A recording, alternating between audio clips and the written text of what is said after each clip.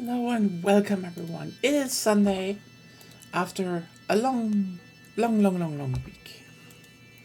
Streamed a lot, had a lot of opinions, and also I kind of wrecked my sleep schedule a little bit, but it was to play Metaphor and that was worth it. Well, I didn't play Metaphor, I watched Agonia play Metaphor. So that was worth it because of Hulkenberg and Brigitta. I am very normal about them, I swear. But yeah, welcome back to Ghostwire Tokyo. We still have a little bit of looting to do, a little bit of, just getting shit done, is what I'm saying. So just, let's hop into that.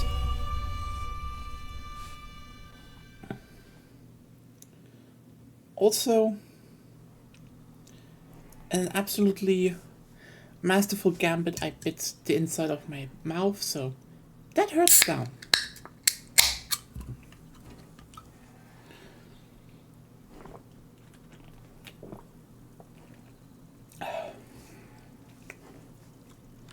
So where are we actually?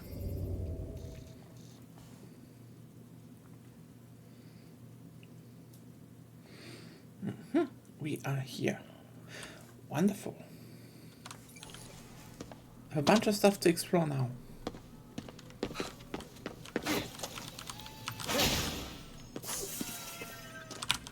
I think we talked to you?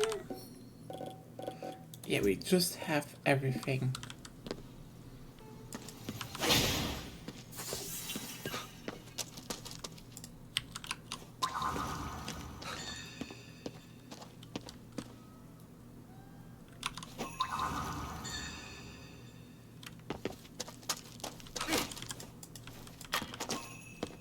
I hear you.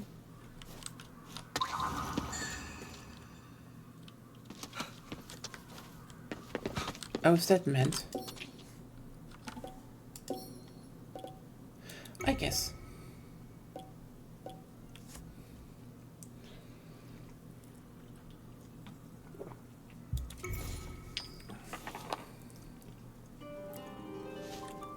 Oh, やめろよ。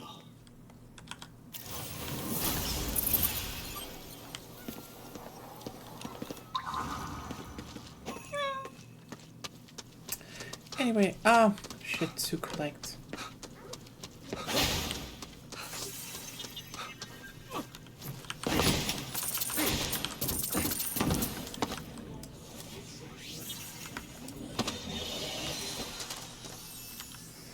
Shibuya's busiest errand boy.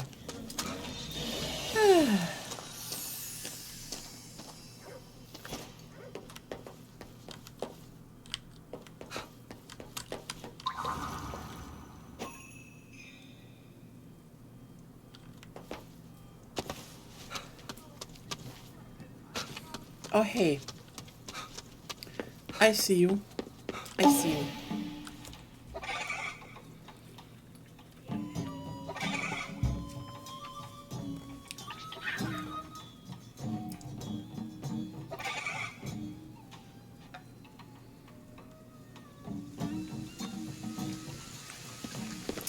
Well.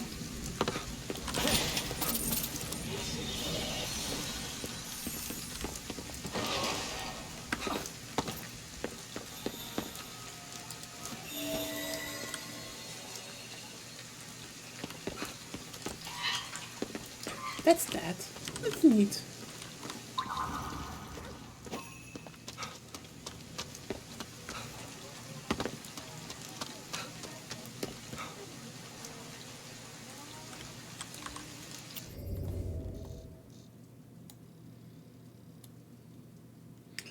There's the next shrine, there is the next main mission.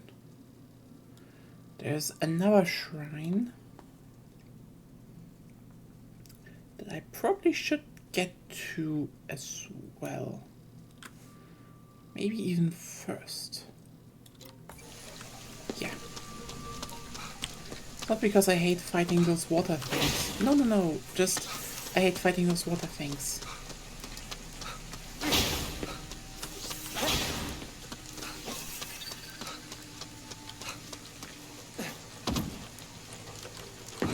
Hey.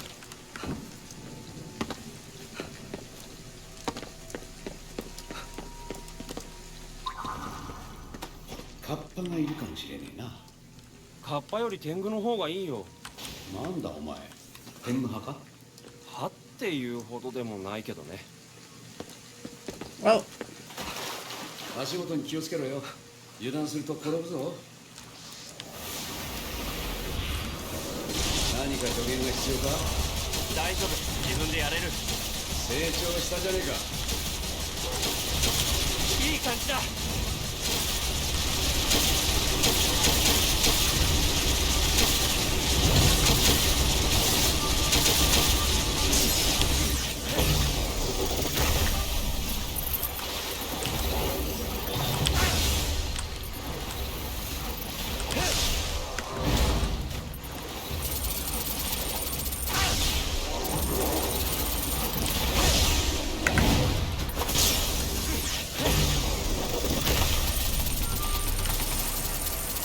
there we go.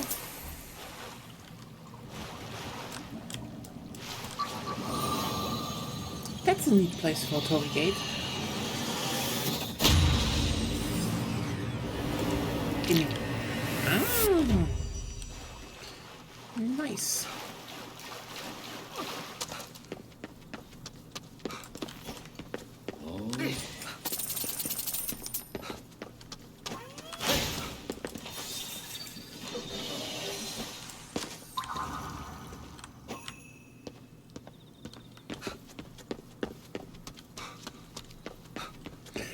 Wait, is this...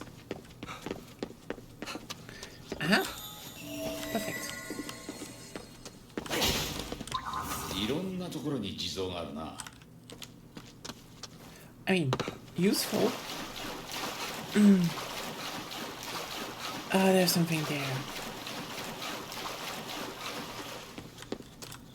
これって Marimo.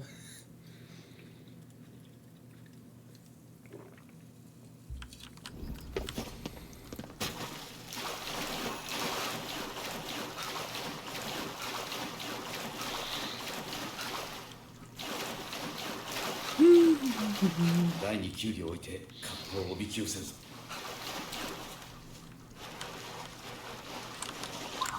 出た。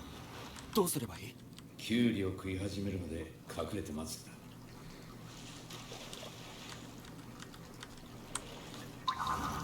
キュウリ食ってる時が狙い目だぞ。焦んなよ。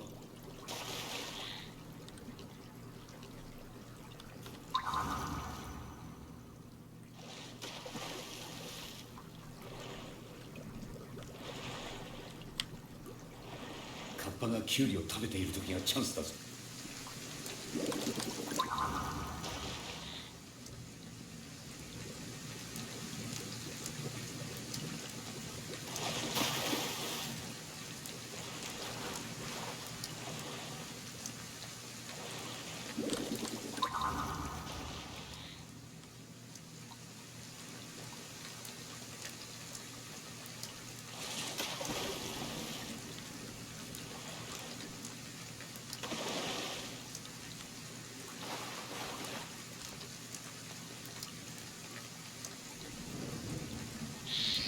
キュウリを食べた。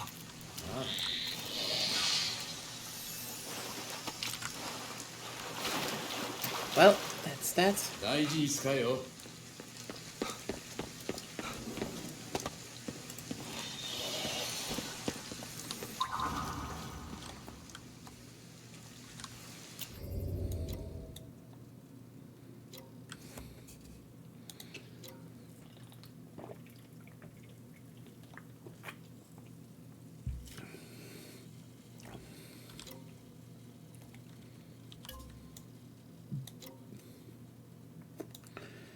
I still need to find a few. Unlock this first and then, you know, collect everything, and then I will probably go around town and collect all the other small stuff and see what I missed. So, yeah. So another tour of Shibuya.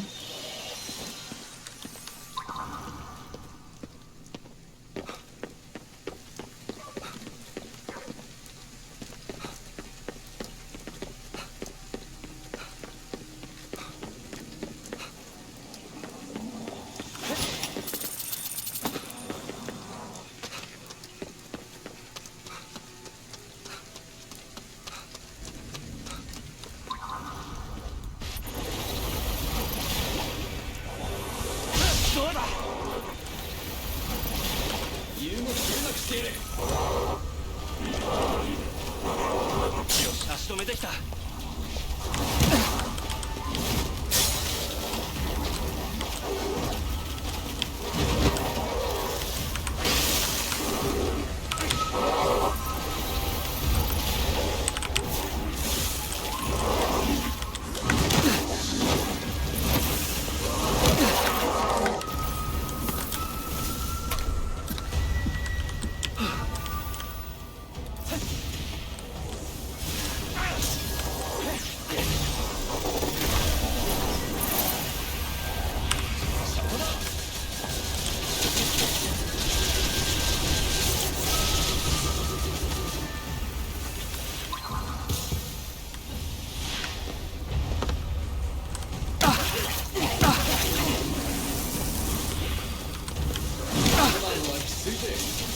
そうだね。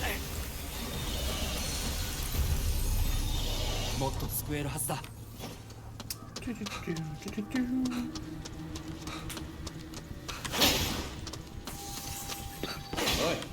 新しい技を覚えられそうだぞ。ああ、そうか。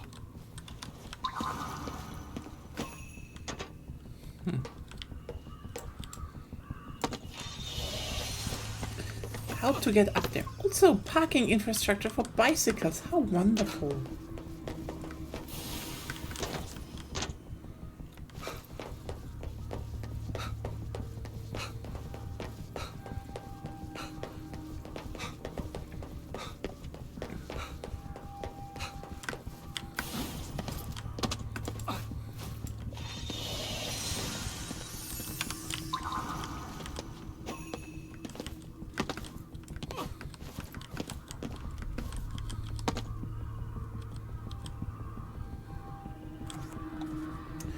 Two of those.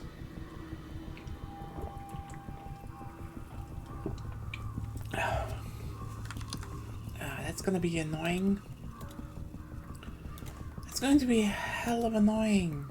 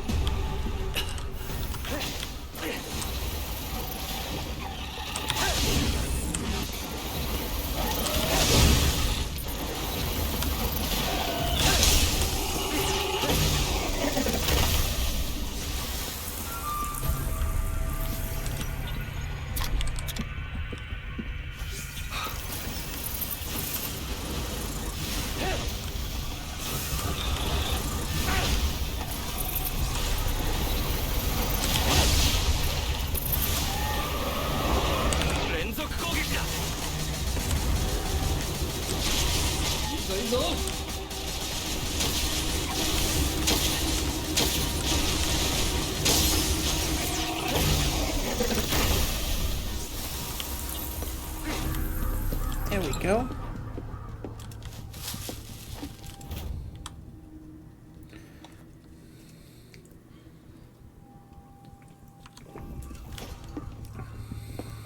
Yoし、次に行こうか。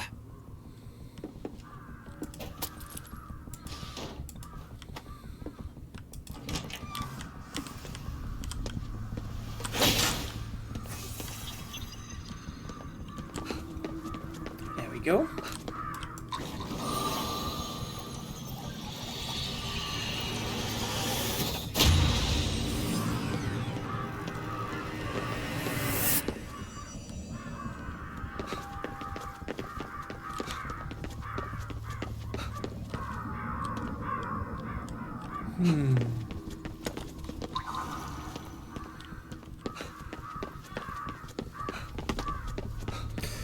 That's definitely a bigger shrine.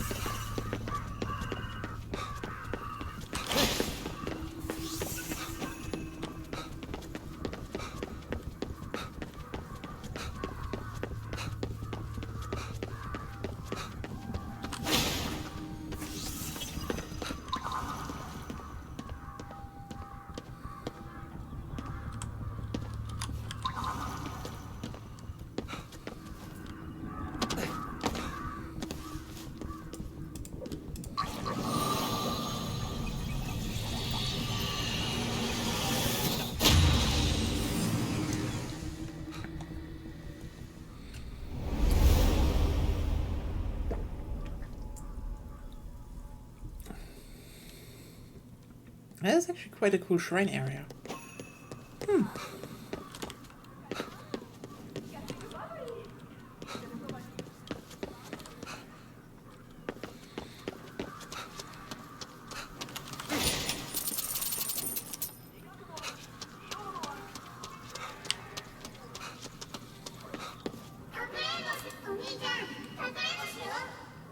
またお前か。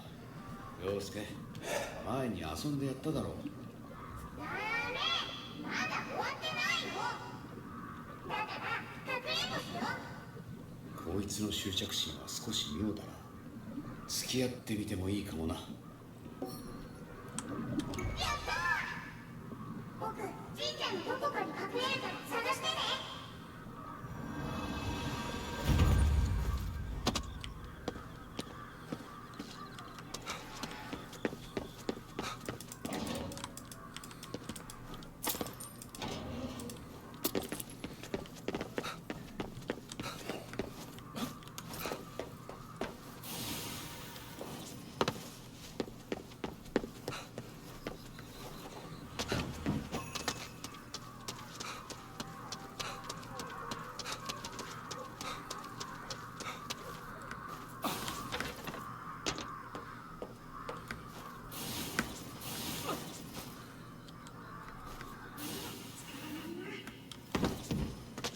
この辺りにいるな。どこだ。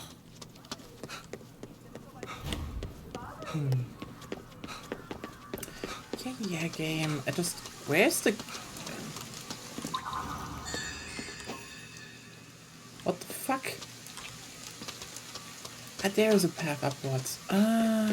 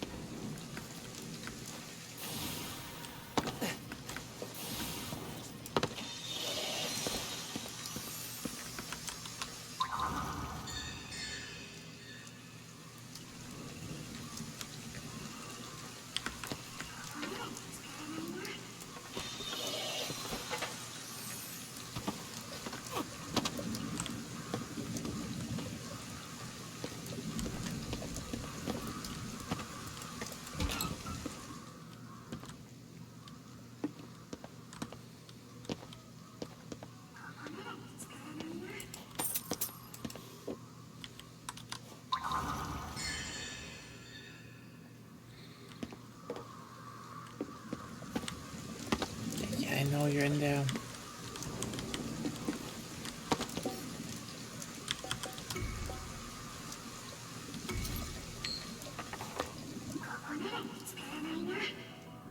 Oh, お前正気かよ。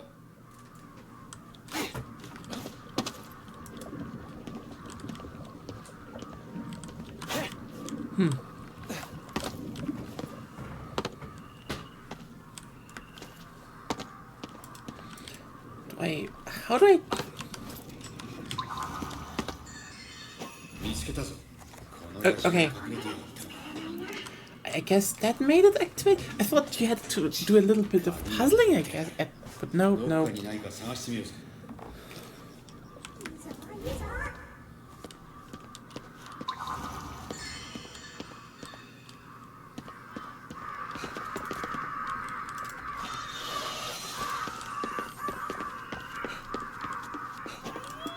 なんだろこれ。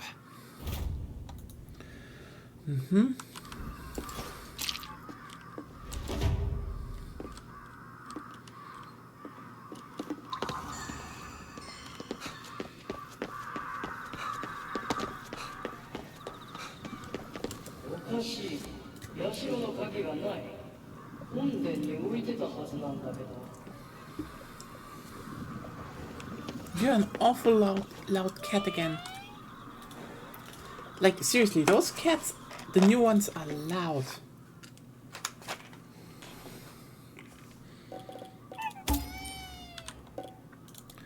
What do you have? Ooh, more investigation notes. Yes, thank you.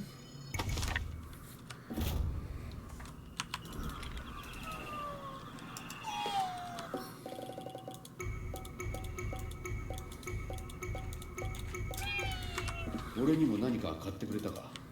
買う必要ないだろ。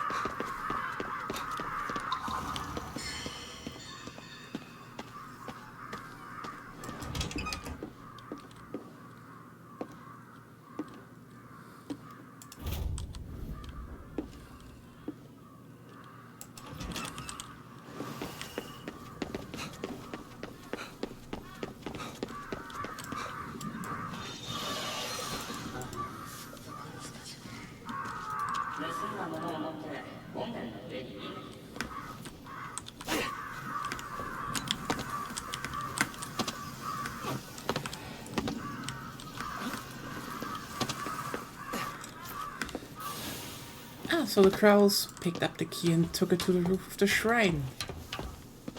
Good birds.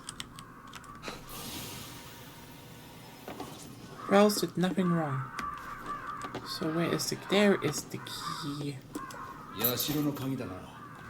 かくれんぼを終わらせるぞ。 Also find the shitty brats that can teleport.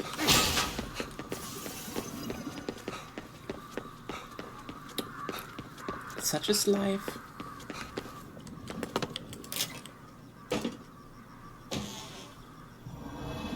あれ？いねえな。どこ行った？ねえケイケイ、噂の神隠しとかじゃないよね。さあな、飽きて帰っただけかもね。ともかくかくれんぼは終わりだな。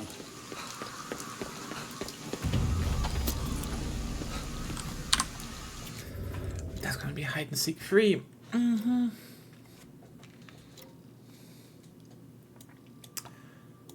Okay.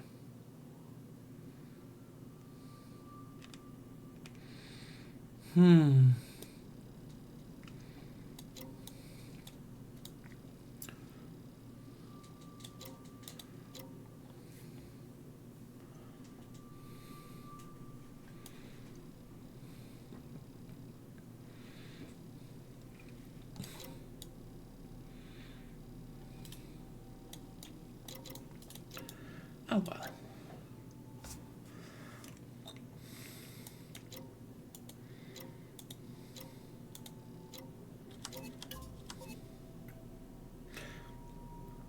Four whole statues are in here. Holy shit.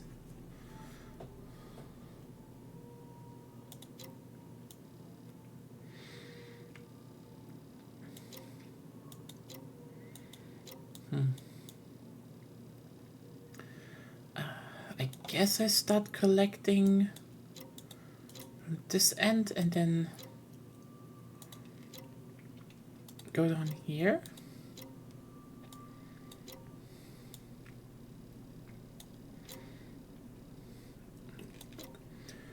Or should I open up the map? Oh, flame beads. Yeah, you know what? Opening up the map first a bit and then we will start collecting shit.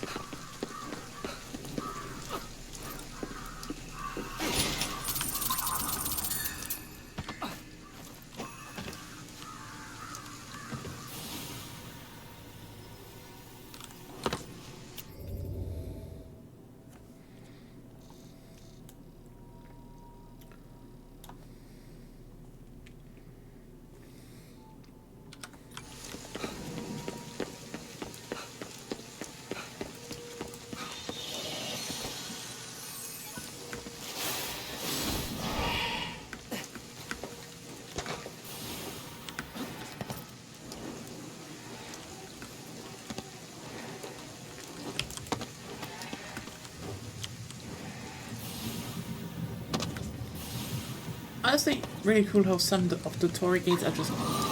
You have really big ones in you know, the ponds and lakes, and you have like small ones in an alleyway.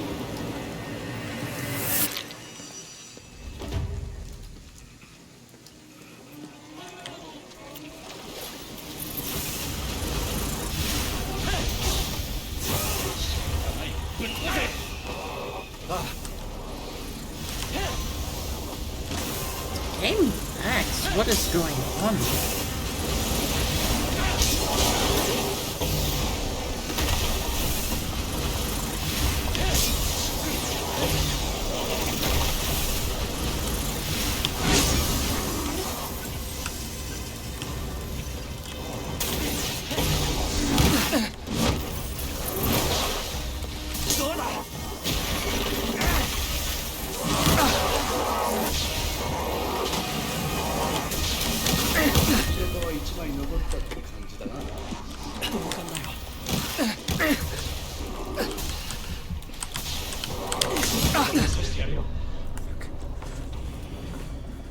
That was a dumb combo.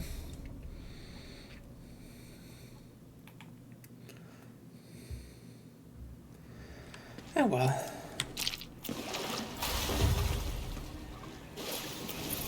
It's only level 2.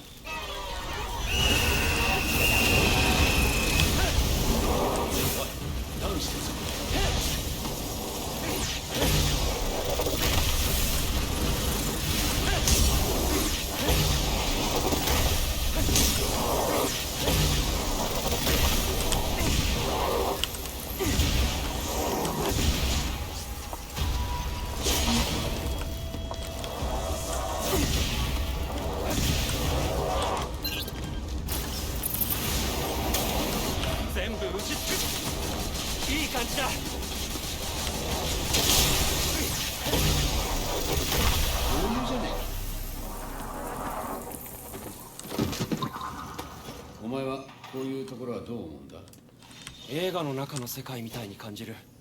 若いやつには縁のない場所かもな。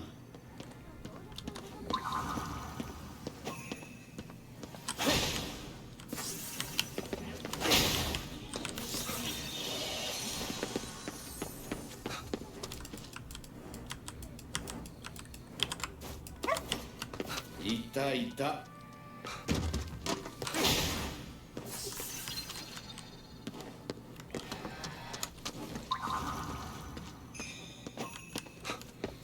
There was one.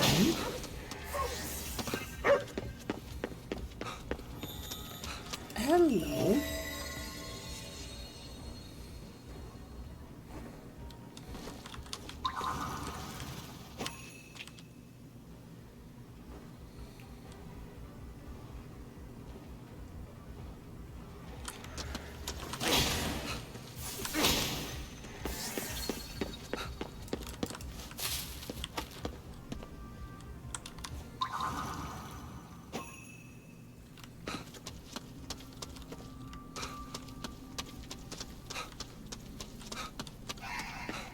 おい、妙な女がいるぞ。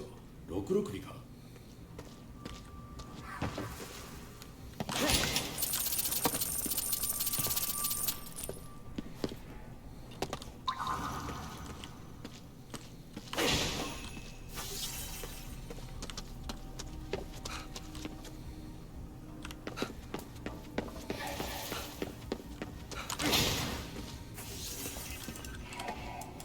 誘われているみたいだぜ。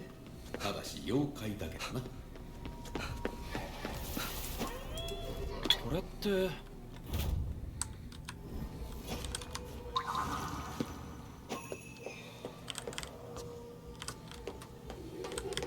どこ行くんだよ。そっちに六六尾はいねえぞ。ようやく会えたな。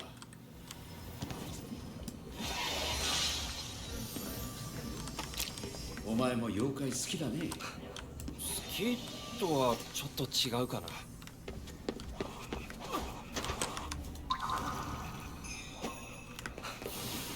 I heard you.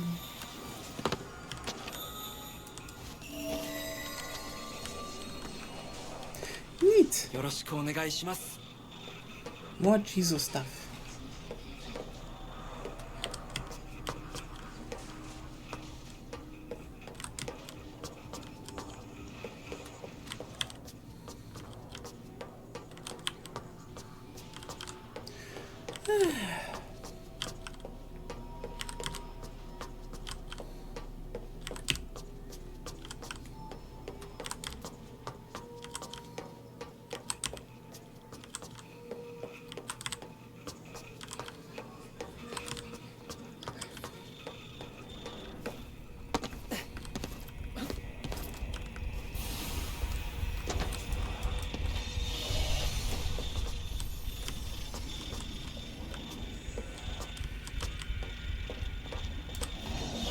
それでいい。もっと救うぞ。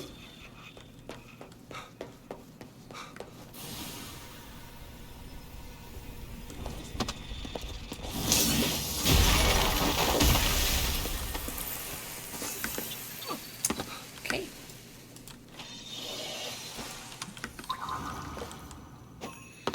Yeah, I thought so.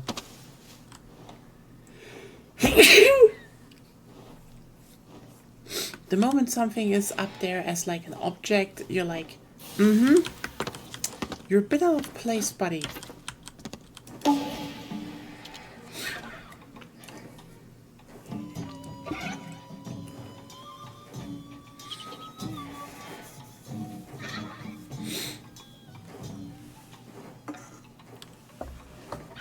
Yeah, quick thinking, right?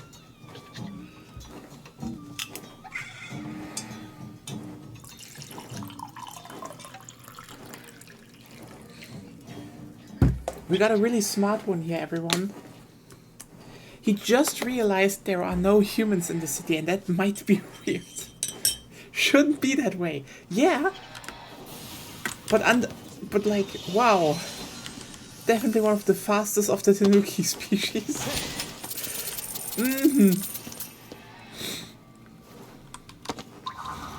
Okay. Let's see.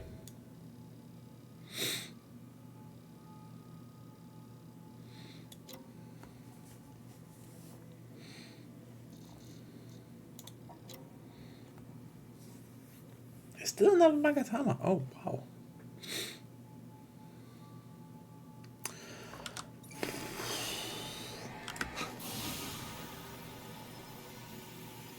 Oh. I almost felt like, oh yeah, I can't.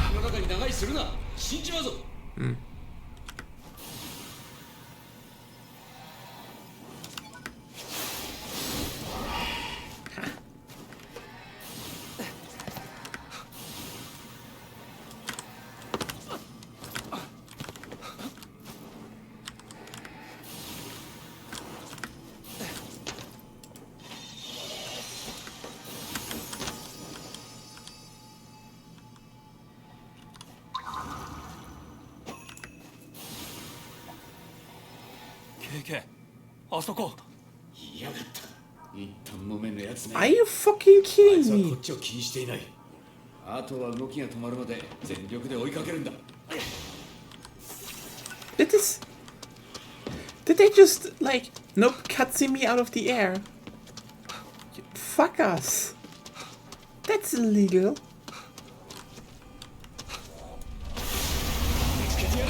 Die.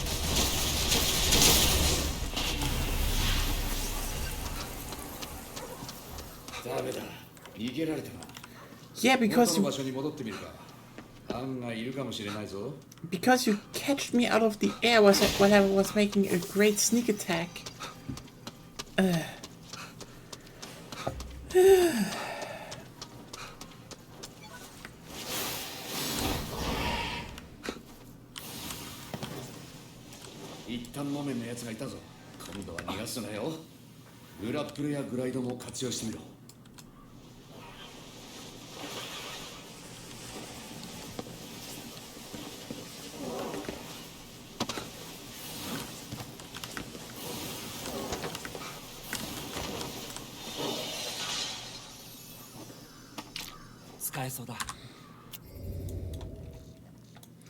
There we go.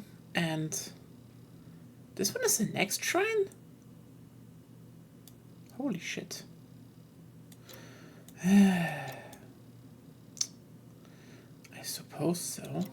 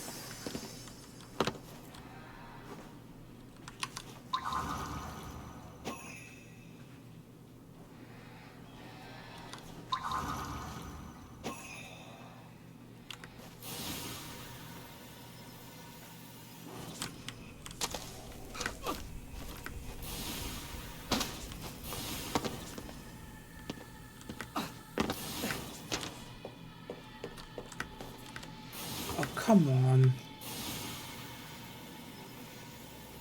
Not the cubes again. ところ悪いが止めよう。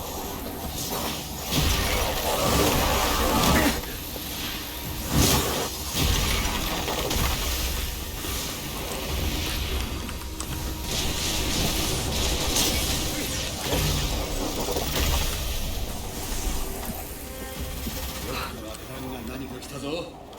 ま、味方ってことはなさそうだ。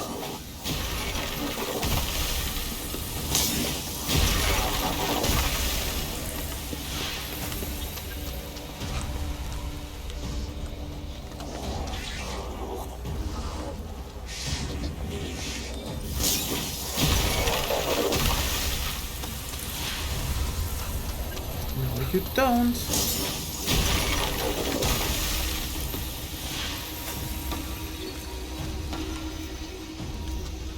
よし、化け物どもは片付いた。あとはレイを助けてあげるだけだね。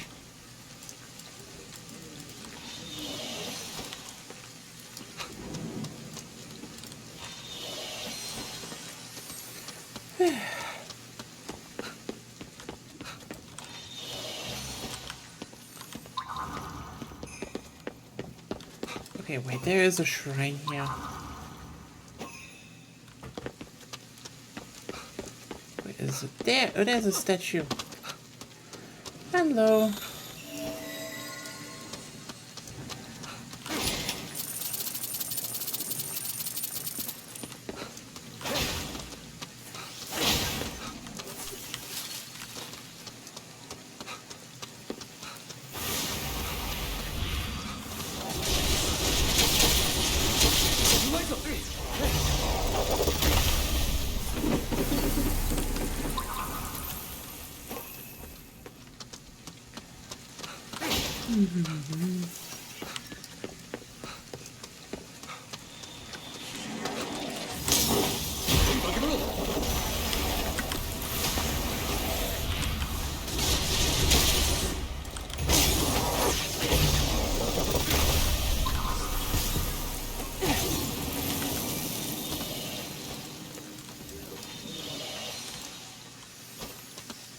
悪いけど眠っていてくれ。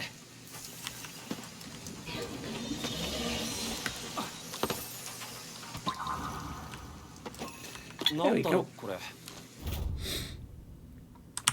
Okay, okay, so a bronze mirror just laying in a field. Hey, that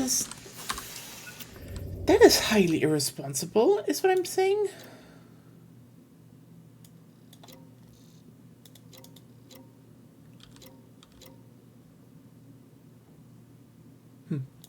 Okay, let's start collecting downwards here.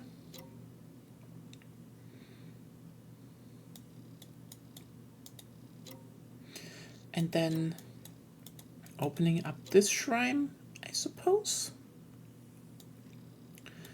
And then we can slowly open up the map and collect everything. So let's just go there. Are we ready for this? It's work. It's gonna be a bit work. It's gonna be fine. First of all, clearing out everything here. As we do.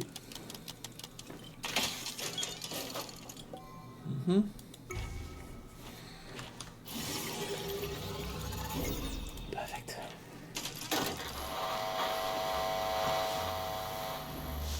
正直な話、僕はちょっと呆れている。これほどの人を救出できるとは思っていなかったんだ。想定外だよ。嬉しい悲鳴だけどね。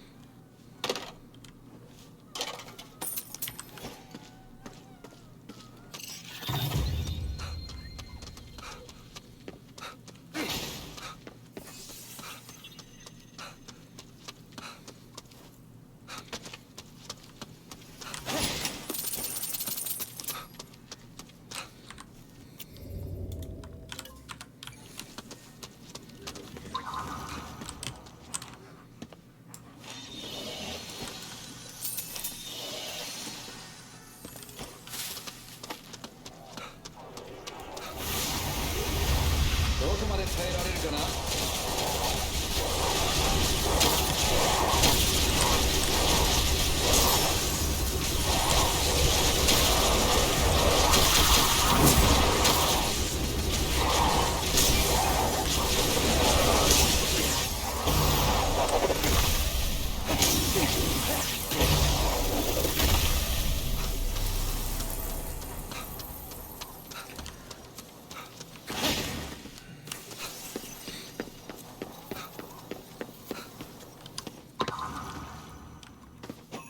何かいるぞ。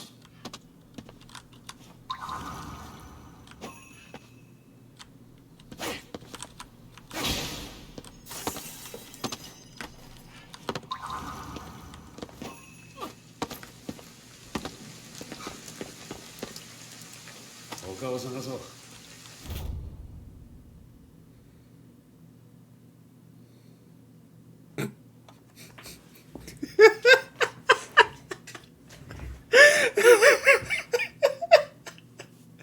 What the fuck?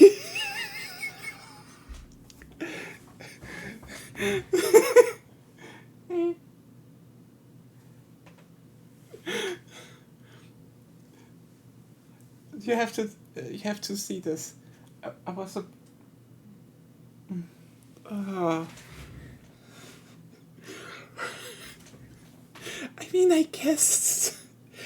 I guess it's looking a bit different, but a bit similar, but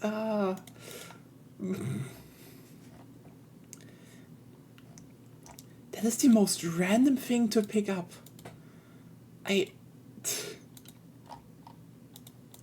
Someone had a funny streak at Tango doing this. Amazing. Amazing. Wait a second. I have to honor this. This is like.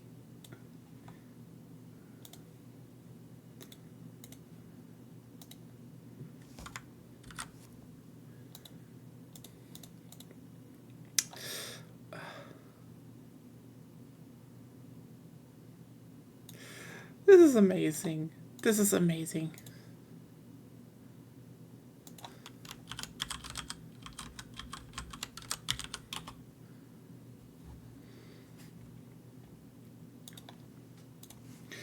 You got me there, Devs. You definitely got me there. 65 points, shit. What else should I have? Melee core grab. And then also help with the purchase.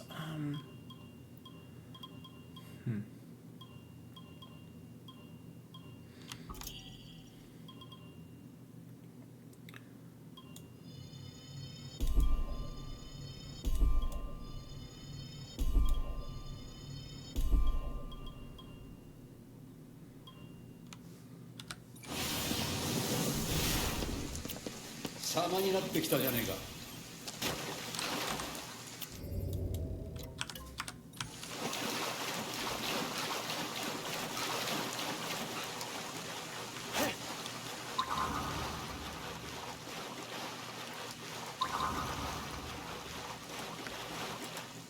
他を探そう。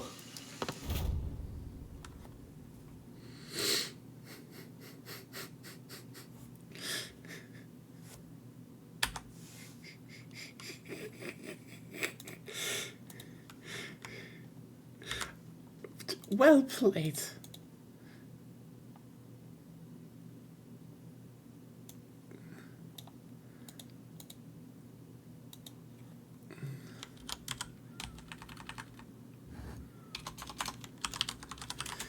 Oh. God damn it.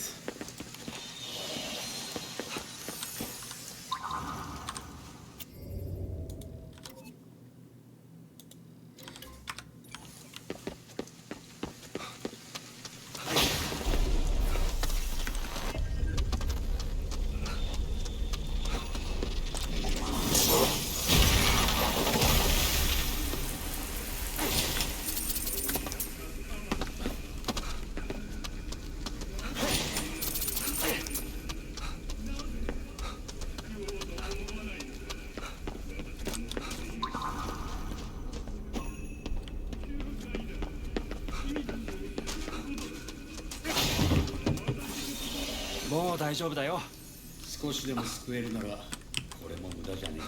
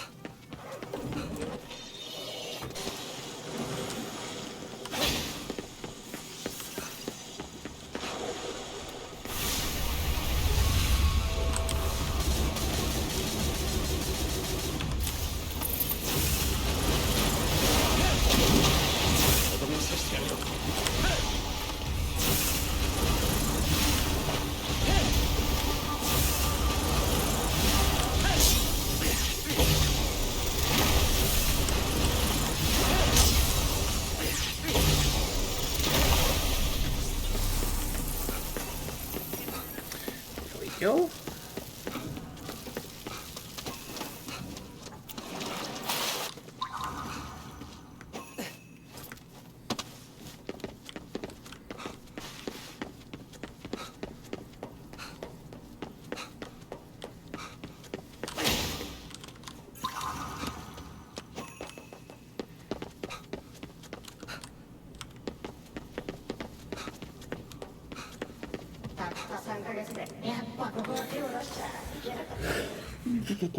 何があったの？この工事現場で死人が続出したんだ。もともと良くない噂があったんだけど、オーナーがどうしてもってね。やめとけばよかったよ。ここにいる何かを怒らせちまったんだろうな。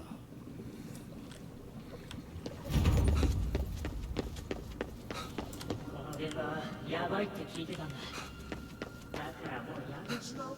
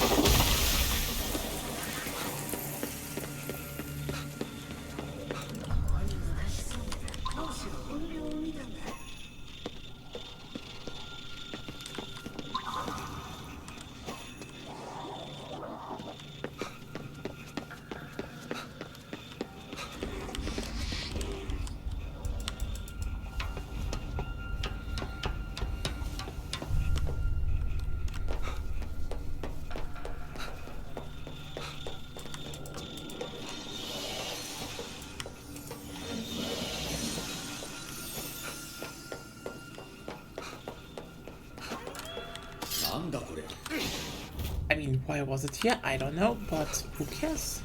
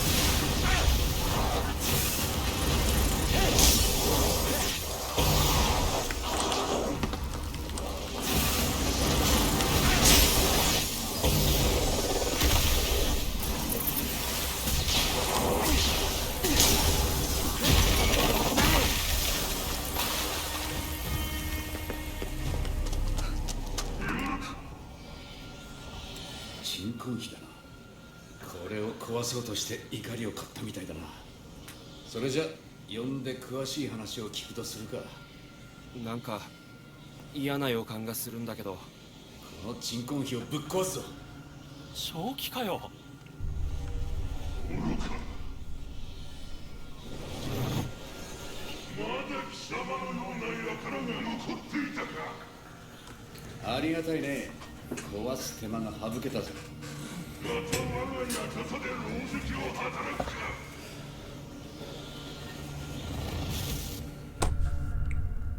Well, someone's pissed off.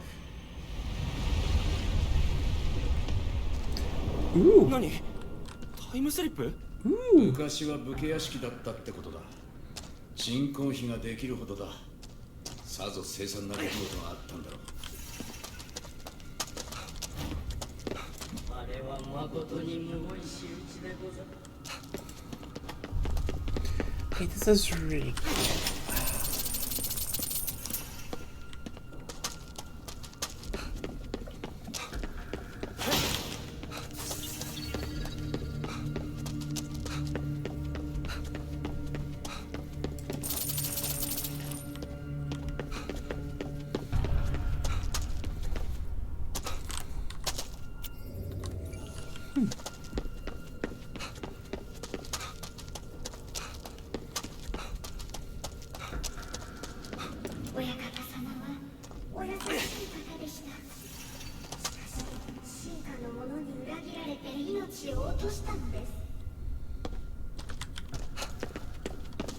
What? 親方様はお優しい方でした。しかし進化の者に裏切られて命を落としたのです。それがお嬢様の婚礼のご祝宴の折にさぞやご無念だったことでしょう。 Yeah, it has to suck.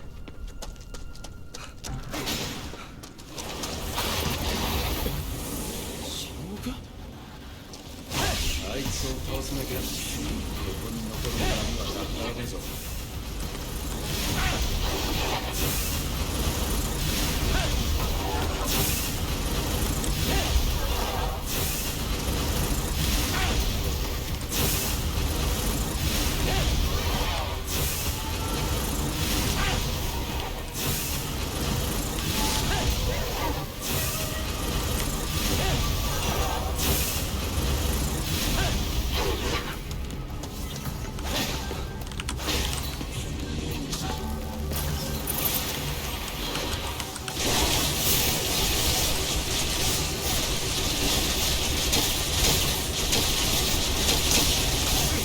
There we go.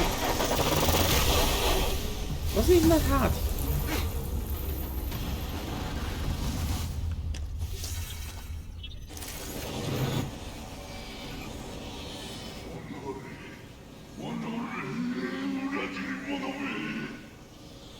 あいにく俺は仇じゃねえよ。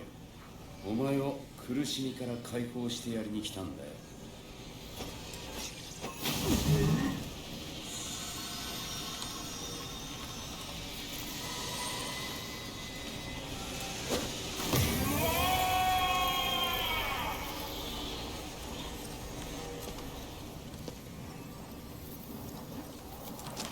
あの人裏切られた恨みで悪霊になったのかな。よっぽど信頼している奴に裏切られたんだろう。背中の傷ってのはずっと痛むもんだからな。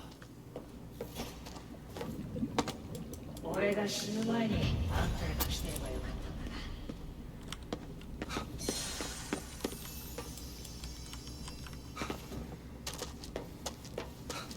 だな。親方様もこれで楽になられたでしょう。親方様がもう苦しむことはないでしょう。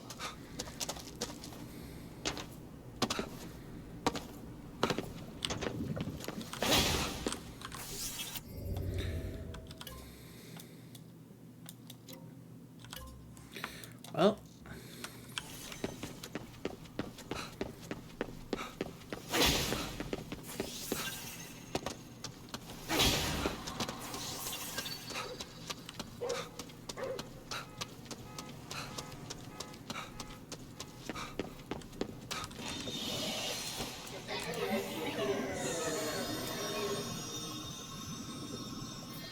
こうやるんだよ。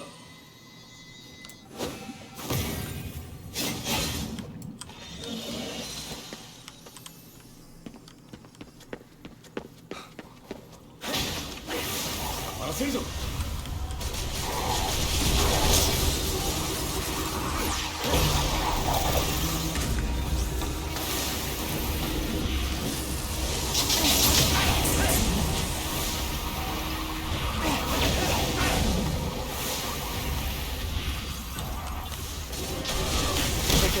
敵。自分の心配さ。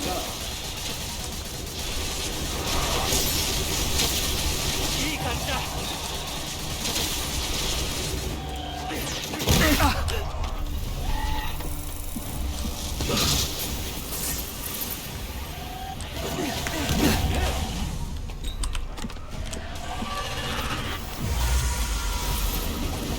乗ってきた。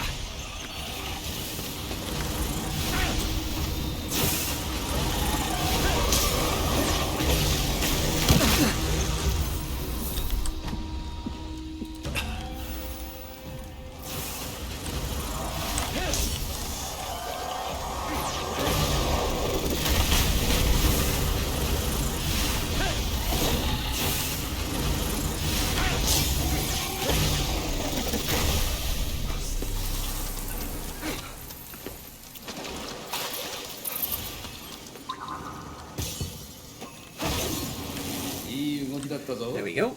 おい、新しい技教えてやろうか。今の状態なら覚えられるはずだぜ。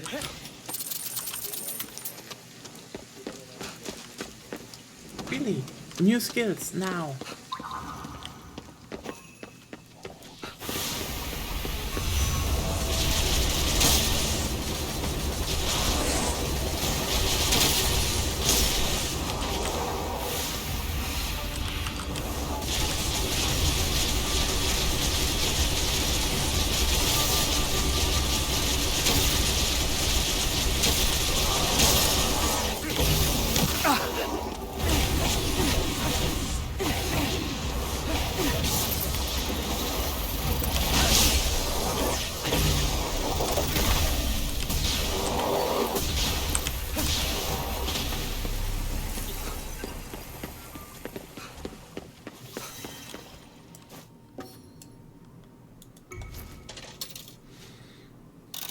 一丁やるか。これは当たりか。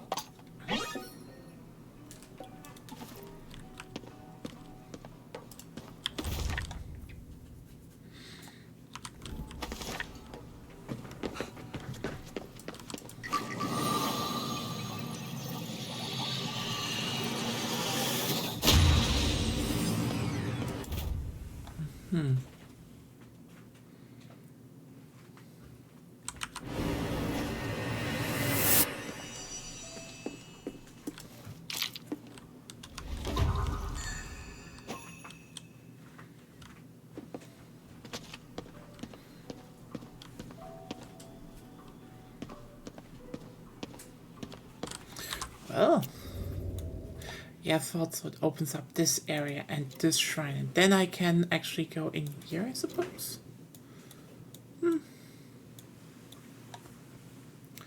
So let's see. Let's just go here, I guess. Ah.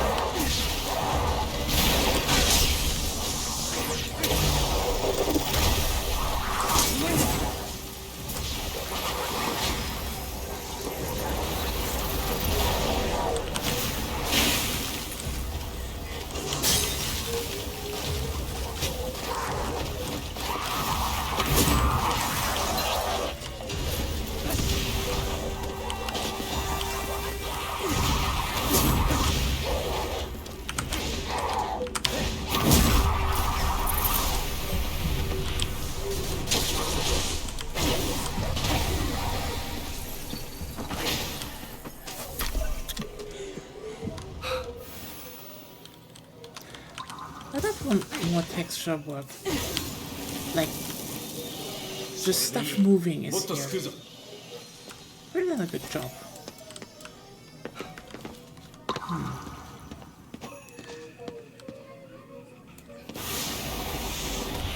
商店街か。俺はなんだかんだで利用するな。欲しいものはすぐに手に入る方が好きだ。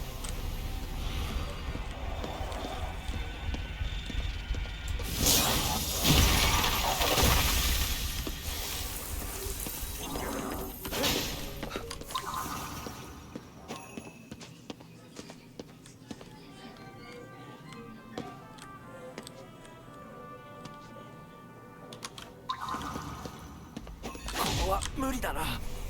I can't go there yet.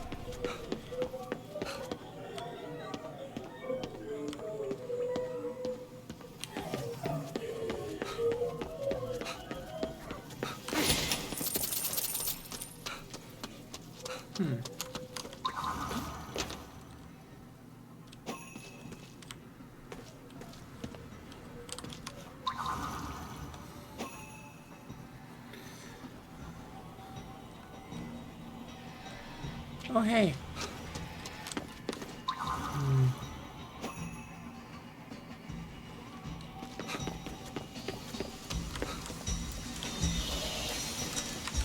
Oh. Oh, they want beef.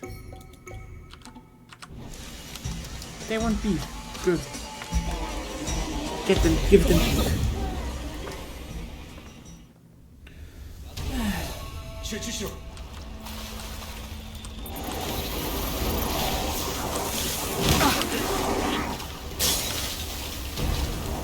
それじゃ動けないね。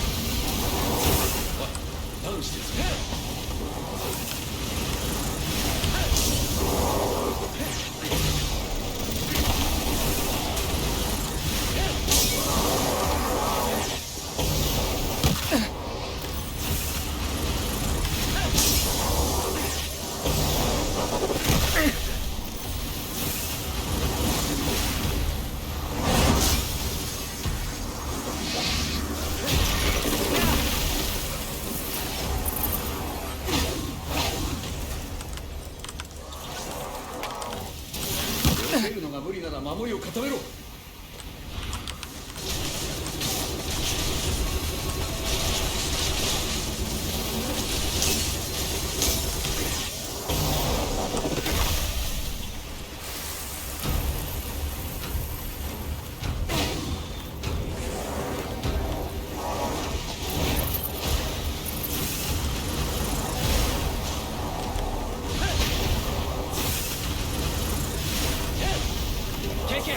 今何体目？たくさんだよ。数え切れるか。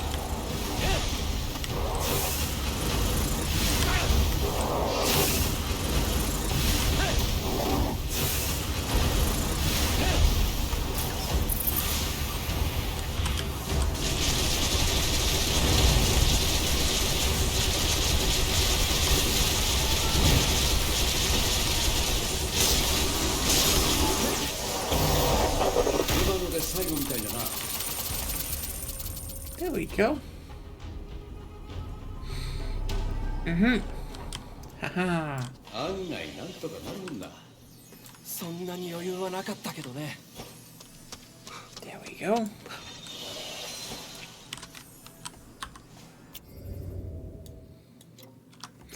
I mean, since I'm here already, I can also just...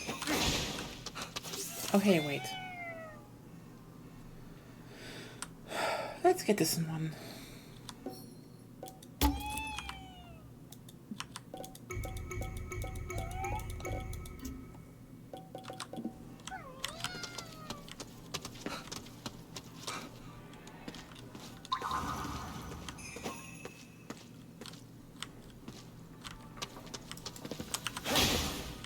Heard it. There's a Jesus statue. That's the thing. I really like how they work with sound cues.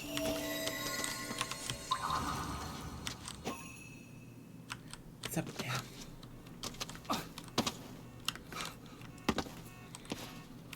So where's the next Tengu?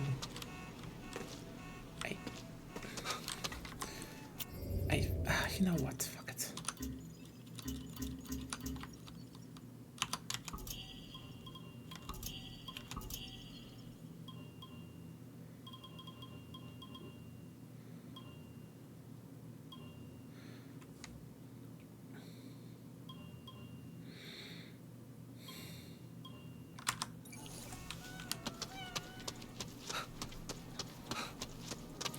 So there is a way up, and there.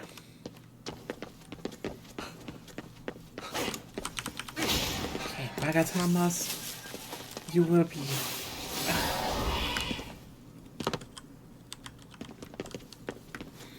I definitely need more Magatamas then.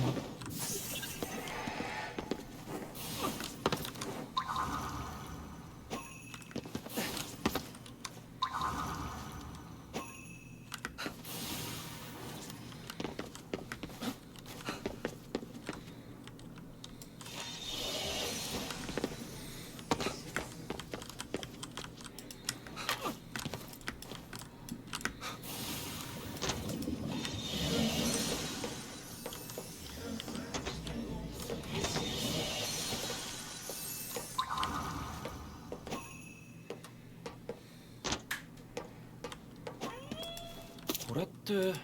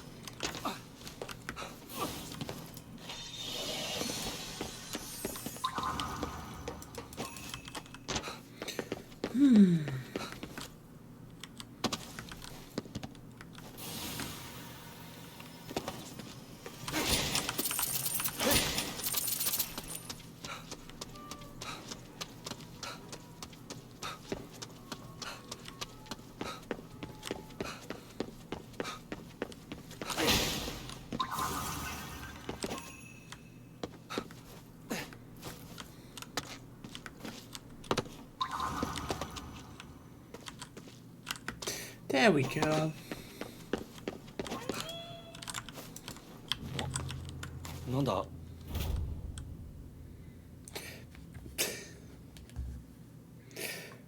Okay.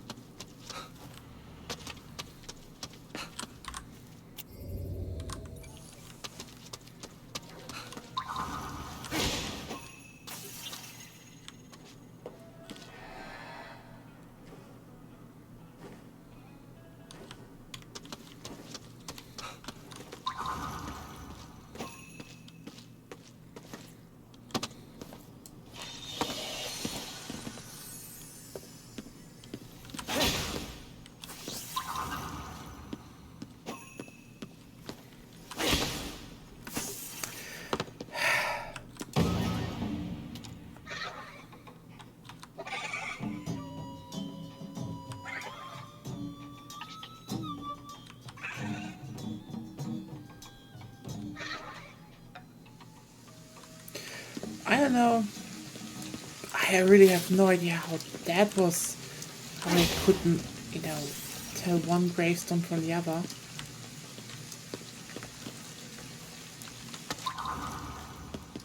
There we カラ go. カサ小僧だ。今だ。しゃがんで近づけ。 No stress, お no. 前の妖怪の考えが分かってきたな。いや、そんなことないよ。 There we go.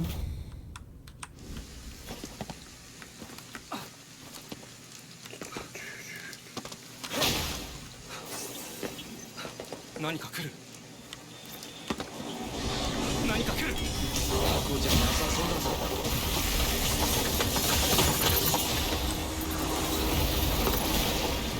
うまいぞ。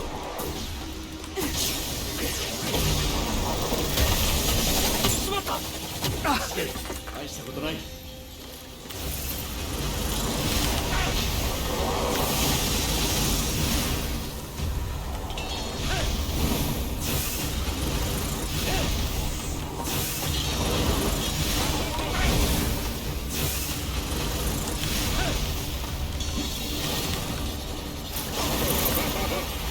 やり方を変える。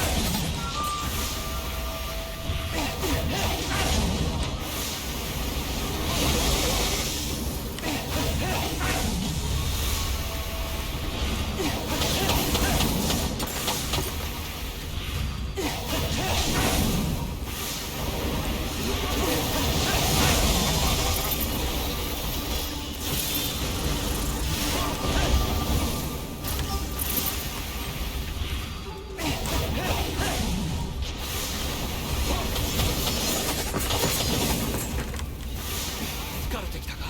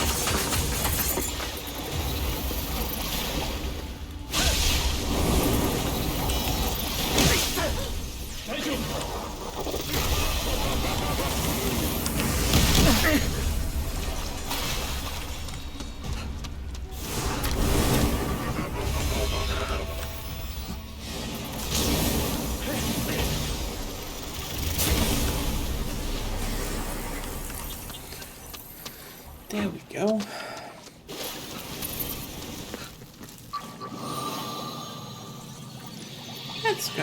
That's going well splendidly.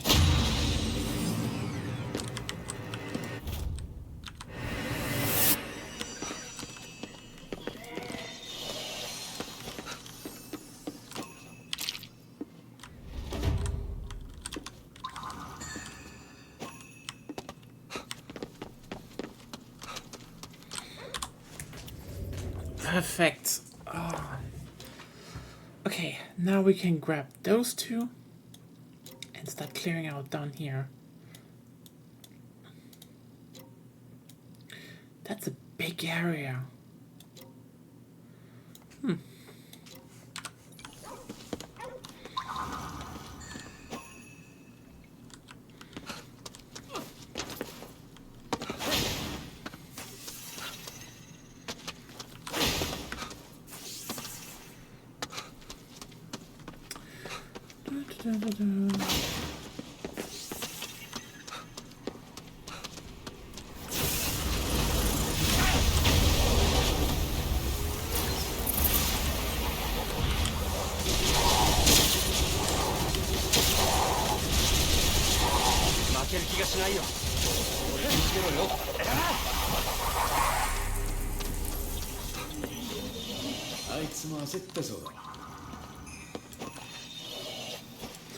And I hear you.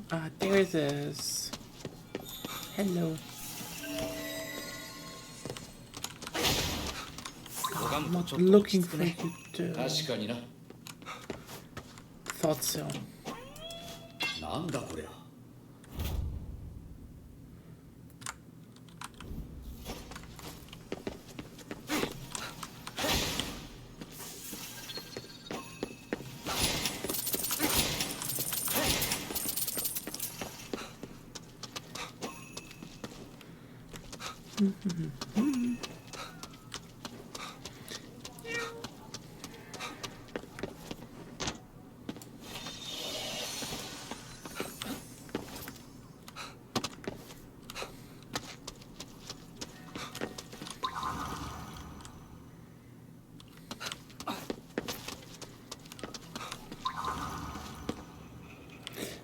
That's always cool when that happens.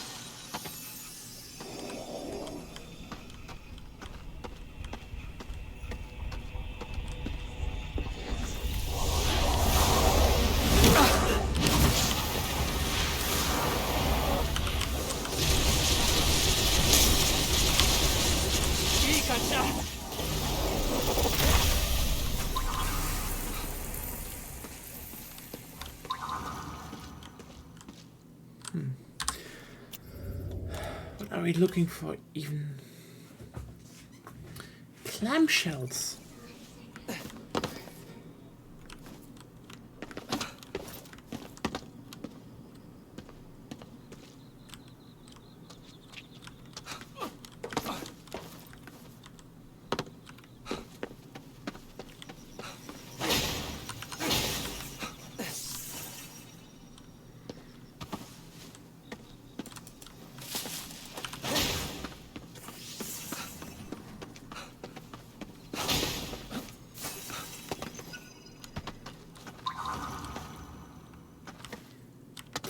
go.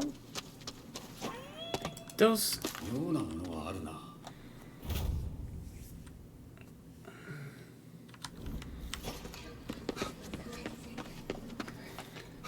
Guess we have to cleanse another tree. また赤い桜だな。汚れを感じる。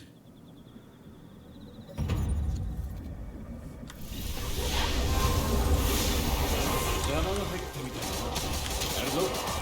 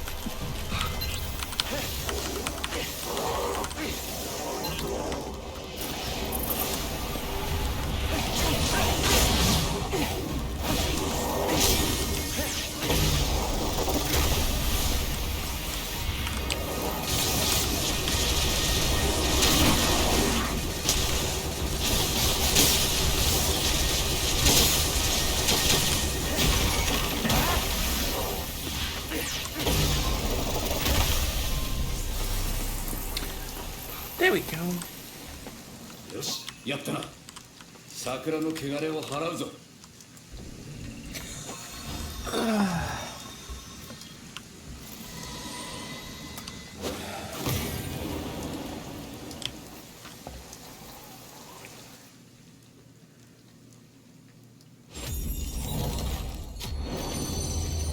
やっぱり桜はこの色だね。 You're wrong. 赤くなるのは女の頬だけでいい。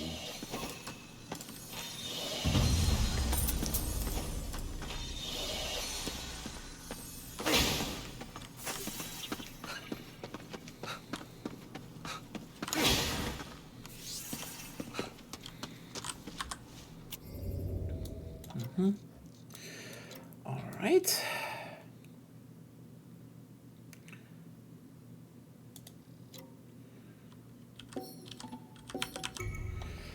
Let's get the next stuff off the list.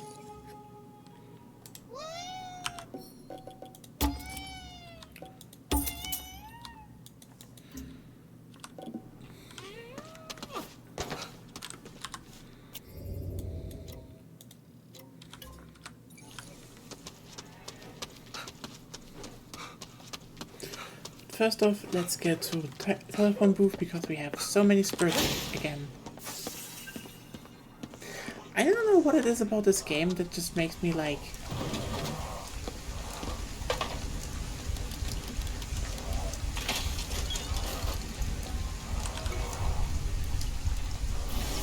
do this.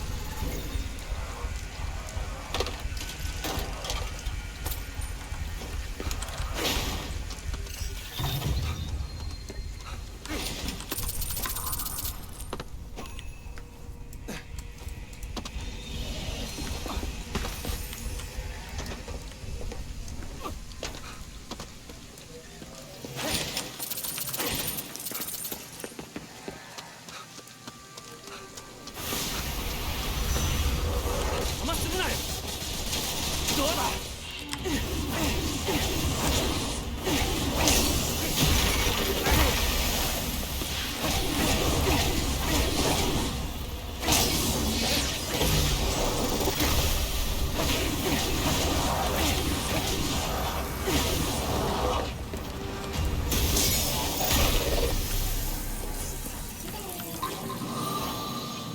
んどん行こうぜ。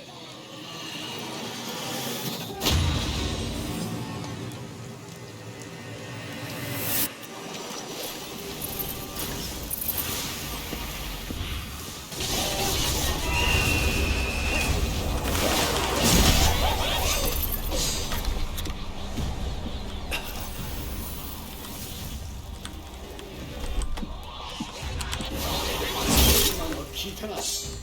目が覚めたよ。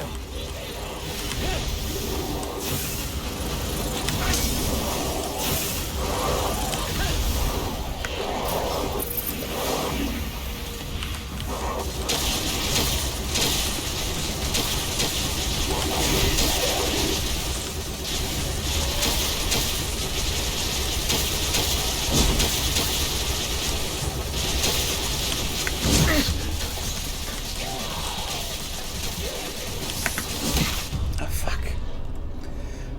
Shouldn't have done it. God damn it. That is unfortunate.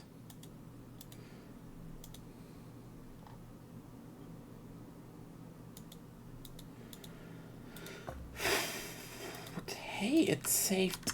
Wait. Oh, because I cleared the Torii gate, all the supposed hard encounters also despawned. Well, don't mind if I do. Gus, please. なんだ Okay.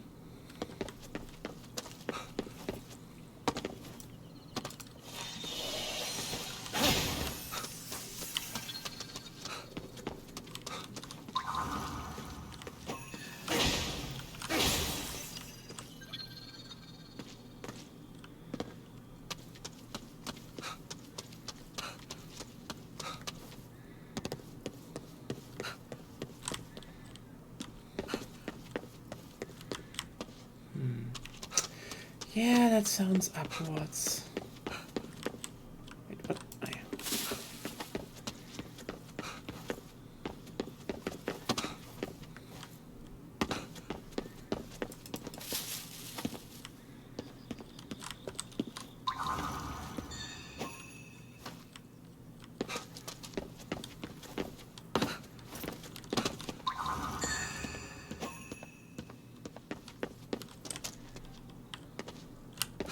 There, I can get up. Okay, then upwards we go. Wait.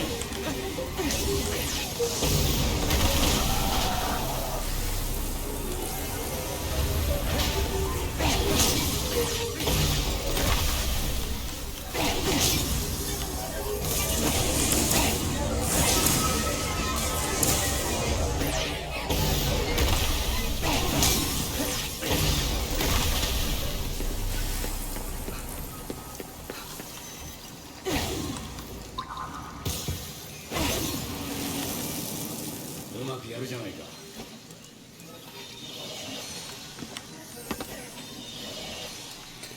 There we go.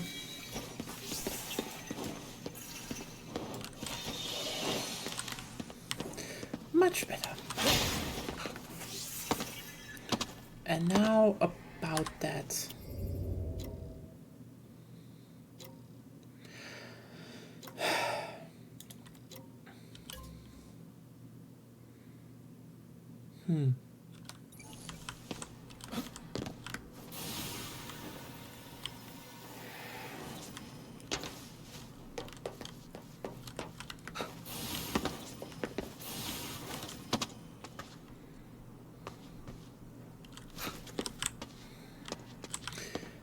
Yep, and we are back to the staircases. Oh well.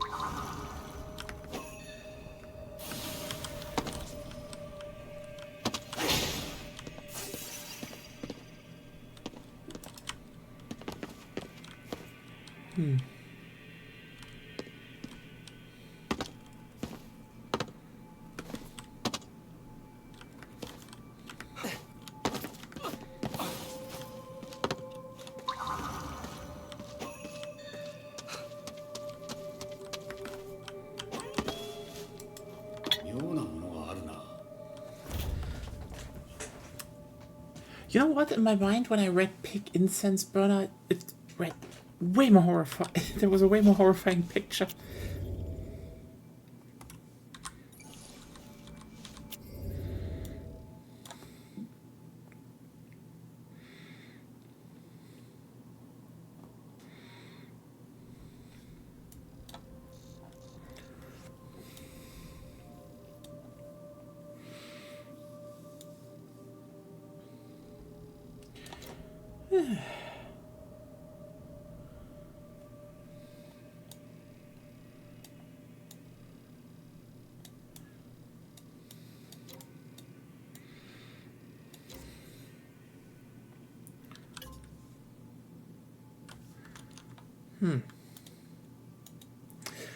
Well, let's see. Guess this one first, and then should be doable. Should all be doable, actually. There's probably a lot in this area anyway.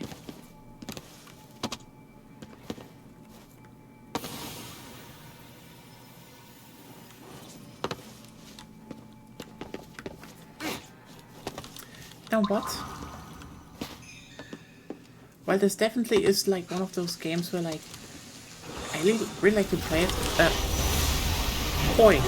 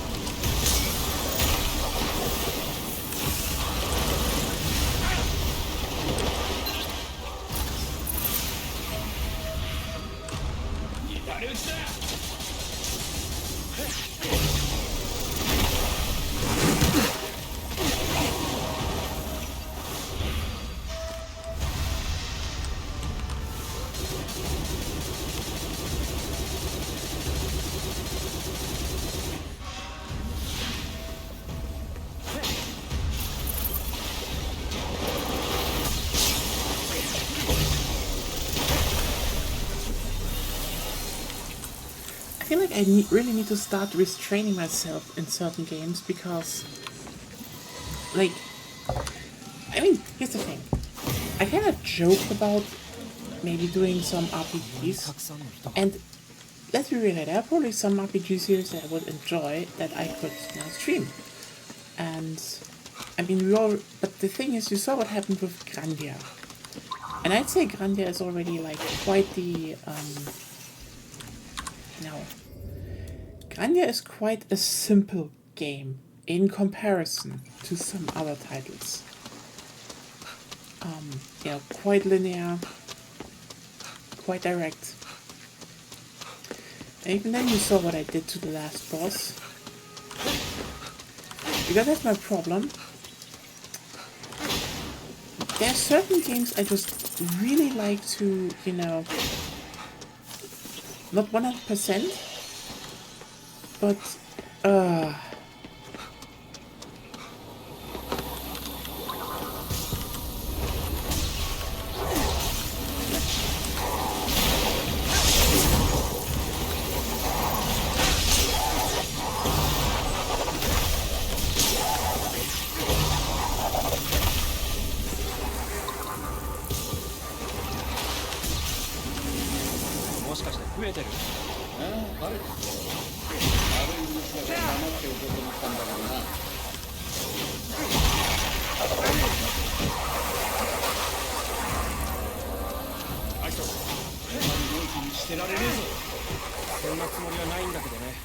nope.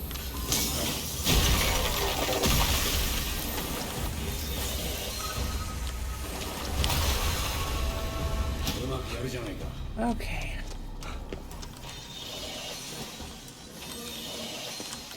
Because, like, when it comes to RPGs, I don't think... You know, I'm kind of a person that really likes to not, you know,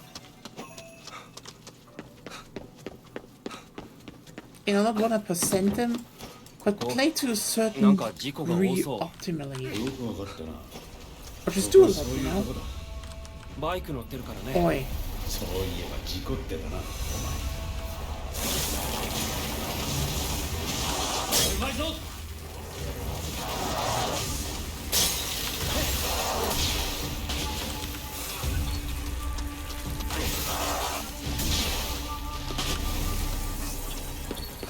There we go.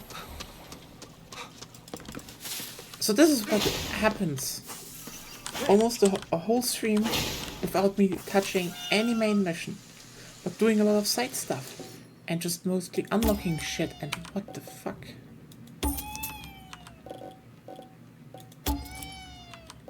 How many are there? What is this shop?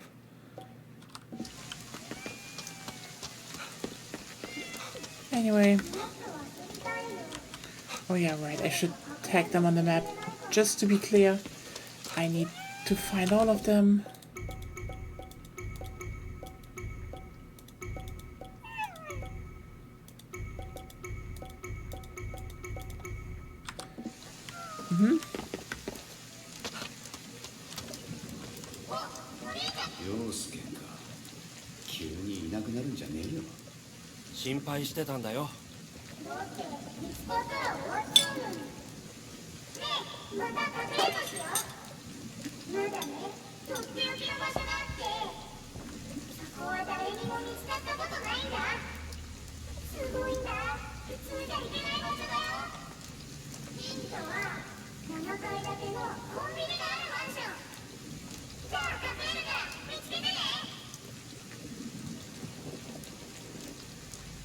Little fuck. あの子ただかくれんぼが好きなだけなのかな。あそこまで執着する。何か。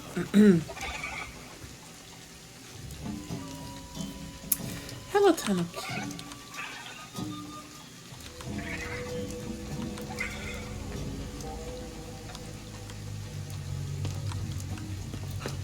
Okay. So.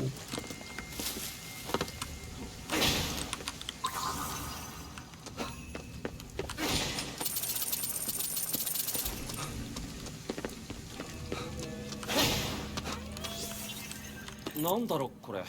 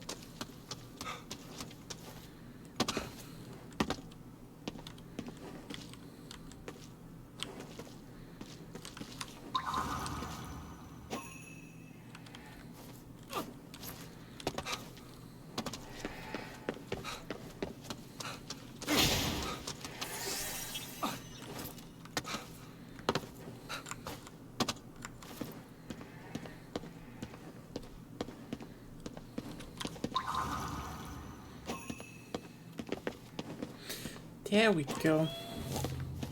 なんだ They're just stealing from letters, I guess. Just doing that now. Very normal.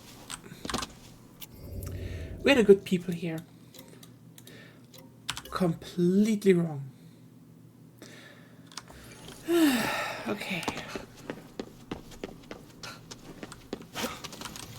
But yeah, I mean, that's, you know, when I, you know, sit down and sometimes see stuff like, oh hey, Xenoblade Chronicles X is getting re-released. I think to myself, shit. I kind of want to play that, replay that, stream it even. If you know how much fucking time I would sink into that game, because I do so much side stuff first. You know, I'm basically Ragnarok Online pilled. I got dragged into that mindset. Just get stats up. Become strong.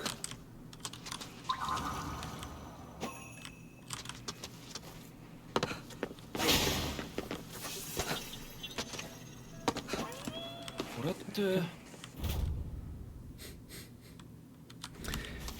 I don't know why they do that.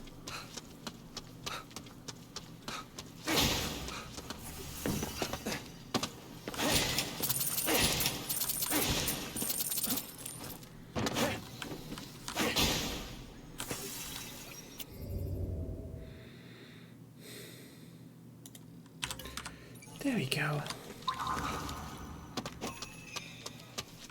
I hear you.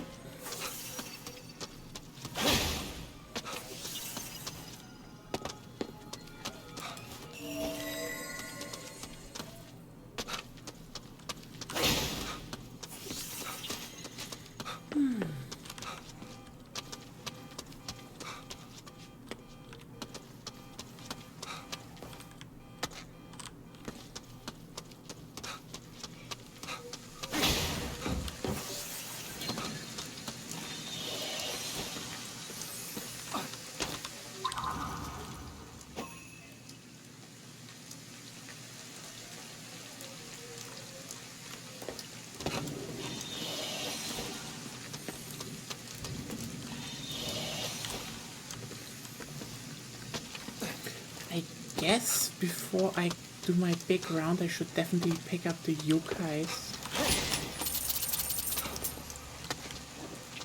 Because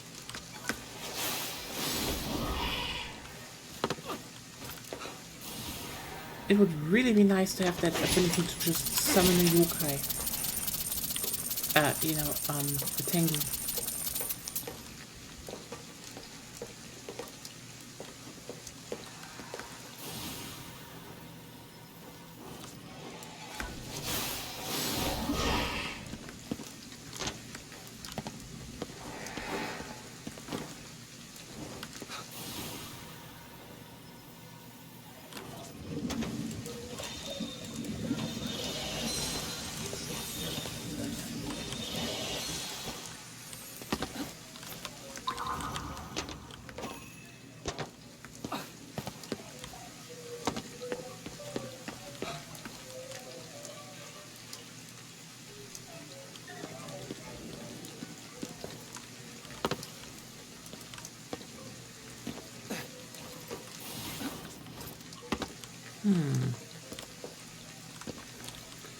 Okay.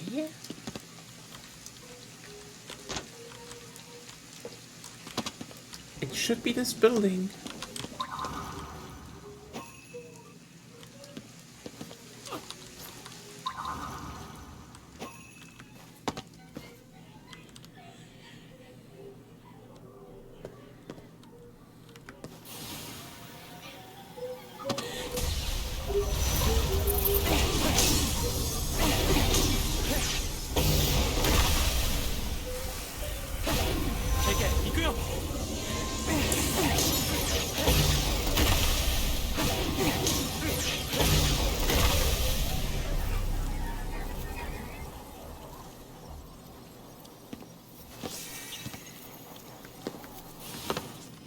邪魔しないでほしいよ。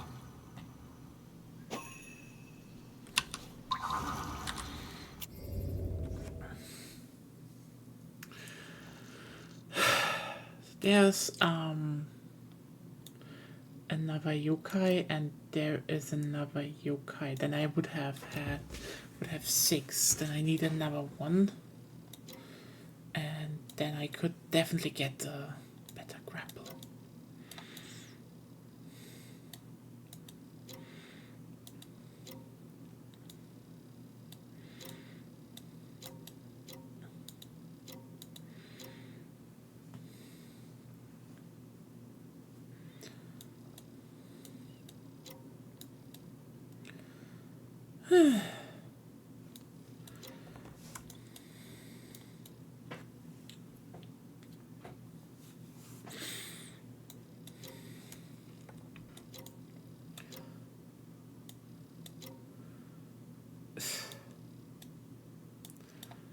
That's the last beats though, flame beats, then I had it on 3.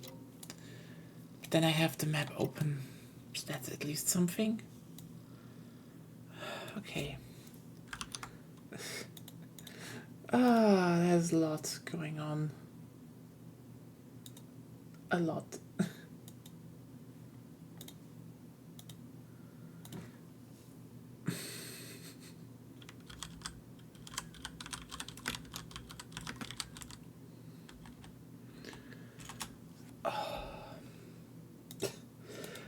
You know what? I think we actually reached a point where everything just got too much.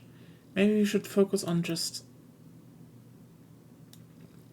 getting the ability, doing the side missions, you know, clearing the map, doing the side missions, and then next time when we have every single cat, then we start actually looking for shit.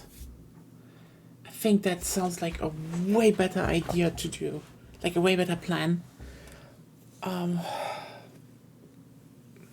then we can finish the main mission, I suppose.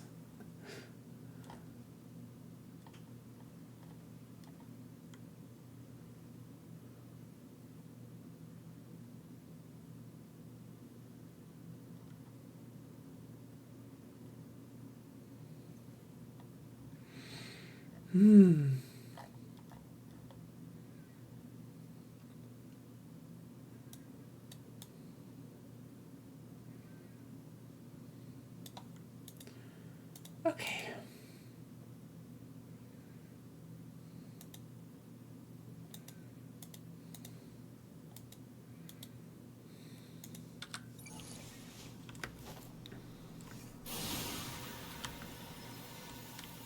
It's kind of funny that the abandoned building...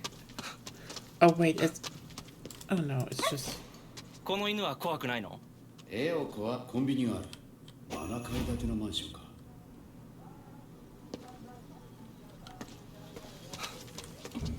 Hello, cat.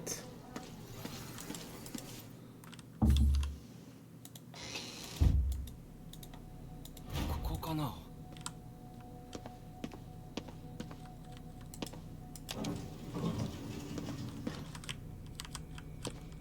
8階？おい、このビルは7階建てだったよな。ボタンを見てみろ。変だね。Oh boy, 7 floors, but 8 on the elevator. What does that mean? I actually love how they managed to show you elevators. This actually feels like an elevator, you know?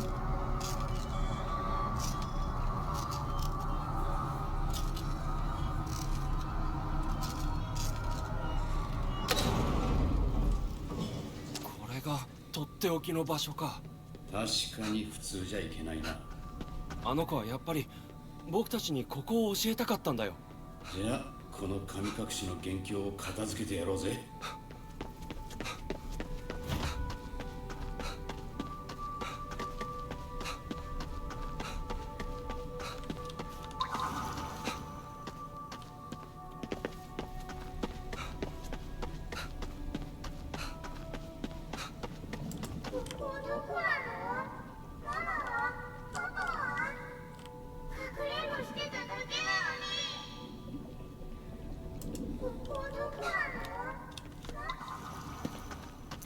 Well, I didn't expect to end up in Bright Falls. It kind of looks a bit like Bright Falls.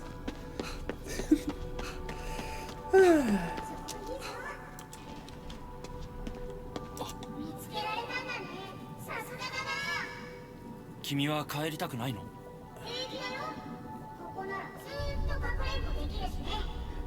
もしかしてお前がこの場所を作ったのか？そうだよ、すごいでしょ。ここからがかくれんぼの本番だよ。見つけてね。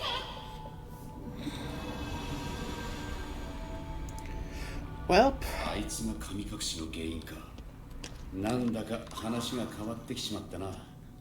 それならなおさらあの子を見つけないと。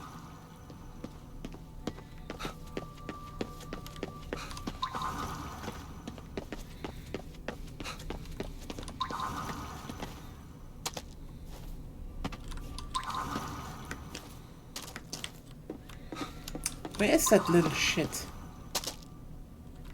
In the cave, isn't he?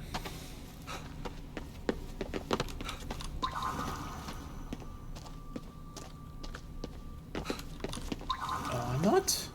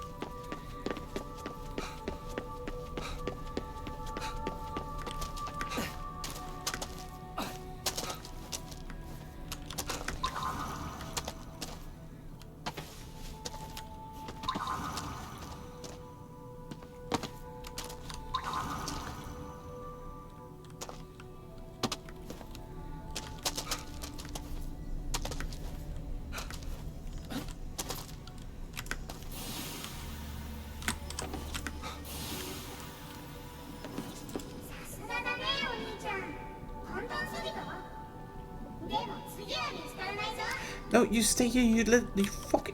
Oh my god. 遊びじゃねえんだぞこっちは。 Hate this kid.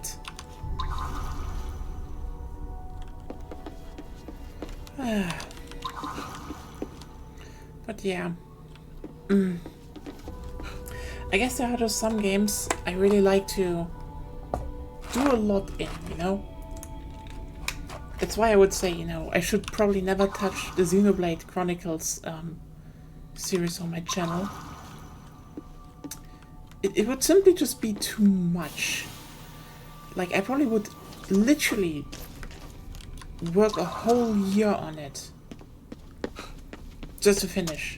So one time slot would be like hogged for a whole year. And that time slot is supposed to be filled by, still to be filled by Monster Hunter next year.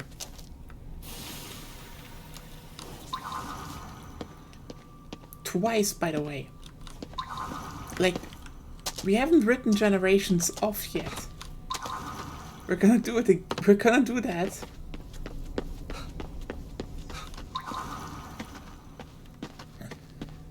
It's just that takes time, you know. I mean, at least I would say Monster Hunter is a game that is relatively straightforward.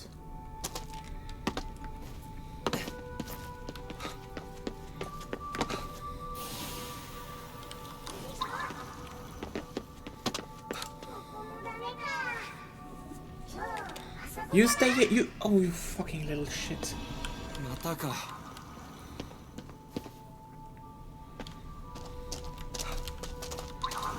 Anyway. And yeah, that's you know, when it comes to Monster Hunter, we don't want to do stuff off screen next time, which is, you know, understandable. Kinda sucked a bit the fun out, and frankly, how should I say it in the, how should I put it? It's, you know, fun to just show shit. It's more fun doing it just when you want, when you play when you want. But that's a game. I said. この小屋屋根が壊れてたよね。上から行けるかも。 It's a game, as I said, that is also pretty linear, I'd say. Like, I can guarantee you, for example, that when it comes to wilds, Agonia will probably play one weapon. Maybe switches when we get to, you know, whatever the fuck the end game will be this time. Depending on if we even want to do the end game. Because the end game is like the... God, the end game sucked so much in the last months of the titles. So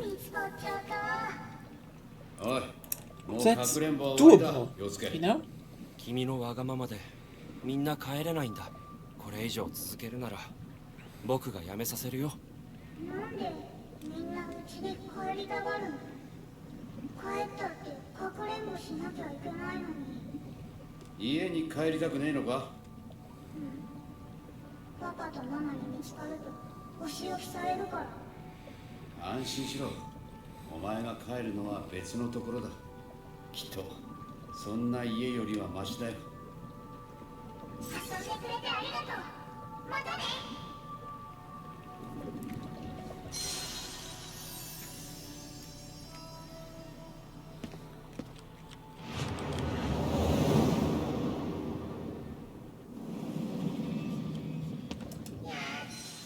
かくれんぼもうしたくないよ。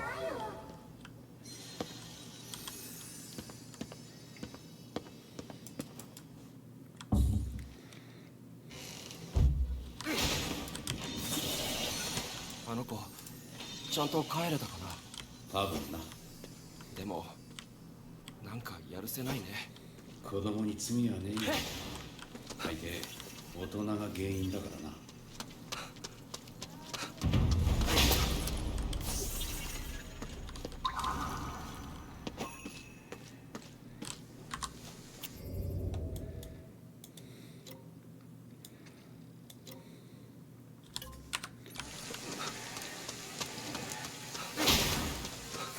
Yeah, if you look at Unite, we played that, we're also a bit in our off time and stuff. Oh, come the fuck on, okay. And we finished it in, I think, 12 streams, give or take, with, you know, some problems with the final boss. And some grinding there at the end, but give or take, you know, 10 to 12. And that is if we're playing, you know, a very straightforward, only Guildhall Monster Hunter title. I think, you know, Generations is probably gonna be a bit more. Because I think the overall amount of mandatory quests you need to do in Generations is higher than in Unite. But also, there's a few other things, like for example, I don't know if we would do Deviants, for example. Like Deviant armor is good, no question, but also would probably take some time.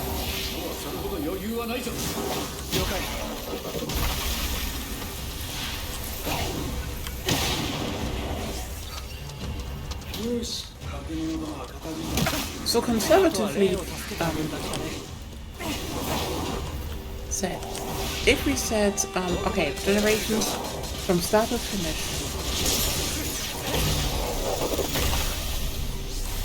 just, you know, Guildhall. No real side stuff except maybe for, you know, getting some good armor, but we're probably not gonna do Deviants for that. It's just... Deviants are probably just gonna be a bit more work. You know, just me and Agonia, so we can also have consistent playtime, and it's not like... You know, if we're not ill hardcore, that'd be 10 to 12 streams. And that's just Monster Hunter. 10 to 12 streams are 3 months. 2 to 3 months.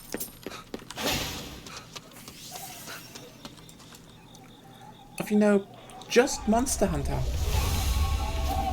間を助けなきゃ。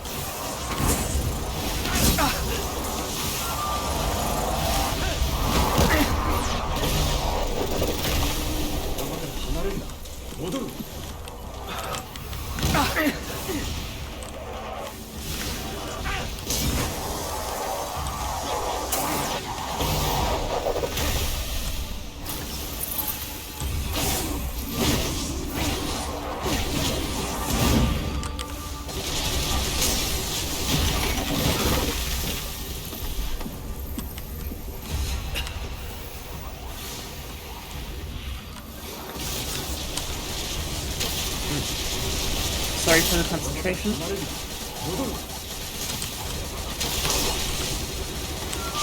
But yeah, 2 to 3 months just for Monster Hunter.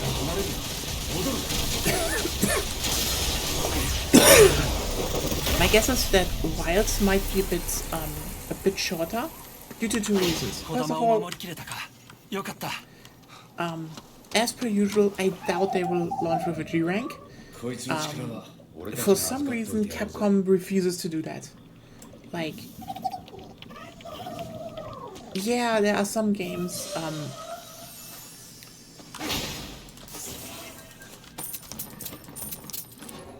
like nowadays, their games basically launch with the amount of monsters that would be in a G rank expansion, but I guess they just want to be like, no, we do it with 1 and then G rank. And then, that, you know, G rank never reworked the main game, so that's also always a good decision from them. They should just fucking rework that and work the new area in it, but Capcom.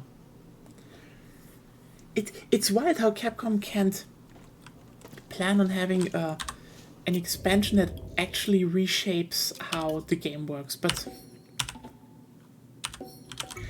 the thing is, this one will probably be faster because A, only high rank, but also it wouldn't surprise me if me and Agonia, because it's like a first playthrough with the new title, there's a lot to see, that we will just stream longer and maybe even a bit more per week. That is just a thing where I'm like, yeah, that is when there's a game that's new and we like it, you can probably expect us doing that. So I don't think Wilds will be the biggest problem, but Generations, again, is a very, very linear game, if, you know, depending on how we do it. And it will probably also take us あれは66尾だな。 2 to 3 months minimum. It's a long game. So this is why I'm and ここにでもい similarly るな we spent similar どこから time 首が on 伸びてるの？長すぎるよ。 we spent similar time playing, どこ you 行くん know, だよ Granja. 66尾はいね We えぞ kind of think about maybe, oh hey, what if we, for example, play through Granja 2? That is still kind of on the table because I have never played Granja 2. Agonia dislikes Granja 2 mostly because of, you know, when she played it when she was younger.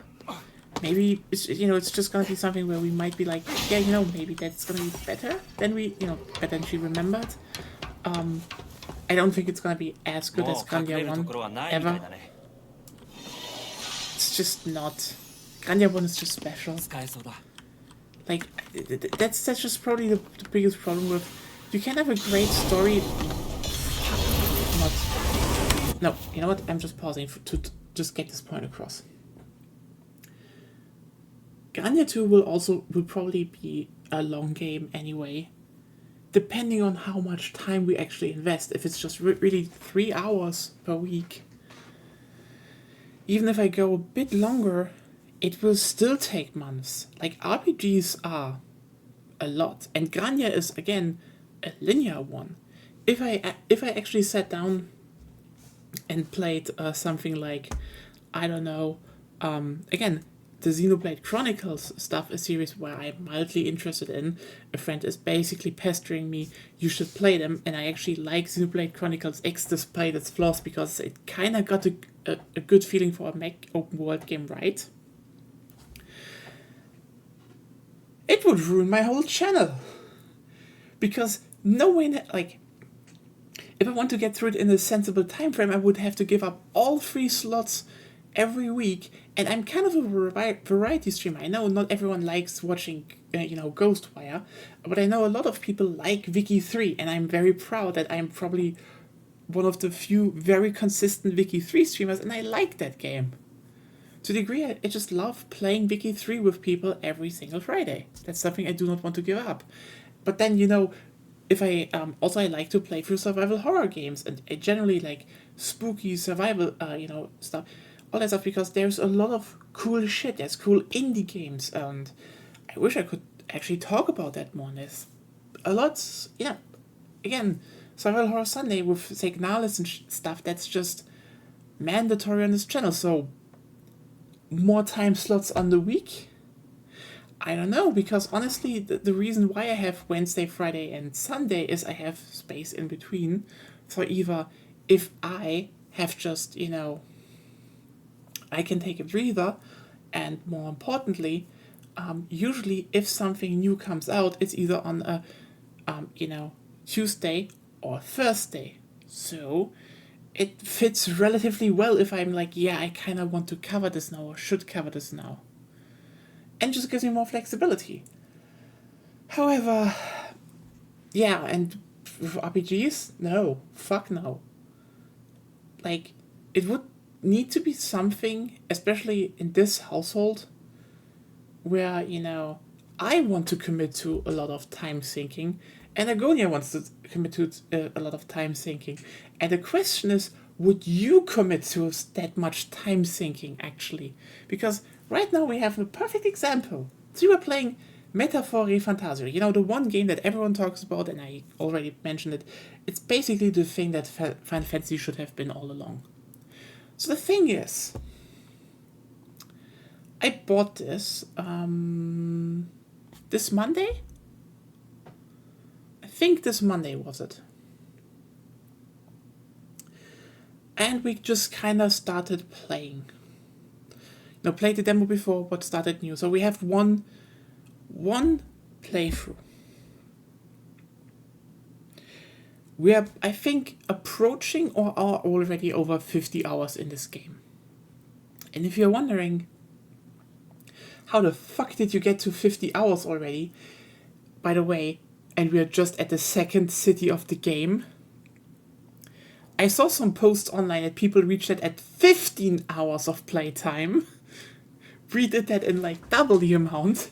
It's just because we are kind of obsessive people. This is not to be...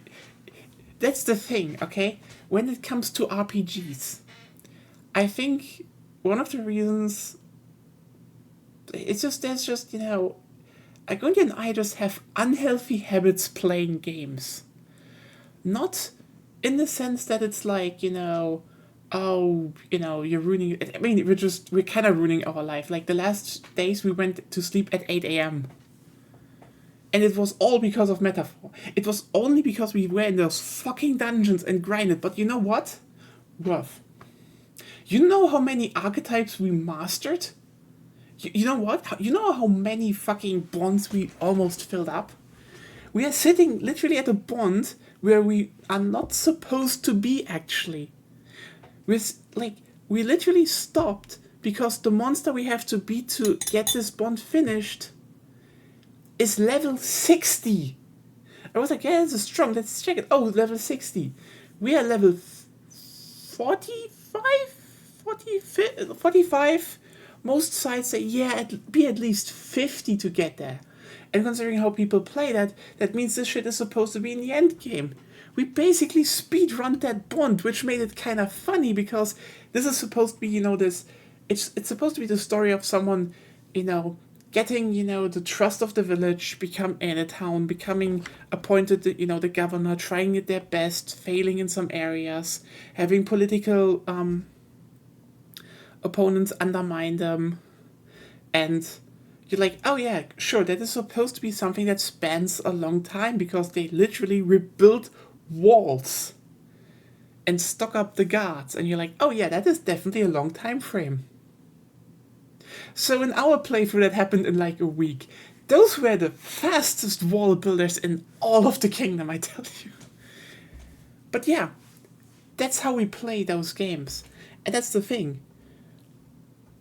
I couldn't pull this shit for streams. Would you tune in every Wednesday if I actually would sit down to play, you know, for the Xenoblade Chronicles Saga and commit yourself to 10-hour streams? Because here's the thing. If those games actually hook me and Agonia, if they would hook us, and really hook us, we would do that. We would fucking put out 10-hour streams.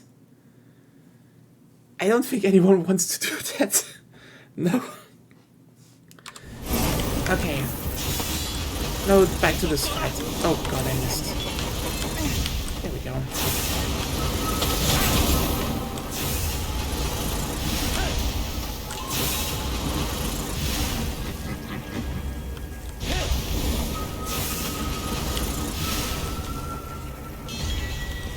Get over here. Oh, come on.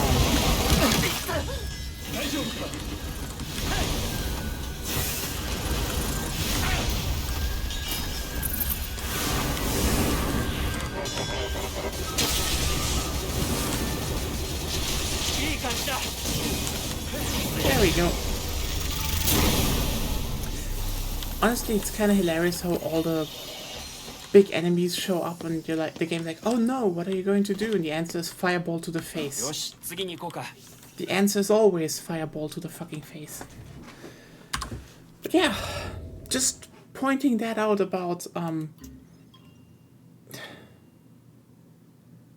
that's the, I only have six Magatamas? Oh god, I need to have more. Yeah, fuck it. Let's go there. But that's the thing, you know. RPGs, unhealthy stuff. And, you know, you could probably argue, yeah, you don't need to play Ghostwire like that. It's just Ghostwire. And I tell you, you're right. I literally looked at the fucking size of the map right now and how much shit I need to collect. And something inside of me also thought, I can just finish the game. I can just end this if I want to. I have no obligation to do all that. And yet I want to. I do not know why. I do not think it is a good reason to do it. Actually, I don't really think that at all. Like, the best thing from clearing all shrines is I get, you know, the beat upgrades. That's good. And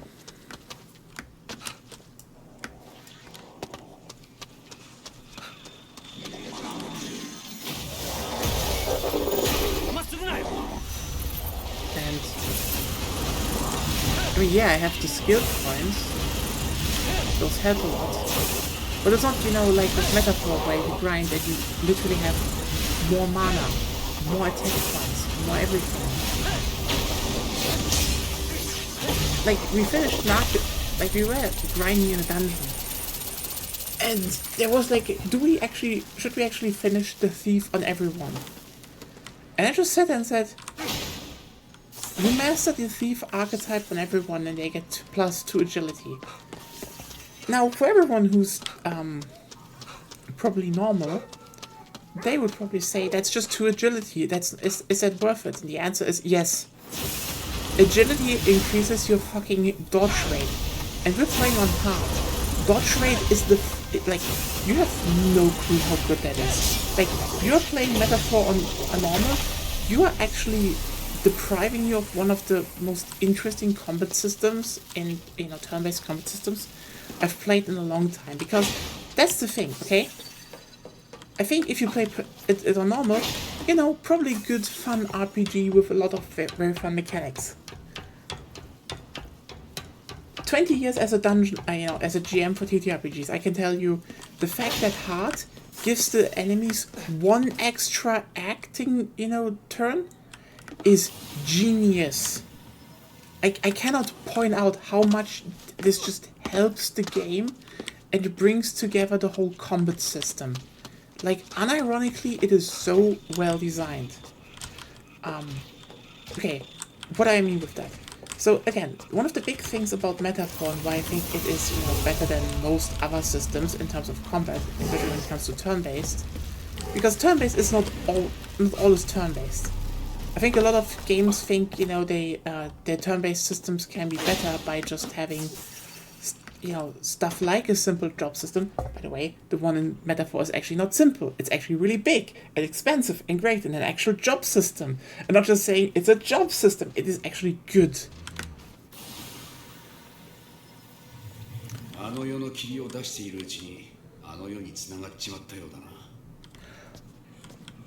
You know what?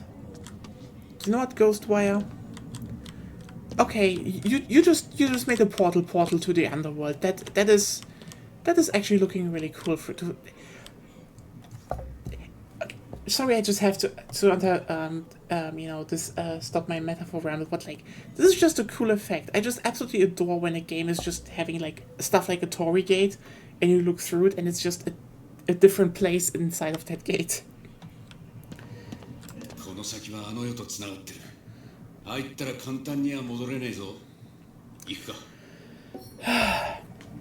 Oh yeah, Metaphor is like, it's good on the, RPG part. It is crunchy.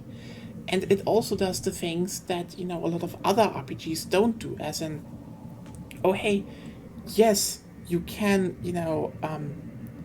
you get some general point increases for your characters, but also you can, spend them on your main character, at least, I think.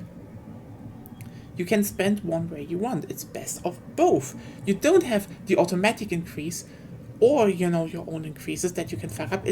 You have some automatic increases that give you some baseline, and you can still fine-tune stuff, and it's good. Also, stats matter. Again, I cannot tell you how much people are like, what do base stats even do? Don't they just increase damage numbers? No, that's in a bad design system, and it shows how many people have not played good RPG games ever. Play Ragnarok Online. Literally, if you want to understand what a good RPG system means, play Ragnarok Online. So the thing is, again, yeah, strength, increases your damage. Endurance increases how much, damage you can take. Then you have, I think intelligence increases your... No, in Metaphor. Then you're wrong. What? You missed out magic, strength, magic, endurance, agility. Strength, magic, endurance, agility, luck. Yes, it's 5 stats. Sorry. I just didn't know them in order, okay? But yeah, strength, more strength, higher attack damage, endurance. You can take more magic, as I think also elemental resist, but also increases magic damage and mana that you have. Important. And I think most people will focus on those 3 because they are the most tangible ones. But then you have agility. And agility it increases your dodge and hit rate. You want dodge and hit rate. And it's like, okay, why? Because we get to that. Keep agility in mind. Agility, because of that one change in heart, becomes one of the most important stats in the whole arsenal. And it makes everything more interesting in terms of building. Equally, luck is important. Because luck increases your item drop chance. And crit rate. And also how many times multi-attacks hit. So, you know what? Good stats. But you see the last two stats. If you play on normal, I think most people will ignore them because just buffing your strength output is usually better. But again, due to that one simple change, it's not in hard. Because in hard you do less damage than in normal. That is just part of the core normal thing. Every game does. But again, it gives every enemy encounter one extra turn. So the thing is, when you talk about round-based combat systems, since the inceptions of them with TTRPGs, there is this thing called turn advantage. The action economy and turn advantage, yes. And the action economy is so utterly vital in terms of designing RPGs that it's kind of wild that no one talks about this, because the thing about the action economy is that the more hits you can do per round, the more you are favored in combat. So for example, if you for example ever played D&D 5th edition, I think this is the one everyone knows the most. I think it's one of the best examples, okay? If you ever wondered why, for example, a lot of combat encounters are so trivial and or some are just too much, and you don't know how the GM is not even able to balance it properly, well, the thing is, if you're just 4 people, but you're fighting against 6 monsters, and everyone can just do 1 attack per turn, like 1 major action per turn, basically, when it's their turn, then your group has 4 actions, and the other group has 6 actions. That is just baseline more damage output. Now, it could be that, your group just does more damage overall, and that kind of, balances it out again. Or your group could do equal damage. Then it's gonna be really hard, but you're probably gonna... So you have to do stuff like, for example, use... you have to use spells, like, for example, things like... there are, for example, some spells the wizard has that are early so good that I know a lot of new people overlook because they're like, but Fireball. Yes, Fireball is to a certain level actually a really good AoE spell. If the enemies are clumped, but if you cast Hypnotic Pattern, they sleep. And suddenly 6 enemies are 3. Boom! Now you are 4 people with 4 actions per combat round, and the others are 3. And with 3 actions. And one of them could be, wake up the other person, which is basically a 1 turn where they don't spend damage. You see what I mean with the action economy? The action economy is absolutely vital in how you balance a game, and one of the key elements in how you make your game hard. Because, for example, if you go further along in D&D, for example, in leveling, a fighter can just attack twice per turn. They just get an extra attack, which increases your action economy. What? That is also why a lot of builds use bonus action for damage as well. Exactly. If you can sneak in damage through your bonus action, that's basically a second action. It's just, if you ever played that, this is just a good example on how action economy works on a simple basis. Now, Metaphor does kind of the same thing. You will have, in general, 4 attacks per turn because you have a 4-player party. In the end, spoilers, it's a JRPG. You will have a party of 4 in combat. I don't think it will surprise anyone that it caps out at 4. Okay? Yes, they're getting introduced slowly. That is fine. But yes, no one should be surprised about this. Not in this day and age. They're on the fucking cover. Anyway, as I said, enemies get one more turn. Meaning, suddenly, for example, boss encounters or, singular target encounters that have high hit bar, big hit bars and hit hard, if their normal combat is they buff one round, attack next round. If you play a normal, it's, oh, we attack now, we got next round, oops, we are doing fine. And in this one, it's then, well, they buff and they attack. So what are you going to do now? The enemies will inherently, it is harsher in the beginning, doable, but harsher in the beginning, and evens out more, but they will still have a slight turn advantage. And this is why I mean, this is such a good thing. And this is why, to a degree, I also love stuff like Legendary Mode in Skyrim, because... Okay, Skyrim Legendary Mode breaks a whole lot of other stuff, but it's suddenly a mode where you have to actually engage with mechanics in the game that you would never touch because they're so irrelevant. Because, again, Metaphor is a big game, but this one change of giving the enemies a slight action economy advantage forces you to engage so much more with that. And because it's turn-based and you can retry, I can only say, yeah, that's actually a hard game. You really need to... I mean, it's not that hard if you ever played RPGs and you think about it, but honestly, I know there are people out there who, like, that's the irony. RPGs are only hard the moment you rush them and you are, you just want to get them done, and you're like, I don't want to wait now, like, wait, think about it. But that's what they want, they want you to engage, because suddenly you're like, okay, fuck, the enemies have a turn advantage, this is unfair, how do I level the playing field? Suddenly, Hulkenberg becomes, Hulkenberg, come over, honey, you have to take all the hits of this combat again, taunt the enemy. This is your life now, Hulkenberg.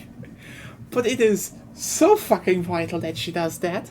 But also, the longer you go, buffs and debuffs are becoming way more important, because, let me tell you, keeping up an attack and evasions hit debuff on an enemy, an evasion slash hit debuff, because it debuffs agility, is so vital on some bosses, because the thing is, the less that is, the more they don't hit.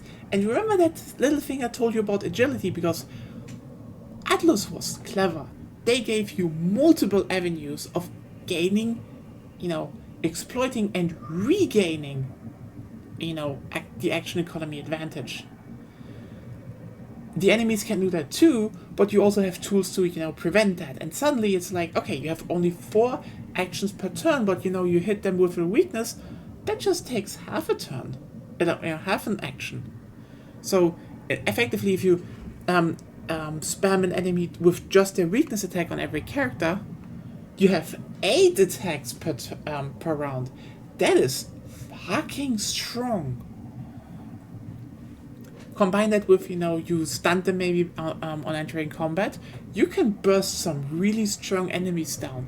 Might drain your mana, but who cares? You bursted them down. And then you get unscathed victory and more XP, and whoop, there goes the snowball. And you're like, okay, wait, I don't have the weakness. Well, good on you. You are now in a long drawn-out fight, and you maybe want to do stuff like, I don't know, keep your party alive. Well, now suddenly, healing spells, AoE healing spells, magic regain equipment. Again, debuffing, buffing becomes important, because the thing is, for you and the enemy, if anyone misses, it counts as 2 actions missed.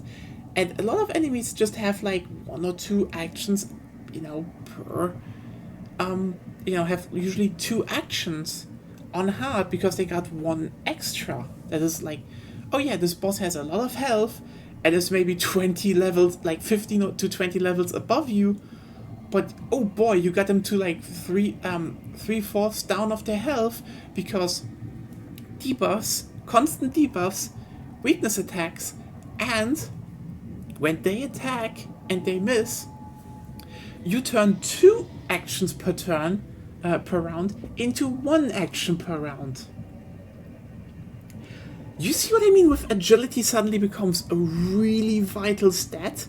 Because the more you can actually dodge shit, because enduring enduring stuff is kind of important on all levels, because you don't want your characters to die from strong attacks.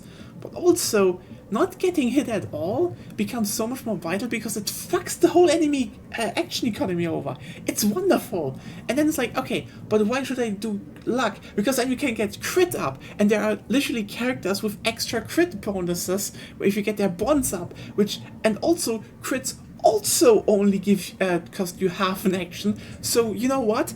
Action economy advantage. This is such a good, just such a good design for like a turn-based RPG, and to the point that's like, there are games like, for example, Devil May Cry and a lot of other Resident Evil, where everyone, action games where everyone rightfully says you should probably play them on the highest difficulty, because to a degree, because like the game is kind of designed to be played there. This is where, the combat actually comes together. And usually when it comes to, an RPG, be it like, a normal one or so, I think difficulty has slowly become something of just a thing you do, and it's like, how much does the player want to be bothered? And I think Metaphor is a perfect example of not taking difficulty lightly, because it's a perfect example of you have no, and I mean absolutely no argument of saying this should be like that, or you should be manually adjusting this or that, because the thing is, again, difficulty, I feel difficulty is there in a lot of games. Either, nowadays you have stuff like Dark Souls where everyone's like, it has no difficulty. Yes, and that usually leads to very popular games, because those games are designed around one vision, aka you really, appreciate what the designer wanted to do with it. But the thing is, that is true for most games. It is just really hard to know which one it is, because, either you have something like Devil May Cry or Resident Evil where they want you to play on the highest difficulty and actually know the mechanics, and to a degree speedrun the game. A completely feasible task. The game is built around that. Or you have stuff where the devs basically make a game built around normal, but then feel obligated to make hard, and then people have, basically an online bitching war about what is better now, and the answer is actually normal, but the hard mode is there because people, feel it's obligatory, and I think that's the problem. Difficulty should be an option, because, I think people forget that, having a normal setting or like an easier setting is kind of important for some people to even get into a game, to learn mechanics. But difficulty should not be an afterthought as it is nowadays, or, reduced to just, you can just make your difficulty however you want it to be, because, here's the thing, I know this is said to be accessibility, but the reality about this is, it just kind of gives up, okay? I know a lot of people but I like that.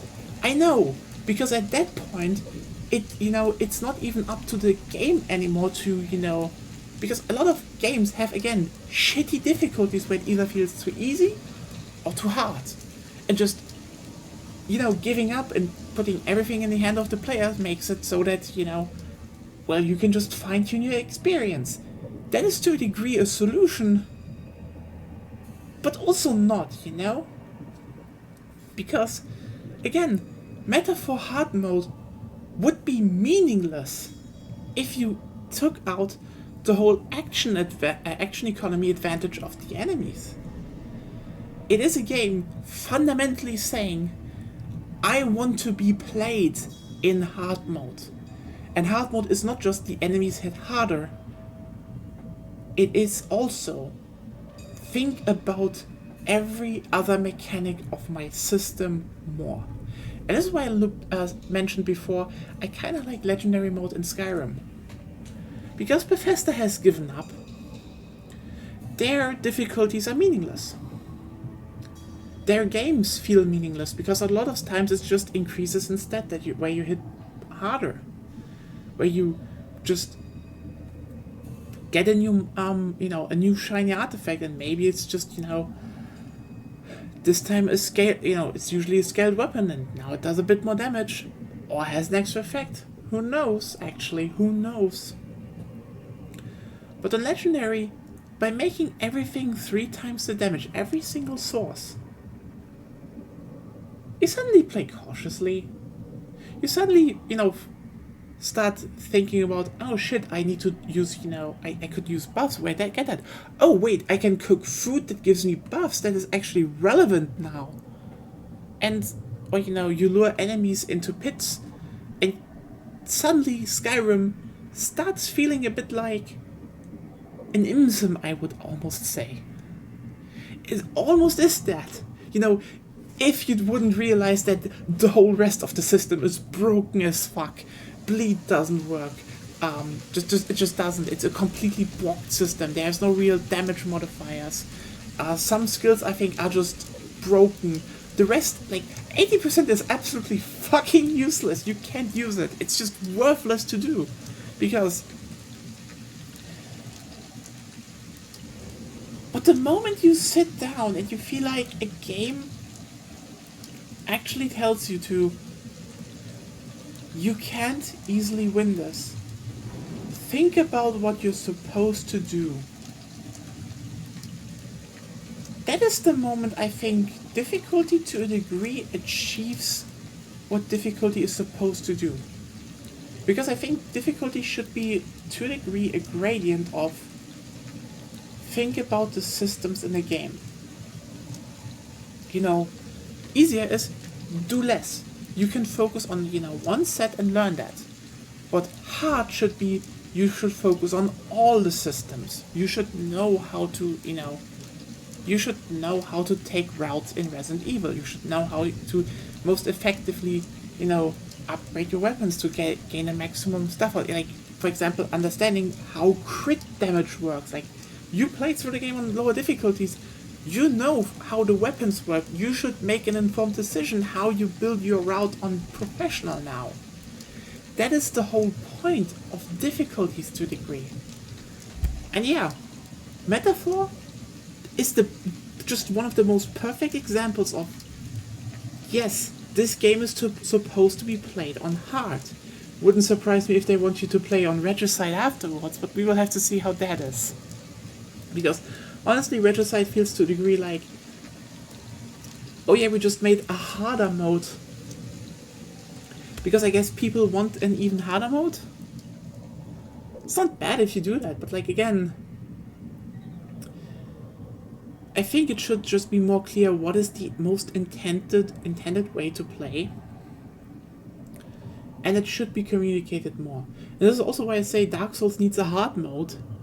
Because frankly, Dark Souls is kind of easy, It doesn't really, force you to focus on all systems it has. You can power through most of the game without that. Maybe stopping for some bosses. A hard mode would probably do a lot more. Also, hello Claire. Just really swinging it by at the end. And Zero came, hello. Holy shit, really? It is almost midnight and now people show up while I rant about difficulty in video games and how Metaphor is like the best example of why games should have actually fixed difficulties, but that should have meaningful differences that also force you to engage more with the you know, engage more with the system, because just, you know, short overview, a metaphor, if you play on hard, every enemy encounter gets one more action per round, meaning they have an inherent action economy advantage over the group, meaning you have to actually engage way more with, you know, stats like agility so, you know, they miss you more, which drains them 2 actions from their economy, and, you know, exploit weaknesses, so you have, you know, just take up half an action so you can have more actions per round, etc, etc, etc. This is just wonderful, because yeah, it's just like they do one major change and you really, really need to start thinking and engaging with the systems of the game. And this is why I have a problem with, you know, games giving up and just be like, just make your own difficulty, because yeah, you can fine-tune that, but I wouldn't even call it accessibility. It's just giving up. Because a game is to a degree an experience you want to give to the player. And why the fuck do you not, you know, fine-tune that experience? Why do you say to the player, just do that? Just do the work for me. Like, have a bit more faith in your systems and your game, and be like, actually playtest and make a good system, and communicate what is the intended way of playing. Because again, I said, difficulty should be a gradient, and it's fucked up a lot of times. It's like, you know, easy should be you have to engage with some, you know, easier should be engage with some systems, and harder should be you should engage with all systems. It should be a learning curve.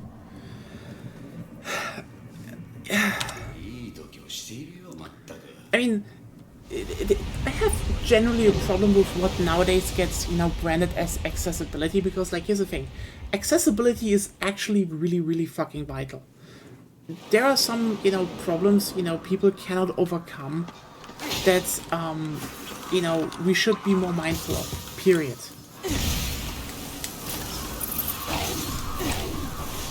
But I feel like, especially when we nowadays talk about, you know, what is accessibility, it feels to a degree that a lot of stuff has snuck in by people who even you just really frame shit as accessibility while it's kinda not. Like, for example, the whole difficulty talk. Yeah, you have shitheads who are like, Dark Souls doesn't need an easy mode, Dark Souls needs a hard mode. But also, it wouldn't, you know, it wouldn't be wrong to say that Dark Souls probably needs more accessibility, you know, settings to make shit, you know, for example, people with, you know, motoric disabilities, to make that more accessible. But when you have stuff like,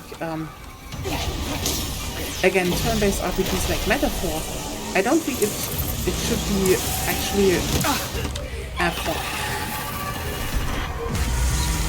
I have to kill those blokes first.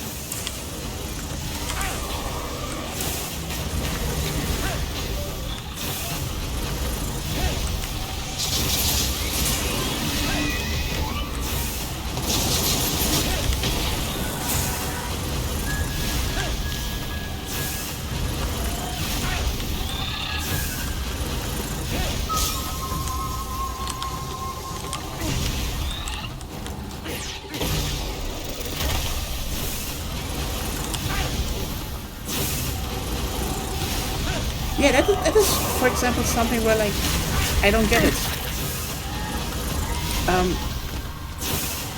Having a pause button is just, oh, why doesn't pause it in menus? Literally, you could make it,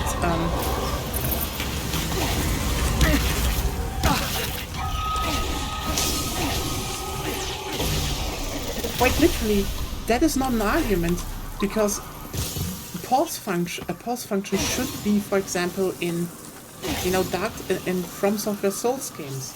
It's just not in there to a degree because, you know,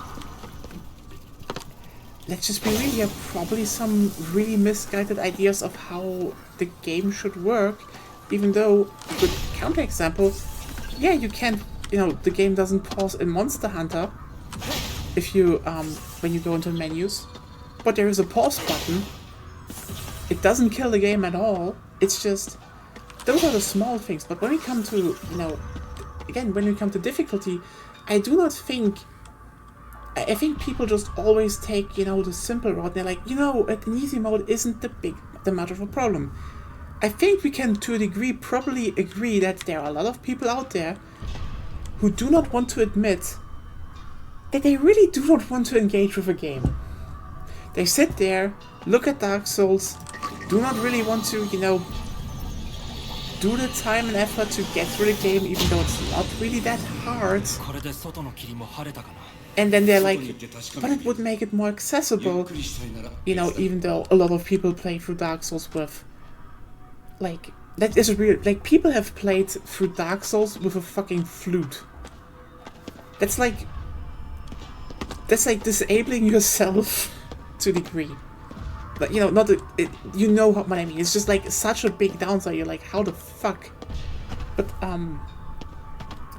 the thing is just that if you 簡単には帰れないみたいだよ。全部相手する必要はないぞ。ここから出ることを考える。Yeah, that's the problem. I'm sorry, but when it comes to difficulty in games, I'm not playing, you know, stuff like Resident Evil on professional because I don't have anything better to do with my life. It's because Resident Evil on, you know, the highest difficulty is kind of how the game is meant to be played. But it is also, you know, why I feel like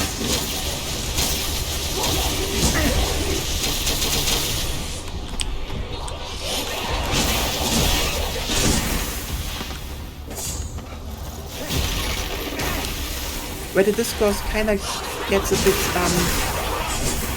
broken.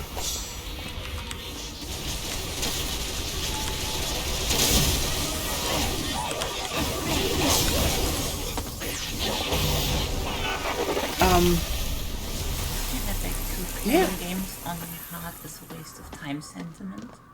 I mean, the thing is, there are a lot of games that are a waste of time to be played on hard, but also, like, if you think every game is a waste of time to be played on hard, then you never played games, you know, that are designed to be hard. Or, you know, actually engage with mechanics, because again, a good hard difficulty means you know how to actually, you know, engage with a game. You understand how it ticks, what makes it work. Yeah, and to counter-argument, then you'll probably go just the game. And you know what? And for some reason, this sentiment has cropped back up. Like, this is some old boomer attitude. Yeah, you know what? This is probably the thing where I'm like, listen, if it's just a game, and I would say, and you know, your people are online and even say themselves they're, you know, video game critics, delete your channel and stop caring. It's just a game after all, right? If it's just a game, why the fuck do you bother? Because the answer is, games are art. And to a degree, games are also an experience. Like, you know, there's a difference between, for example, making things accessible, you know. That is, for example, if you know, watch a movie, you should be able to turn, you know, the volume up and down. That's just like, yeah, no shit, that's like the most important thing to do with,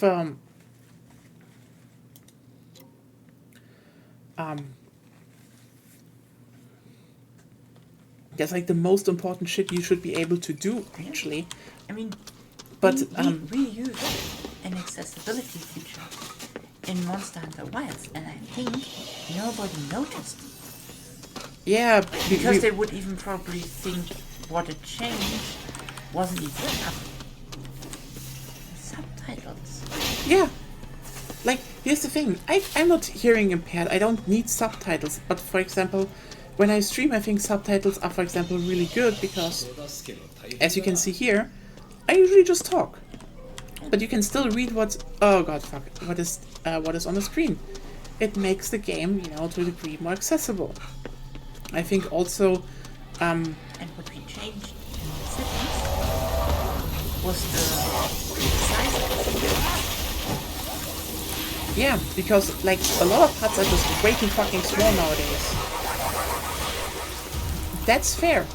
Which is, you know, more of my thing of, you お客 know, さんがまた来やがったぞ。呼んでもないのに来てほしくないよ。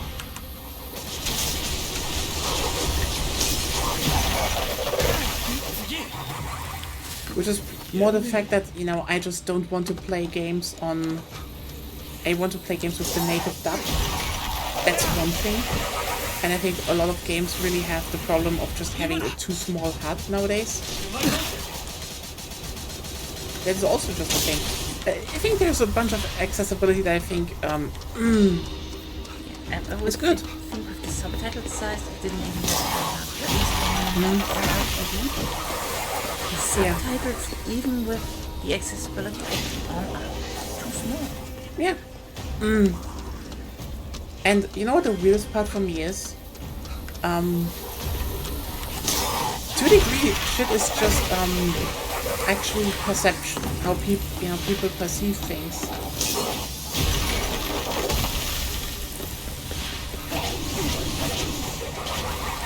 Because, for example, if you look at, let's say, you know, Dark Souls, we constantly talk about up and down how it needs an easy mode, and I keep saying add a fucking hard mode, and that, you know, discussion is over. But no one says that about Monster Hunter. Because for a lot of people it's like, oh yeah, but Monster Hunter is, you know, designed around that.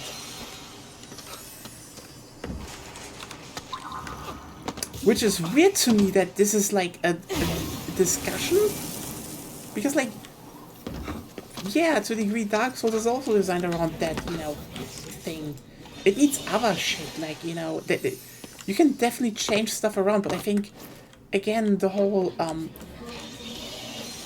difficulty discourse has been hijacked by either absolute shitheads or people who, and I really need to say that, really do not want to engage with a game.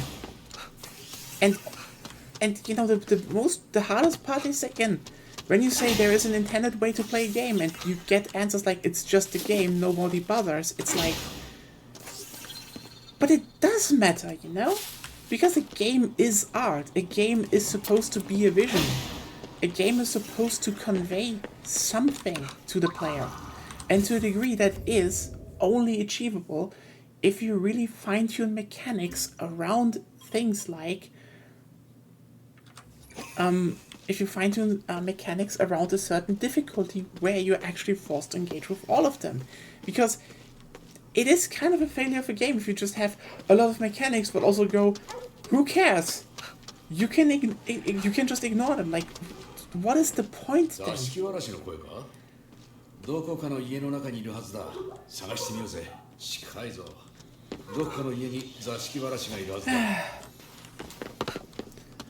But yeah, it's like, it's so weird because like, there is a balance of having, you know, sensible difficulty modes that, you know, also be like, yeah, this is how you should play a game, that, you know, that don't, you know, that don't, whoa, come the fuck on, really?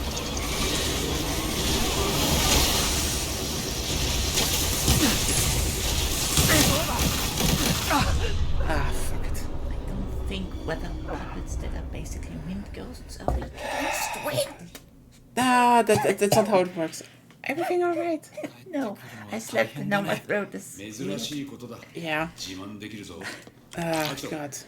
鳥居のそばに何？ But yeah, in general, I would say difficulty should be something. And also, a lot of times, the experience of もらえる difficulty ものはもらっておけよ。 is vastly different depending on how you actually play. Yeah. But people don't like to hear it depending on what weapon you play. You will have an easy or Yeah. how it is.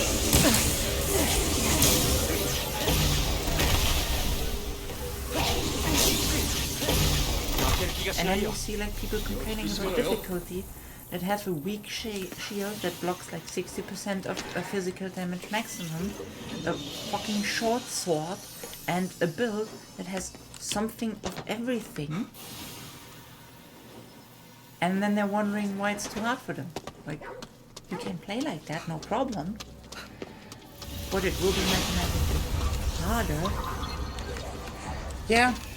I mean, honestly, that also comes then down to game balancing, where, like, let's just be real here, a lot of devs give up. This isn't like to say, a lot of devs do not really balance their games anymore. I mean, what do you mean in this case? Because I said something you acted to in the game.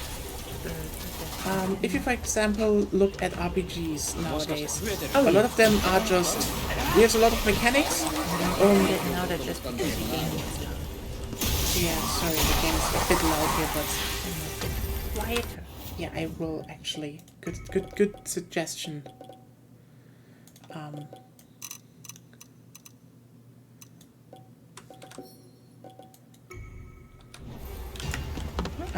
Yeah, like for example in RPGs, a lot of it is just like, here's a lot of mechanics, but do you really need to think about party composition? Do you really need to think about how you use this and this to optimally take advantage of the enemy? You need a metaphor. And it only gets to that point because you have, hard difficulty that forces you to think about what you have to do.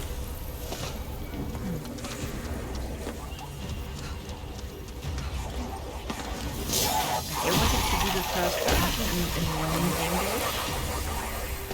mode. Yeah. And so I did. You did. I just Again, needed some things to know how to do. we're playing since Monday and we have like roughly 50 hours in this game already. And we're just down to... Is it the most healthy thing to do? Probably not. Hello, Connor. But, yeah. This is why I say, I don't think we should just, cede the whole discussion of accessibility to either give up and, just, leave it in the hands of players, because, again, at that point you're just basically saying there is not a sensible way to play your game. That also just kind of sucks. But we also should be like, we should have more sensible difficulty options in general, because the reality is people like playing games with, just one difficulty, like Monster Hunter or Dark Souls. They keep playing that. I mean, those are ironically pretty popular series. yeah, because the thing is, I mean, also Resident Evil is picking up more and more, because while it has difficulty options, a lot of people actually finish the games on higher difficulties, because people shockingly like the curated experiences. This isn't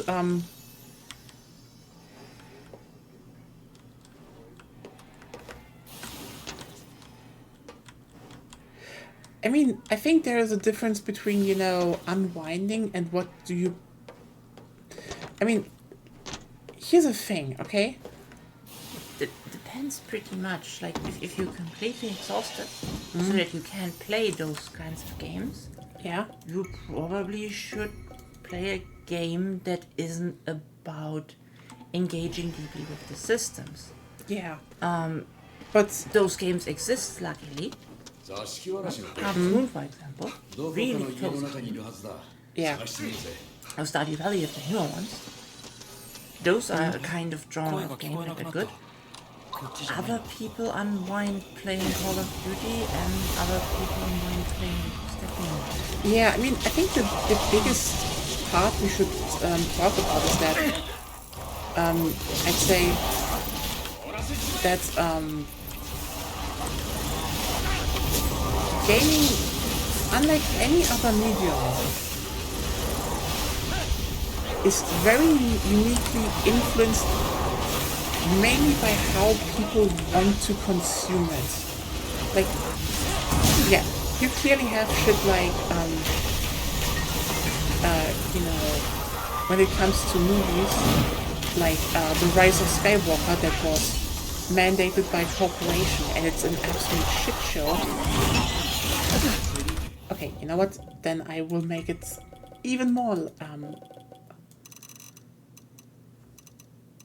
It gets a bit loud, yeah. Let me just. Isn't it mostly sound effects and yokai? I think so.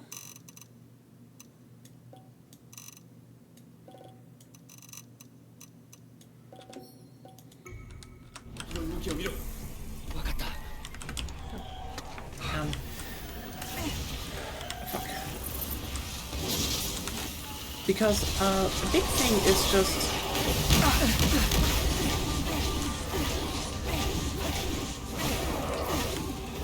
If you, for example, look at movies, most movies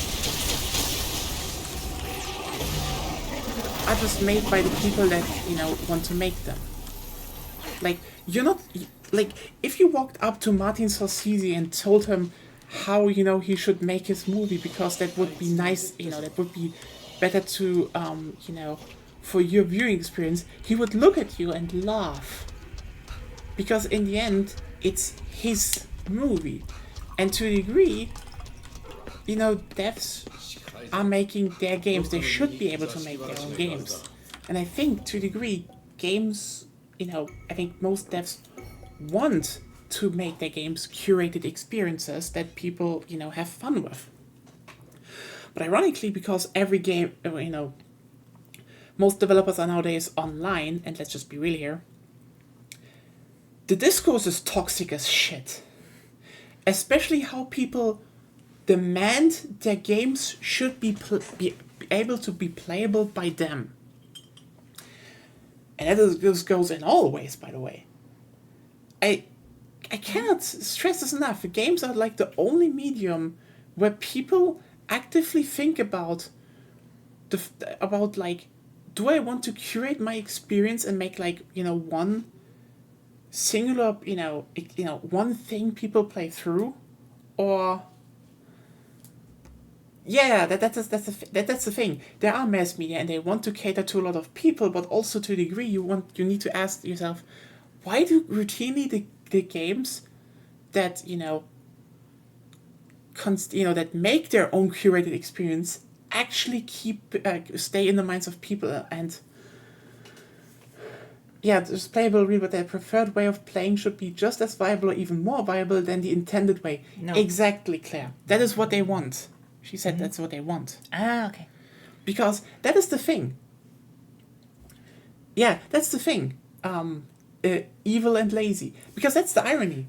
This is actually what I hear from a lot of people, just, you know, wrapped in very progressive wording around, you know, accessibility. Because, like, listen, if you have a problem with a dev saying this difficulty is the intended way to play the game, and you're like, oh, I'm against that,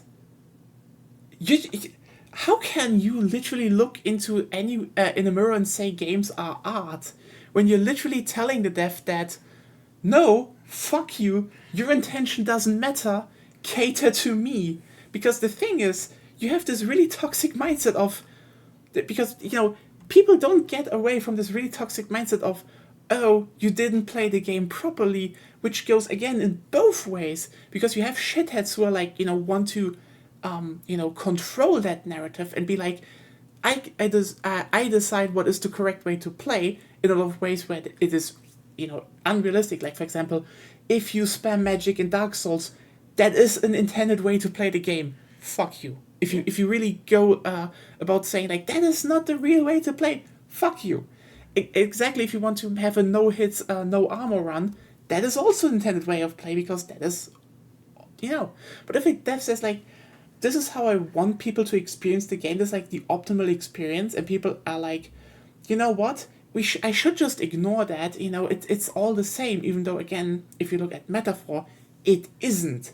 The game feels vastly different on hard because of the action economy change than on normal. You will never need to engage with 50% of mechanics on metaphor, and you can ignore like 2 or 5 stats completely, if not 3, because it's just irrelevant to do on normal because of the action economy difference. At some point you need to just accept that, yeah, there are shitheads, but there are also definitely people who just use progressive, like, people caught on that, there are a lot of people who, for example, say transphobic shit in a progressive way, because at some point it just became very obvious, and we should probably be also starting to realize that a lot of people are also saying, kind of shitty things about video games in a progressive way. Like, yeah. We should maybe not hold a gun to devs' heads and say, don't make your game harder, because, or say this is the intended way, because that also it's just kind of shitty. Again, accessibility is good. It is really good. But we really need to have a talk about what is sensible, accessibility, and what is kind of just people saying it would be accessibility just to, get shit through. Because, again, it is a big topic, and, if you can say a dev doesn't care about accessibility, that is also kind of a stigma nowadays on social media. It is. And if you have some form of stigma, people will abuse that. Just saying that. This is not to say, is it good, bad? No. This has nothing to do with it. It's just, that's just a power dynamic that happens in society. If anything is a bit socially frowned upon, people will fucking abuse that. Catering to specific preferred ways of playing a game is probably not really accessibility at all. I mean, the thing is, it really depends, because right now we can, for example, in the example what I brought up is Metaphor. On hard, enemy encounters get one more action per round, which, just increases their action economy a whole lot. Because the usual, you take more damage. And usually you do less damage and you take a bit more damage. The usual. But the thing is, this one change about, the action economy makes it so that you have to think way more about, using weaknesses, good archetype usage, debuffs and buffs and debuffs, pumping stats like agility so you have a higher evasion rate, because if an enemy or you misses a hit, which is by the way, on agility, you hit more and you get hit less. If you miss a hit, it costs you 2 actions of the economy. Plus whatever action you performed. Yeah, plus whatever action you perform. So, like, you can actually drain enemy action economies really, really fast by just, getting them to miss a lot. Those are all mechanics you never really need to worry or think about on normal. And this is what I mean with... and also, you cannot say, does this make this game less accessible? Metaphor is a turn-based game.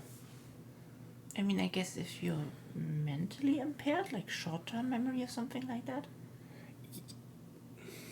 Well, yes, but then it's also like... You can just take your time with every turn. It's just about actually thinking about shit. This is one of those points where, like, yeah, it is a very, very sensible hard, mode that actually shows how to... that actually, makes you engage with all mechanics. Ironically, it expands your playstyle because it gives you a whole lot of options to tackle problems. There's not just one solution. Again, we have to think, if you balance your game wrongly, yes, it can lead to the fact that basically a game forces you down one playstyle, and it kind of sucks also.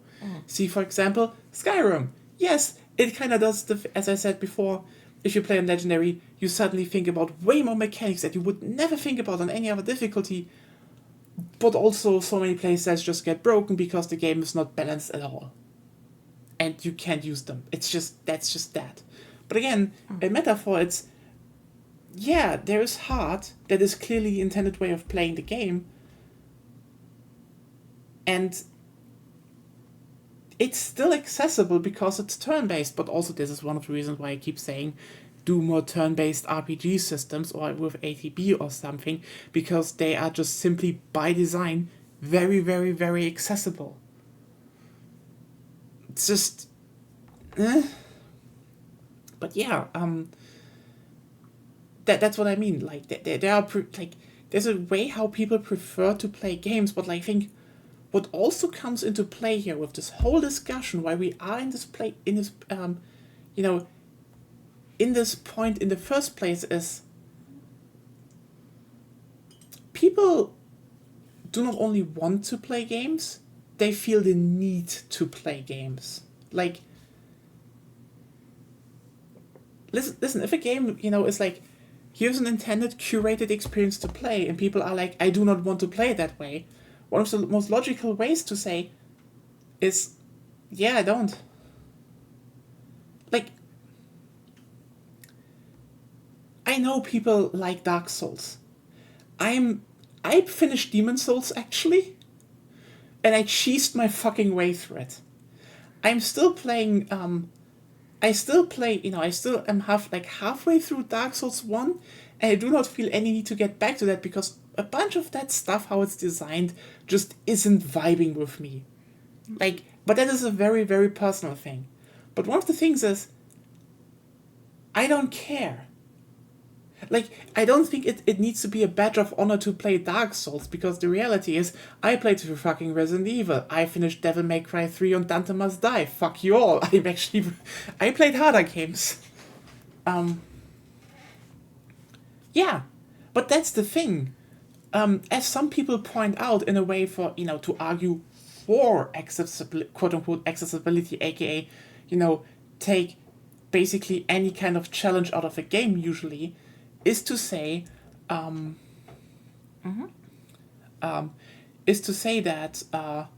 but I want to play the game. Why? Like, if, for example, there is like, let's just say there is a new Nightmare on Elm Street movie coming out, and everyone, people watch it and they're like, holy shit, that's a good movie. But, for example, it's actually pretty gory, let's say. There's a lot of gore there, it's Nightmare on Elm Street, And imagine people say, actually they should censor all the gore because I want to watch the movie. People would just sit there being like, what the fuck are you talking about? That is part of how the thing is supposed to be, seen. But it doesn't happen, because most, when it comes to movies, people are like, yeah, that movie is popular, but I can't stand gore, so I'm not gonna watch it. While with video games is, well, a lot of stuff doesn't click for me in that game, so it should change. Yeah, that's the thing. It's all about keeping up with popular games. And sad thing is, even though they're technically a loud minority, and most quote-unquote normal people, let's call them statistically normal people, if they don't like a game, they just don't play it, like we do, for example. They're usually not part of the discussion, and thus might as well not exist. Yeah. If you're not part of the discussion, because in this case you have a healthy relationship with games, but you do not participate in the discussion, you don't exist in this discussion. That is also one of the most interesting things, how social media and video games basically expanded this echo chamber, because, again, most people don't play games they don't like, or don't vibe with, but they don't really talk about that, That comes up with, like we say, you don't like horror, so you don't play horror games. Maybe you watch me play horror games or something, because that's also a thing. You can watch someone play and still infer stuff from that. To a degree, it comes from, who are you watching? How does a person play the game? What can you learn from that? Yes. But, playing and watching are still two different experiences. Ironically, I have a lot more problem with horror movies than horror games. Like, I can play through a horror game just fine and just be like,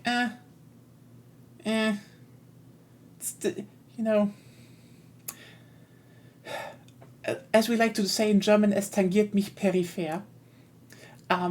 But horror movies, it's like, ironically, when it comes to the ones that go for gore and shit, no, I just don't want to watch that. Resident Evil, or gory kills or other stuff in video games, fine, yeah, sure. But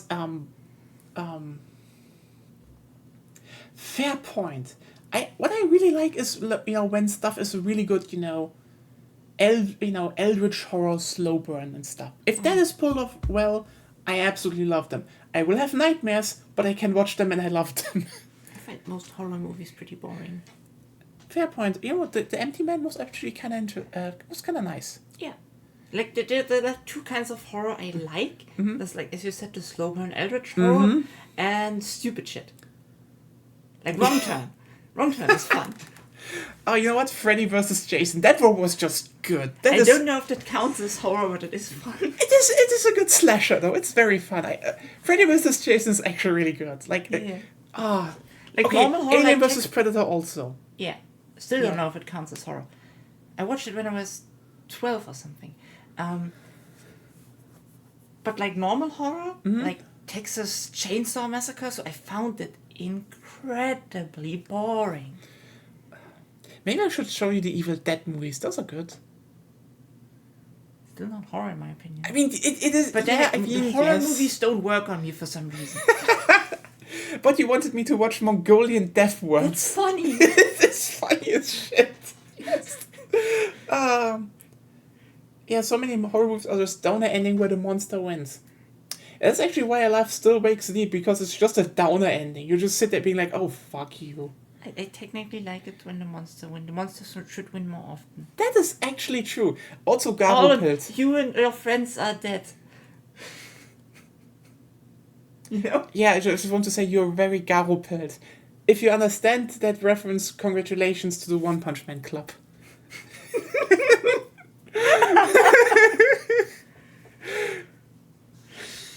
Oh god. I mean, it is like that, right? Yeah. The only thing that gets me, I think, is sometimes when it's how's it called again? The one thing when I'm really immersed in Subnautica. Thalassophobia and shit. Yeah. When it gets some phobias, yeah. Like I can, if I want to, I can basically ignore that and go on full technical. But then I don't feel and don't enjoy it as much. I enjoy Subnautica much more when I'm actually afraid. Mongolian Deathworm it's years since I has last heard it. It's a classic. It's like the shitty little cousin of Sharknado. It's not as good as Sharknado, but it's still funny. But it's also just one movie. So. It's also just one movie, yeah. That's like, I think it came from the same series as Sharknado, because if everyone wonders how Sharknado actually happened because I think Side Channel or so was like, hey, let's fund some directors to make like really shitty budget horror movies, because that's just, you got shit like Sharknado out of that. Just make really shitty horror movies, and like, Yeah. you were like, yeah, and like, yes. But only Sharknado took off, sadly. But yeah. Actually, you know what? Ironically, I have to talk, if I want to bring one thing up that is gonna be wholly fucking contentious, I have such a big gripe with, when people talk about, phobia sensor toggles in video games, because usually it always comes down to arachnophobia. And here's the thing. I'm not saying, this isn't like an invalid, like I know people have arachnophobia. I live with someone who, when I spot something on the wall and it's across the room and it's just like one small dot, she bolts. Okay? I have to bring that out. That's fair. And I have to also say, I love spiders. Yes. I fucking love spiders. Like, not only, stuff like jumping spiders. What's that about this? I like spiders too. I know you like them, but like if they're on video and stuff. If they're in the same room with me, I have problems. Yeah, if they're in the same room as me and I have fear of heights. Not nice, fortunately, but it's not a problem in games. Yeah, like ironically, when I fall like in Minecraft into like from a big height into water, or even here in Ghostwire, I have to actually close my eyes because just something in my brain is like, no, I cannot watch that fall. I get like something tenses up in me, but. So I assume some people have arachnophobia in games? But ironically, I think arachnophobia is like the one toggle that shows up consistently, because well, Culture. it's culture. Like, if we actually sit down and analyze that, we could actually say that arachnophobia toggles are fucking dumb. Like, here's the thing. They're only in video games because most people culturally vilify spiders. And so having a fear of spiders is just seen as something that is normal and should just be, should be respected and catered to. But if we're honest, spiders are such important and incredible animals. Like, They keep your room clean.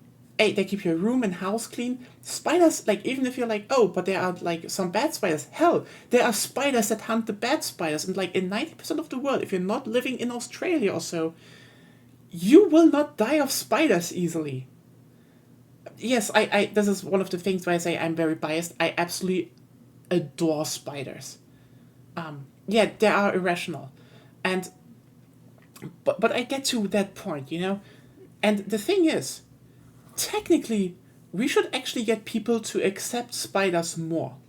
Because nowadays, when people see a spider in a house, they kill it. And not, take it outside or so. Or in the outfloor. Yeah. Because house spiders generally don't live outside. Yeah, but spiders are so utterly important because they actually kill pests. They kill mosquitoes.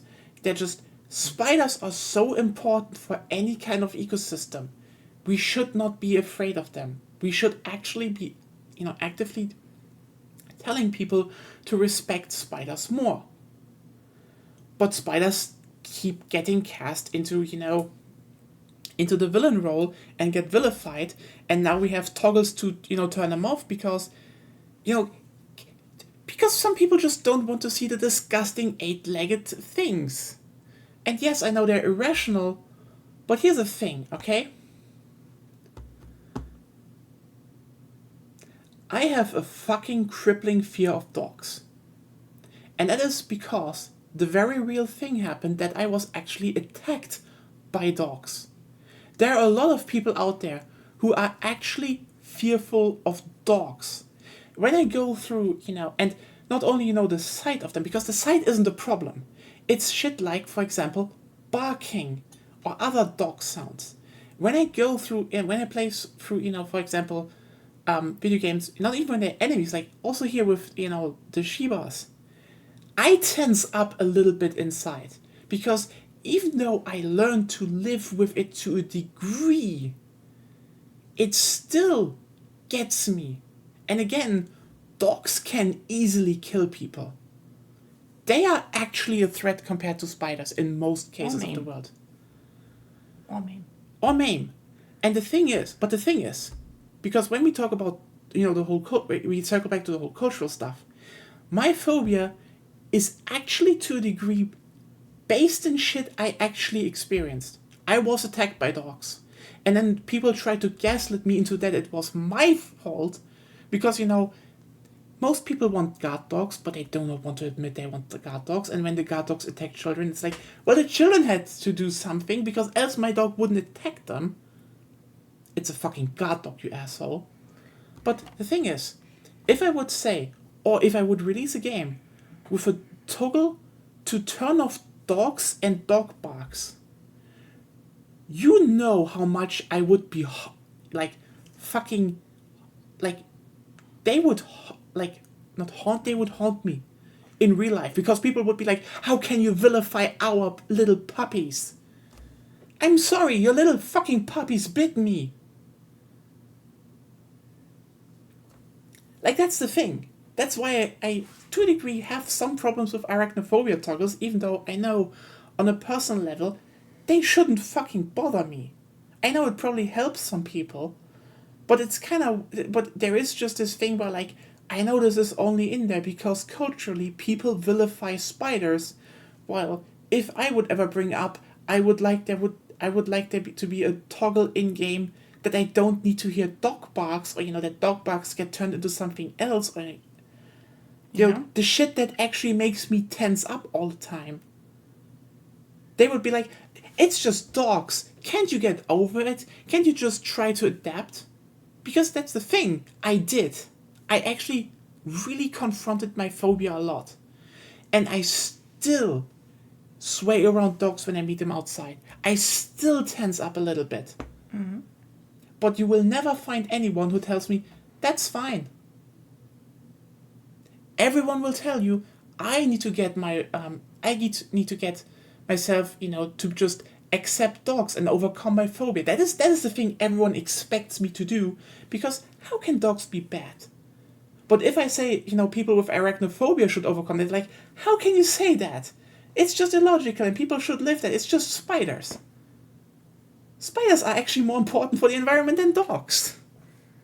But again... Except in that one island in... The... Except fucking Australia. Oh, no, I mean in the one little island in Mittelmeer. Ah, you mean in the Mediterranean? Yes. Yeah, that was that one island, right? Their dogs are important for the ecosystem. Actually, yeah, that's where they originated. But also, I don't think there is an ecosystem there anymore. Humans! We kind of fuck everything. Yeah. Okay, then we need a human toggle. Yeah. Yeah, absolutely. We need a fucking... I want to like, what is the word for that? But it would be homophobia, and I don't think that's a great term. No. Shit. There have been several instances where developers were harassed because their games didn't have a dog petting feature. Yeah. That's the thing. If I made a game about how dogs are bad, people would fucking just... They would probably send me bombs. They would probably send me bombs even over a fucking toggle. Even though, again, I was attacked by dogs, but everyone expects me to overcome it. But, spiders, no one expects them to overcome, except, again, in Australia, there it's fine to have, like, a mediocre fear of spiders, because those can actually fucking kill you. Like, the worst people in America have is stuff like the brown recluse, where it's like, if you're like a baby, not good, but it's just fucking painful, not deadly. There have been several instances where, really weird how arachnophobia is the one phobia that is treated as something that needs to be addressed as an accessibility issue. And yeah, it all comes down to the cultural part, Claire. It is really just the one, because technically there should be more phobia triggers. They should be, if you want to cater to all phobias, basically, there should be a clear water toggle in Subnautica. I mean, people would probably... honestly, if you make it murky, probably people would have more problems to the degree. Yeah, a clear water toggle. Everything is clear. You can see white. But then the people with... How's it called? I think agoraphobia would have a problem. So then agoraphobia is a bit different, because a lot of people just... This is more like actually something just not wanting to go outside, while in digital spaces it's different. Similar to me, like... Depends. Yeah. You have seen me in Subnautica in the the second biome with the white sand. I have problems with that open space. Fair point. But also, like, I think also to come back to what Claire said, I think ironically arachnophobia is the one overlap, okay, between you can easily make it a toggle on a technical level. Yeah. So it's actually just very, very easy marketing material. Like, for example, it kind of like... Ever noticed how arachnophobia toggles always show up in games that don't have that much of accessibility features? Like... It's almost like people... Like, devs put them in because they're just very, very easy to do for cloud. But also, they're easy to do. Oh yeah, they could do that. Or, abstract them, use other bugs. But again, if they do that, they would be attacked because socially not acceptable.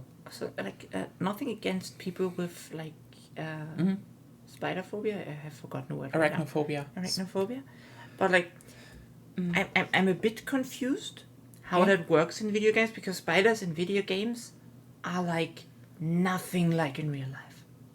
Yeah. They aren't even spiders technically most of the time. I mean... So I'm wondering, are the people who generally have arachnophobia just such a strong arachnophobia that it works even there? Or what is going on? Because I know I'm irrationally afraid of spiders. Yeah. And we know from your experience that falling from great heights in video games can still trigger your fear of heights. A bit. Yeah. Or at least from falling. Yeah, I mean, I think So we know that if it's close enough in the video game, it can trigger it.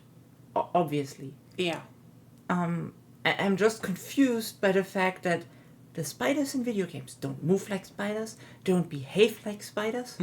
Nothing of the sort. Yeah, by the way, if anyone hears that and has actually arachnophobia, this is not to judge you. This is legitimately just a question about how does this work? How do you feel with that? Because we're genuinely curious. You know, the thing is, I am biased as shit. If there's a spider climbing up me, and I had that multiple times, I know Agonia would scream, most people would be shocked. I was, holy shit, you're so cute. Depends on the spider with me, but yeah. It was like one with really long legs, and I found it so cute. Like, it's just long spindly legs. I fucking love that. And for me, it's even weirder because I know I didn't have arachnophobia my whole life. I just developed it at some point. Which I think is partly due to the fact that my mother's afraid of spiders and insects. Yeah. I think my mother is to a degree, but I think they're just very much up after my father. He just was like, yeah. I'm just wondering how much does your upbringing and the cultural influence of the society you are brought up in influence the development of phobias? Probably a lot. Again, I think my from dogs developed mostly because, you know... Yeah, of course. Similarly, you know, I still have a problem with needles. Also a bad experience in your case? I think it was something with being at the doctor as I was a child, but apparently I always had that, so I don't know when that came, but it was bad. Like, I think that is probably one of the things why I'm a little, like, again, if you have arachnophobia, this is a disclaimer. This is just a very, very, very emotional thing for me to see arachnophobia triggers and arachnophobia sliders in games, because again I know why they're there.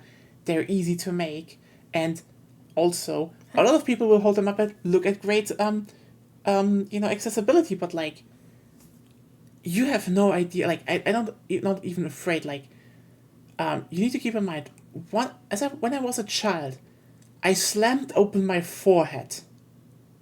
I literally, like, I felt so badly at school. And the teachers literally looked at my forehead and were like, oh fuck, is that the skull? Like, the flesh was just, plopped open. It was bad. It had to be stitched. And, I was at the hospital, and I was there, and they were like, yeah, shit, we need to do something that we can stitch this. And they took out that needle, and I fucking bolted. I was so afraid of the needle, I rather had a fucking hurting open head than get a needle in there to be fixed. They had to fucking hold me down. And my biggest respect to that doctor, he was calm the whole time. Like, he was like, yeah, that child has a fear of needles, but I need to do that. And he calmed me down and all that, but like, this is how bad it is for me. Mm-hmm. Okay? And you have like half year's blood samples taken. Yeah. You still have it, but I still have it. I managed. Similar with dogs. I started to manage because I know I can't keep living like that. It's just not a thing. I can't avoid it. Like, yeah, we have, funny stories. Like, for example, there was this thing that happened that, my parents wanted to give me, like, how's it called? Vaccination shot. And, it was one of the important ones, the ones with tetanus and shit. Because I couldn't do it at the doctor. They were like, But then they were like, you know what? My grandma is like is a certified nurse. So they were like, actually, you know what? She can do it then. who cares? That's I guess that's kind of I don't know if it's legal, but the doctor was like, yeah, take it with you. She can do it. It's just a nurse. Who cares? She knows that. She knows her shit. And I couldn't do it. So my dad, you know what? Bless him. He has his best intention. Try to just here's like a sleeping pill. You just sleep, and in your sleep you just inject your needle and you sleep through it, no problem. My brain noticed. I was on edge, and they had to fucking hold me down, like in my bed, while my grandma injected the needle in my leg. I screamed so hard in terror that our neighbors went at the door and were like, what is going on there? And then when they're like, our child has a fear of needles, they were like, okay, that is a big fear then. Like, yeah. Yeah, and honestly, again, it's irrational.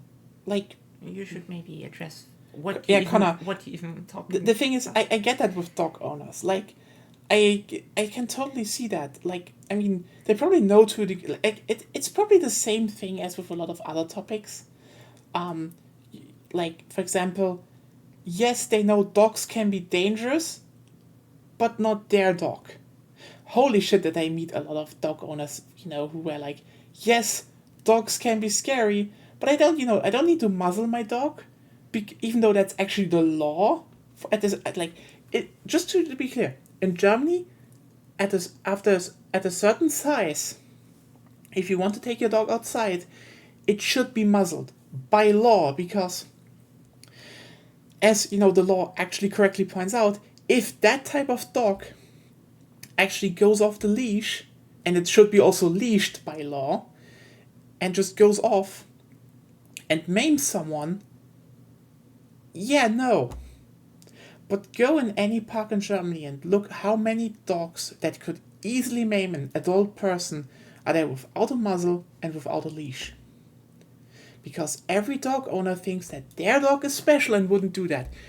Even though they never bring it to, a dog school and anything. Which is the usual confirmation bias, because in general, even if you don't train your dog, since you're like the person the dog interacts with the most, usually it won't make problems for you.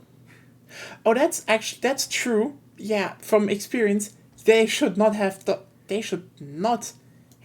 dogs at all. I totally agree with you, Zero King. Yeah. The saving grace is that luckily the bigger the dog, usually, the less likely they are to attack you in general. True. In general.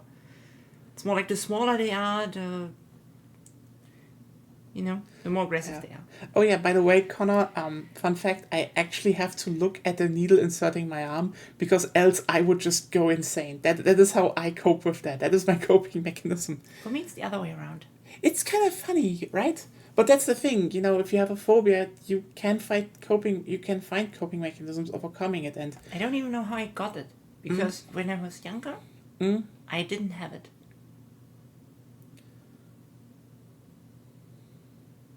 Yeah. I mean, I think my biggest problem also with dogs, ironically, it got better and worse to a degree, because, my best friend during school, he had a dog, and she was a lovely dog. She's sadly dead. The thing is, she was a really intelligent dog, and also actually really, really, really well trained. Like, genuinely the kind where you actually realize she was trained, because she noticed that I was actually uncomfortable around her and barked when she barked. So she actually stopped barking when I was around, and I mean, she cuddled up a lot, and she was really sweet. And honestly, to a degree, I hated the fact that this was actually a really, really nice dog, and I really liked her. But there was still this small part in my body that,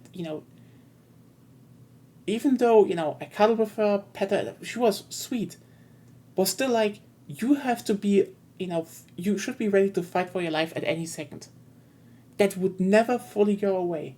And ironically, the more I met other dogs, where people oh yeah, they're trained and everything, the more I actually understood, no, they weren't. So, trust in dog owners just decreased more rapidly after that.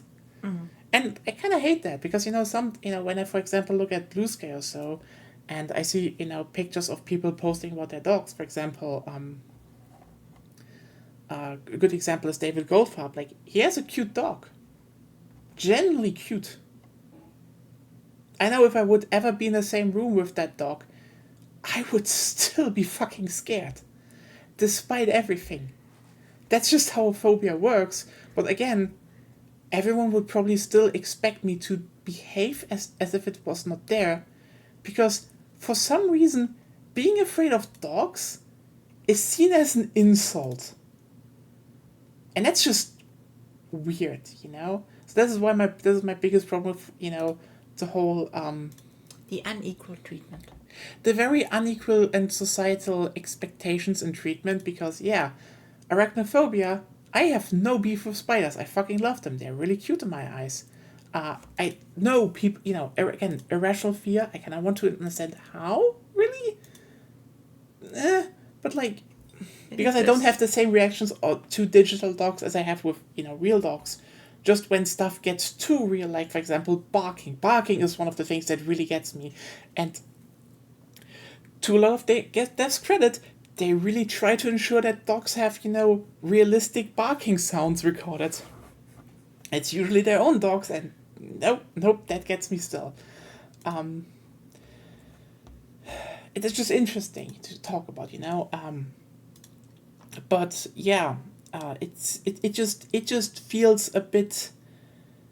There's just a very emotional reaction to, I have really fucking big fears, and I know one is I had to overcome it because it simply is better for me to be, like, it is simply better for me to be able to get vaccinated and get my blood taken than not. And the other one is something where most people will expect me to get over it at any cost possible. And then it's weird,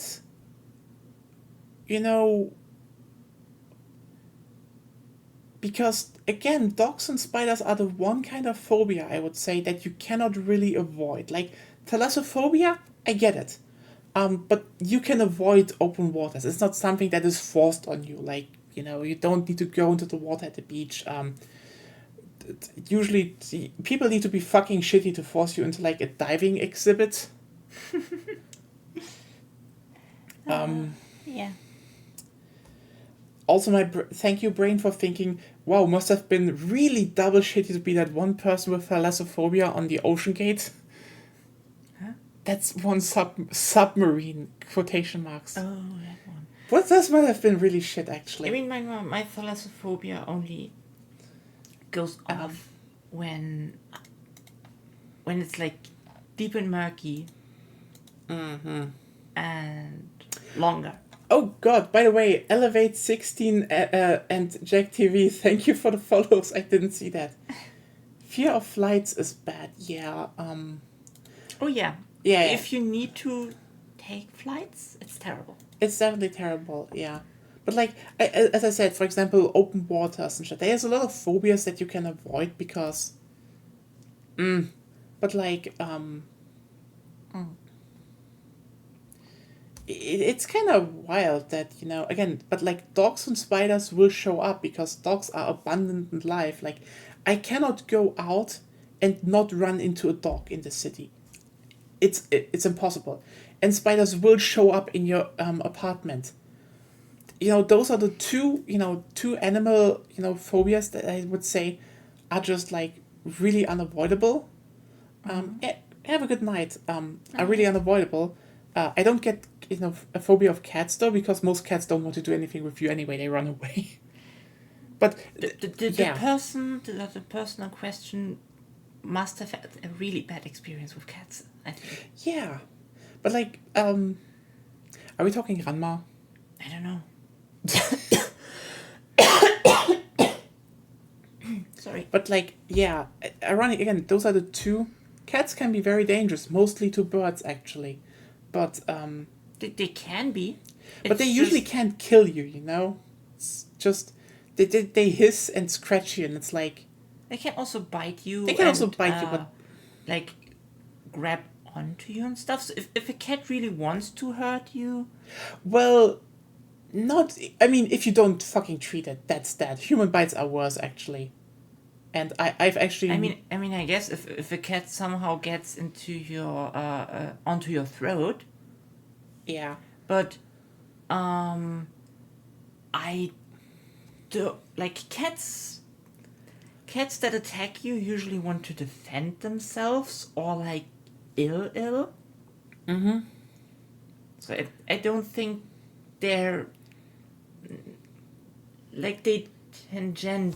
They cross slightly into lethal, maybe under very rare circumstances. But also, what I want to point out, the cat will usually, run away from you, while the dog would attack you. Like they're like cats are more like I don't.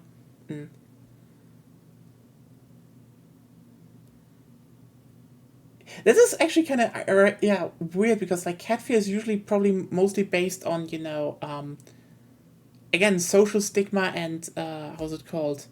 Oh no, a black cat, superstition, while but like cats are more like you need to do a lot that a cat bites you, because usually if you bother a cat they're just like and go away. Or the cat is fucked up. Yeah, while human bites, they're worse.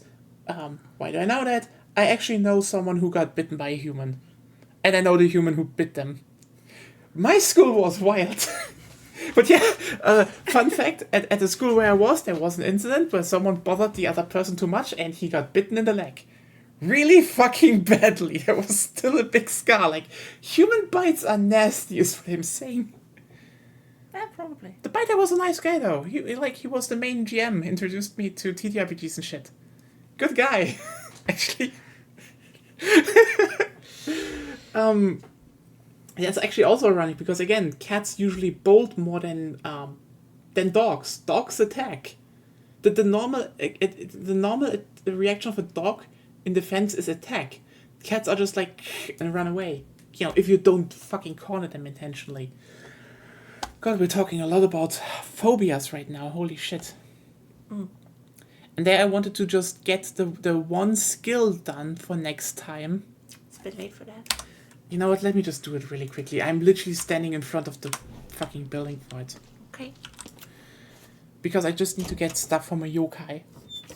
And then I unlock it. I mean, because phobias make, at least, like in general, quote-unquote no sense. They're very real and stuff. Yeah. But they're based on irrationality by definition, and thus also all the fears based on things like that are also kind of like based on irrationality. Cats were hated in Europe for a long time. Yeah, I think that is probably the thing why... Oh, look, a Tango sticker. Tango kitchen timer. I think that is probably why the whole cat fear probably sits even worse than for me than arachnophobia, because arachnophobia is something where we probably know that there is some sort of inherent problem, like some inherent natural instinct to dislike spiders that we have to overcome. Just amplified.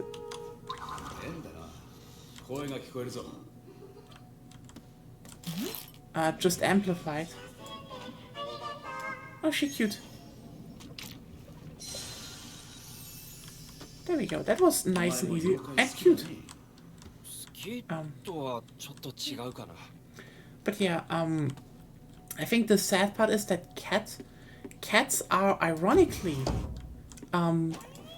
designed, like they're by nature designed to be cute, and still there is a lot of hate and distrust in cats, which is like, yeah, that is 100% societally made.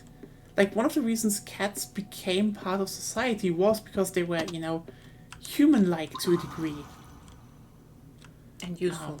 And useful, yes. But, so that is just something that really just sits very wrong with me because, yeah, fuck people who dislike cats in that sense. That's like, but yeah. I hope no one takes this in the wrong same way. Like, I just have a very emotional personal problem with, oh hey, why why is there like an arachnophobia trigger when I know if I did the same for dogs, people would fucking haunt me. Hound me? Hound me is the word, I think. Yeah, Hounding is the word, yeah. could be. It's too late for think. It's too late for think. That is... Or maybe too early for think because I slept. Maybe for you, but I will probably... Figures are quite rare. Yeah, I think hate is more thing. Fear is like... Fear's rare, but I know they exist. They exist, definitely.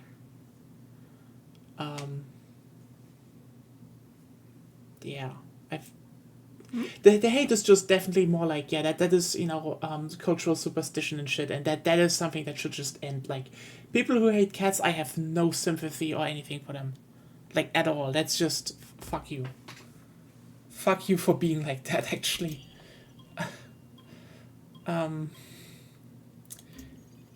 Is this maybe a bit of a radical thing, but yeah, a radical sentiment to say fuck you? No. No, it isn't. Like, just...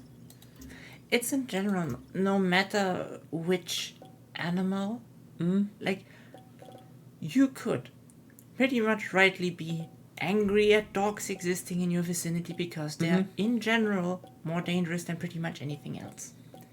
But they're dogs. They're animals. They didn't choose any of that. Yeah, that is 100% true. Like... So don't go around hurting dogs. Yeah. Because there are also people doing that, which is also wrong. Yeah, you know what? I actually do not understand those people. Like, I don't know. I don't even think those people have, like, an actual fear of dogs. They're just again, hateful people and, like, don't fucking do that. Like, that is actually... Like, every time I hear people, lay out, like, sausages laid with, like...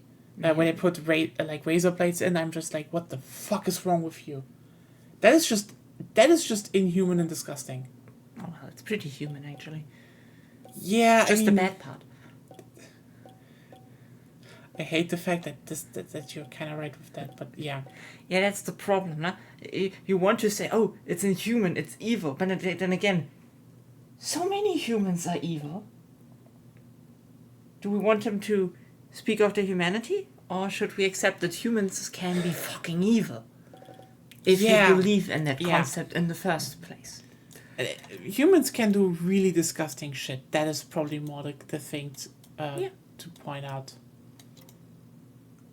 Disgusting, irrational, and not very productive shit. That definitely sums it up the best.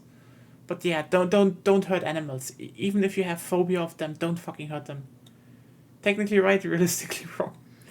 I guess. Yeah, don't hurt animals, kiddos.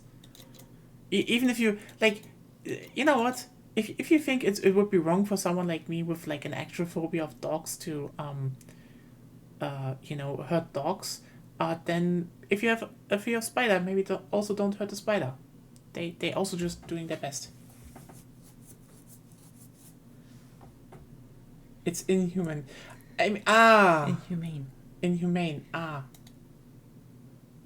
Yeah. Yeah, it's depending on how you look at it. In a general sense, how it's used, the word, it's inhuman. But if you look at it technically, it's kind of wrong to use it that way, because it implies humans are good creatures. And like every animal, a human is just a creature. Yeah. A human is... We act shitty, we act rationally, like, it's the same in the animal kingdom. Like, some, dolphins can be absolutely horrible bastards. But also very kind and emotional beings. That's just how we are. We are all animals in the end, and one way or another we either be, good or horrible. Depends on a lot. Also, you ask. Yeah. But yeah, that was just probably a bit of emotional ranting about, like, yeah, it just kind of sucks to see arachnid, like, especially since, again, I like spiders, and seeing the arachnophobia trigger on Monster Hunter Wilds was for me like, why does it trigger on basically ants, which is like, Not a spider. They're basically ants. Leave the fucking big ants alone. They're ants, not spiders. It's like, it almost feels a bit like it just extends to any insect with more than, 4 legs. Arthropods, basically, at this point. Yeah, arthropods, which is like, leave the fucking arthropods alone. They're doing good shit for us. And, but also, again, I love spiders. I think spiders are wonderful, and it's like, I kind of hate the fact that there is a toggle in a game I like about ecology, where they just added more spiders, apparently, like spider monsters. That aren't very spidery in the first place. They're very spidery, but, they're cool, and, it's about ecology and how they behave in that. Supposedly, yeah. And you can just turn them into a yellow goop, which looks a bit eldritch and weird, but, like, I want then I want a toggle for the Doshaguma. The face looks ugly. honestly, all the monsters look kind of fucked up in the Windward place. Like, Doshaguma is... Huh? Give me a toggle for every monster then. Then it would be at least be fair. Yeah, can I say one thing? Raidow's face is like... Okay, here's the thing. I actually thought Raidow was, a wyvern. A flying wyvern. Like, like Rathalos, Astalos. A bit of a pointy face. But then I thought it, and while it probably makes sense because it has a rag on its head... No! Why does it have an almost human face? No! What the fuck? Why is there not a toggle for that shit? Why for the spiders? Again, also, it feels kind of a bit like, again, this is one of those things where, like, the whole point coming back to games as art and undermining its own thing for the sake of just mass appeal, because, again, you're making a game about ecology and the things in it, interacting and being part of that ecology.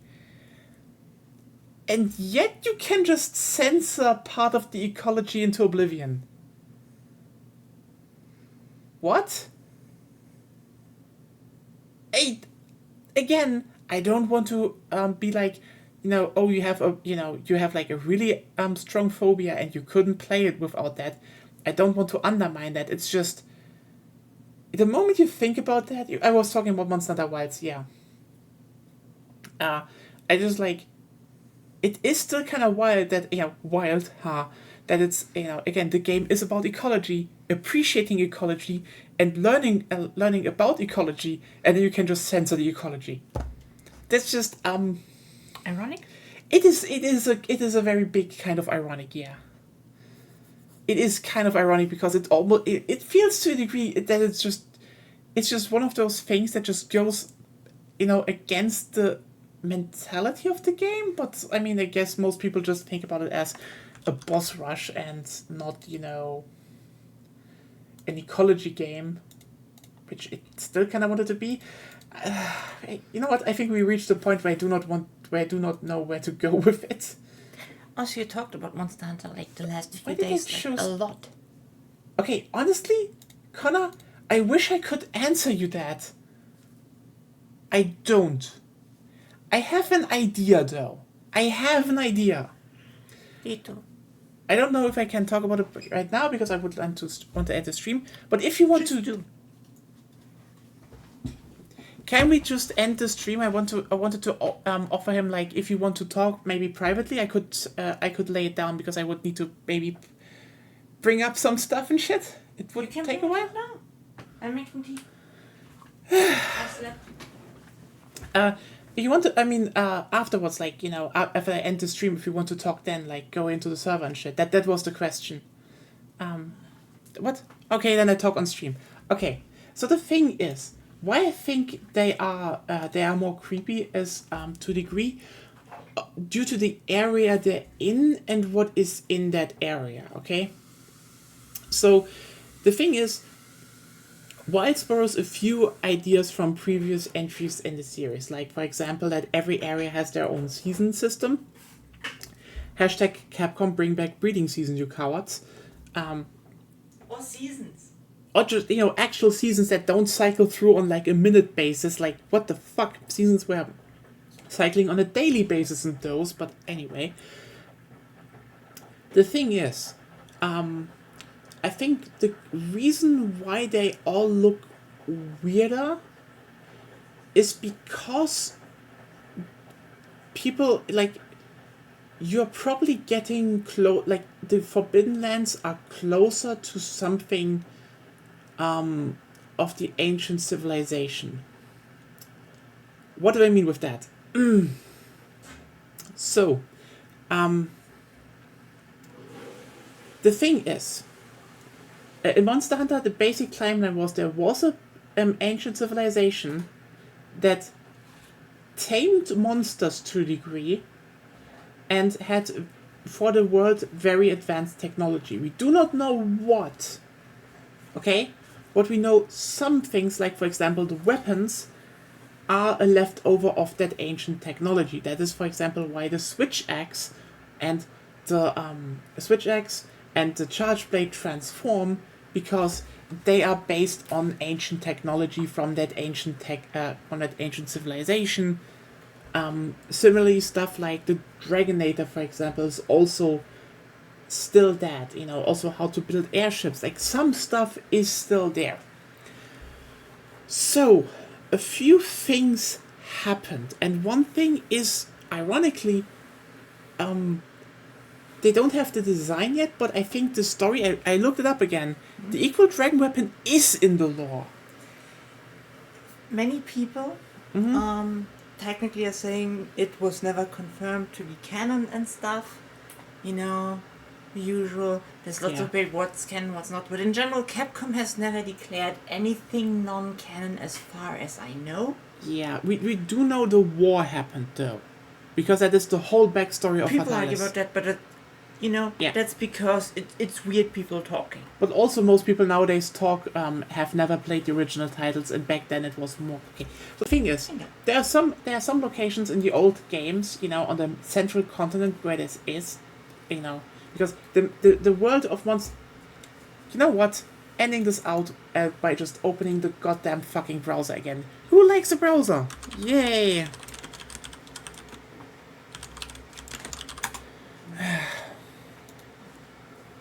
So, this is like the oldest, most accurate thing we kinda have. This one is still from, older titles, etc., etc., etc. Can we see? Yeah, perfect. There we go. So this is the oldest thing we know of, okay?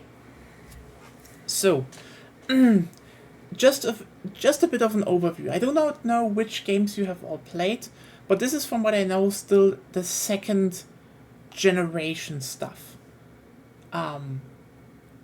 So this is stuff from the first and second generation. So we have Meingard and Dondruma, sorry. So if this tells you that this were the towns of the first and second generation. Meingard was like a port town. Dondruma is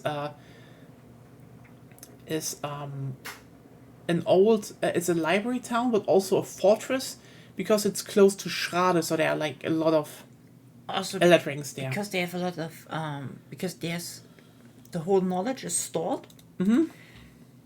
They are very big bustling cities, thus it attracts big monsters, thus they have lots of smelters and stuff, smithies, which attracts different other monsters. Yes. Thus they need to arm up more gunpowder and stuff, which attracts even more monsters. Exactly. Yeah, and Schrader's close. You don't want to be close to Schrader.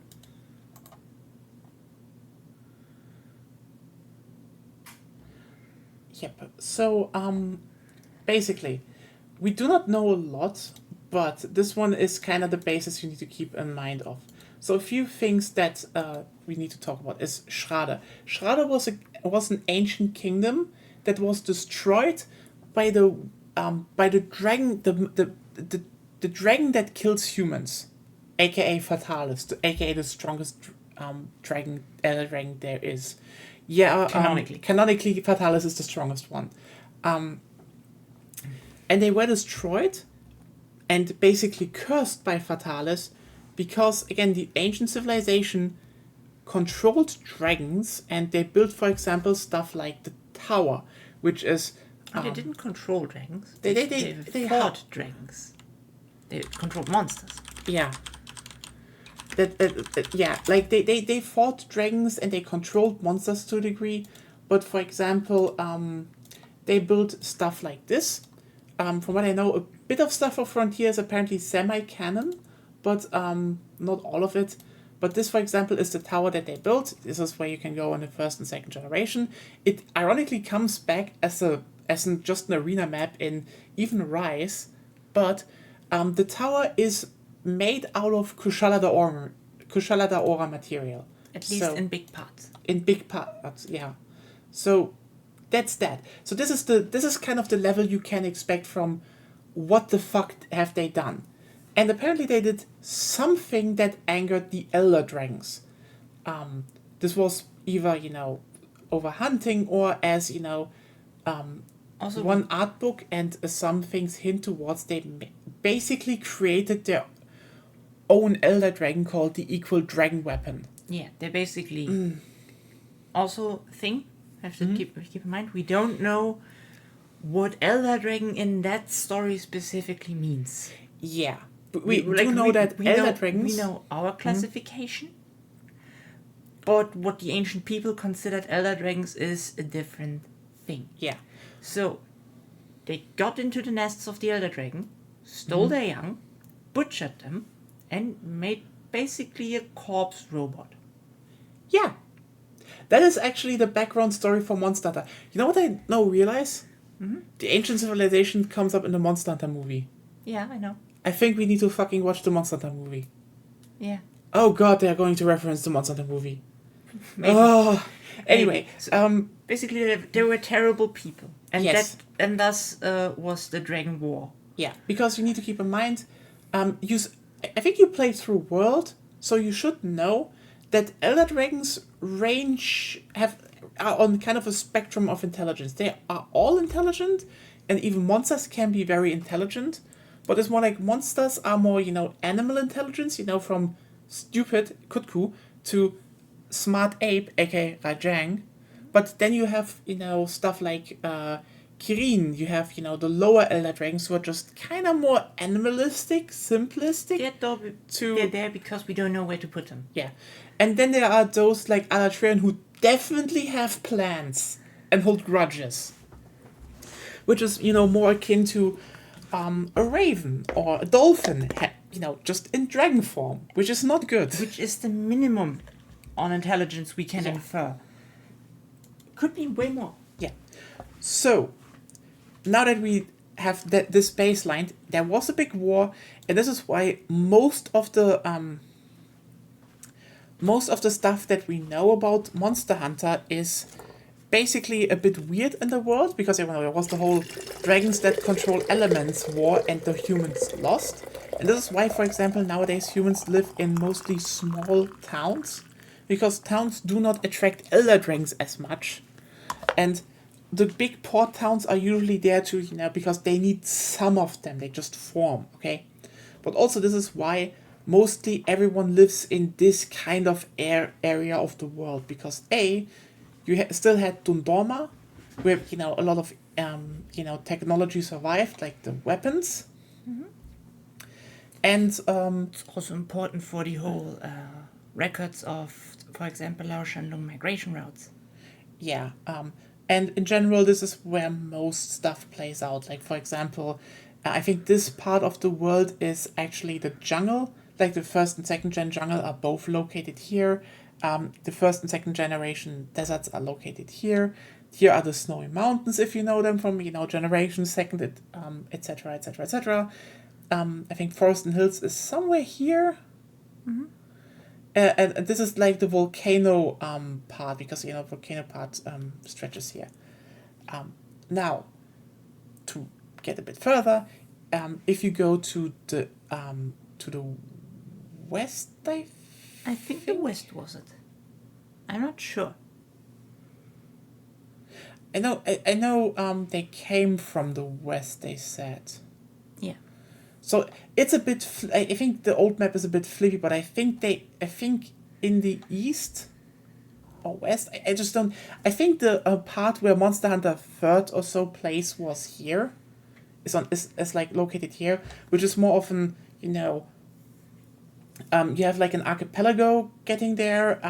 There's like archipelago stuff where there's some fishing villages are, and the other continent is mostly think the it's eastern continent is mostly a border region. So much more wilder, much less stuff doing there. This is where you have Kukumo village it was Kukumo village and the one from Rise.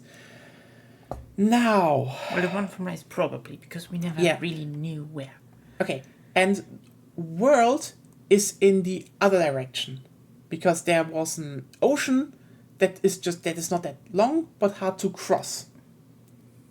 Okay, so this is why they didn't cross a lot until they had better ships. This is why in world suddenly the big expeditionary forces start crossing back and forth, because they now know how to traverse that sea. But it's basically in any direction you go outwards from the central continent, there is just less. Now, how I stitched this together for me in my brain. See, in Monster Hunter Tri, which is on the eastern continent, from what I know. Remember, you had a thing called Loklak. And Loklak, importantly, was a desert city. That was kind of a central connection point on the eastern continent, where a lot of trade just ran through between the villages of that continent, and it was on a plateau inside again of a massive fucking desert. Also, I think you played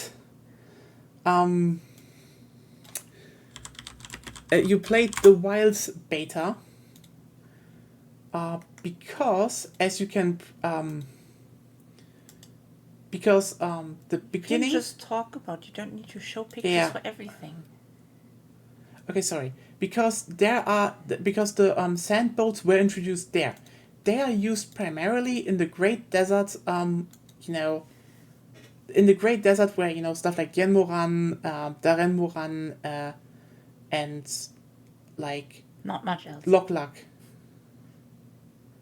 Yeah. Yeah. Loklak is played. So what I think they are inferring is that you started in Loklak, and basically like Loklak is the one central hub in that desert area, and every other stuff is in the forestry regions, on the near the coastline, more like. That's where most villages are. But basically the desert is just a gigantic stretch of land that's like, when you had on the one hand, they just had a really hard to cross ocean, the other was just a really big desert to cross. And from what I know, again, there was the whole Dragon War thing. They just know, they just were like, no one came through that desert, for years.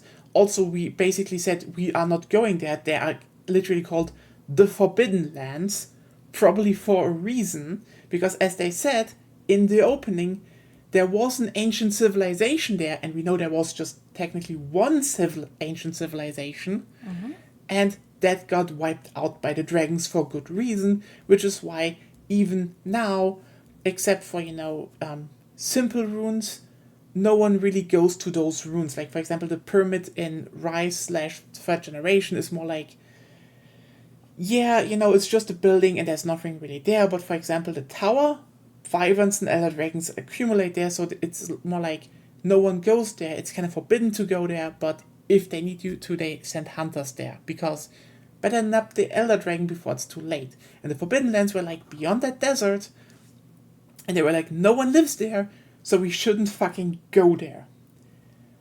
Now, you know, the whole drill that happened, they basically were like, oops.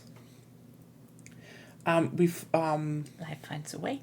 Life finds a way. And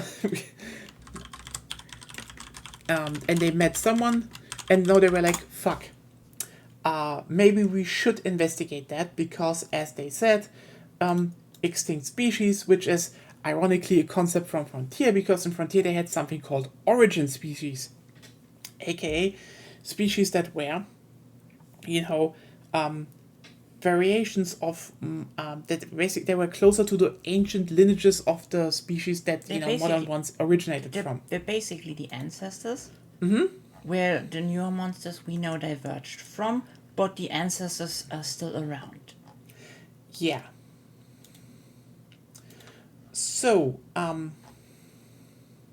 like that, Gravius and Basarius were originally more water dwellers, which, with their size, makes kind of sense.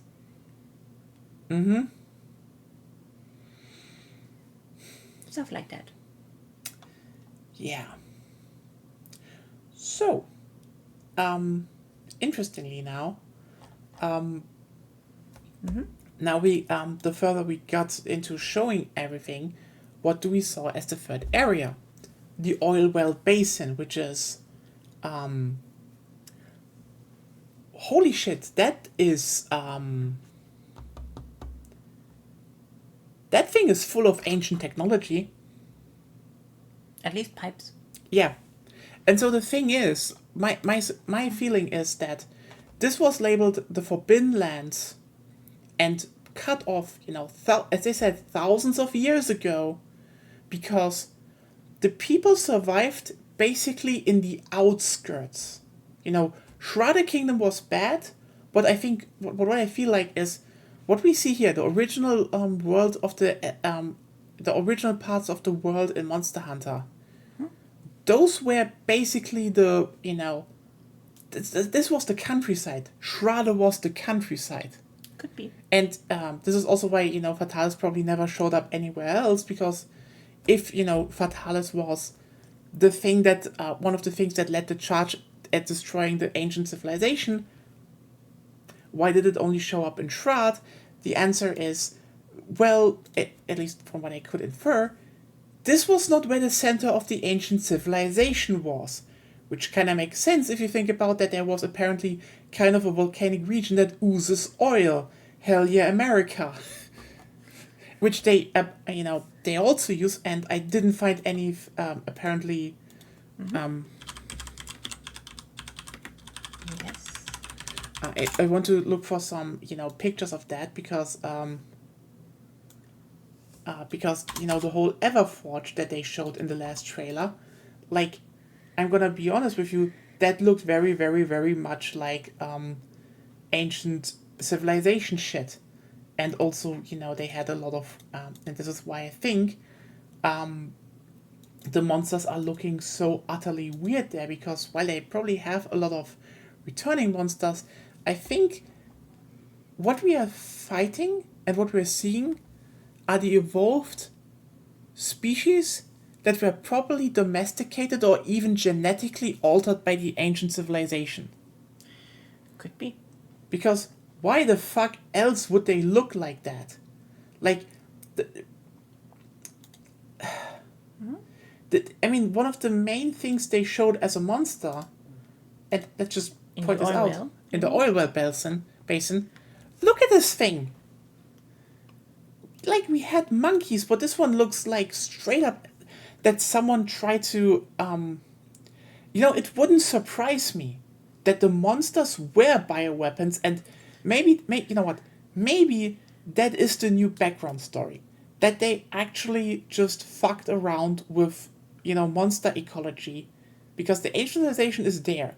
And I think that they kind of want to ditch the equal dragon weapon, or they're actually bringing back the equal dragon weapon.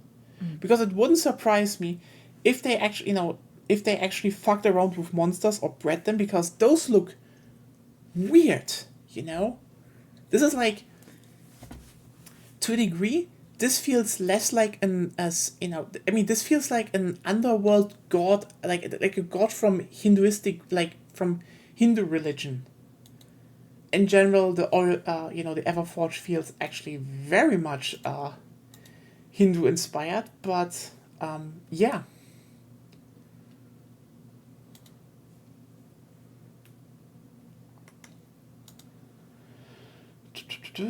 Let me just check. Yeah, there we go. But yeah, look at this. You have clearly a lot of newer stuff that they built, but like all the old pipe networks that are here that are like almost overgrown with stuff. It wouldn't surprise me if one of the big things that came out of all of this is that they are saying that while there are some monsters that adapt, and I guess they just want to go for a more eldritch vibe to a degree, but they all feel off. Like, look at this shit. Like, what the fuck? Like, I think it's supposed to be a mosquito, but what the actual fuck? Yes. It's just, and you know what the irony is? This is basically every smaller one. I mean, that in general, animals with like those bulging parts and stuff, that's that's actually more natural than the monster before. Yeah, but the face, for example, is like, ironically, because the thing is, this is a brood wyvern. I'm talking more about the over-the-top comment. A bit over the top, yeah, but like... That's what I disagree with a bit. In comparison to what you already have in Monster Hunter. Frontier excluded. Yeah, like, that is the thing, what I want to point out.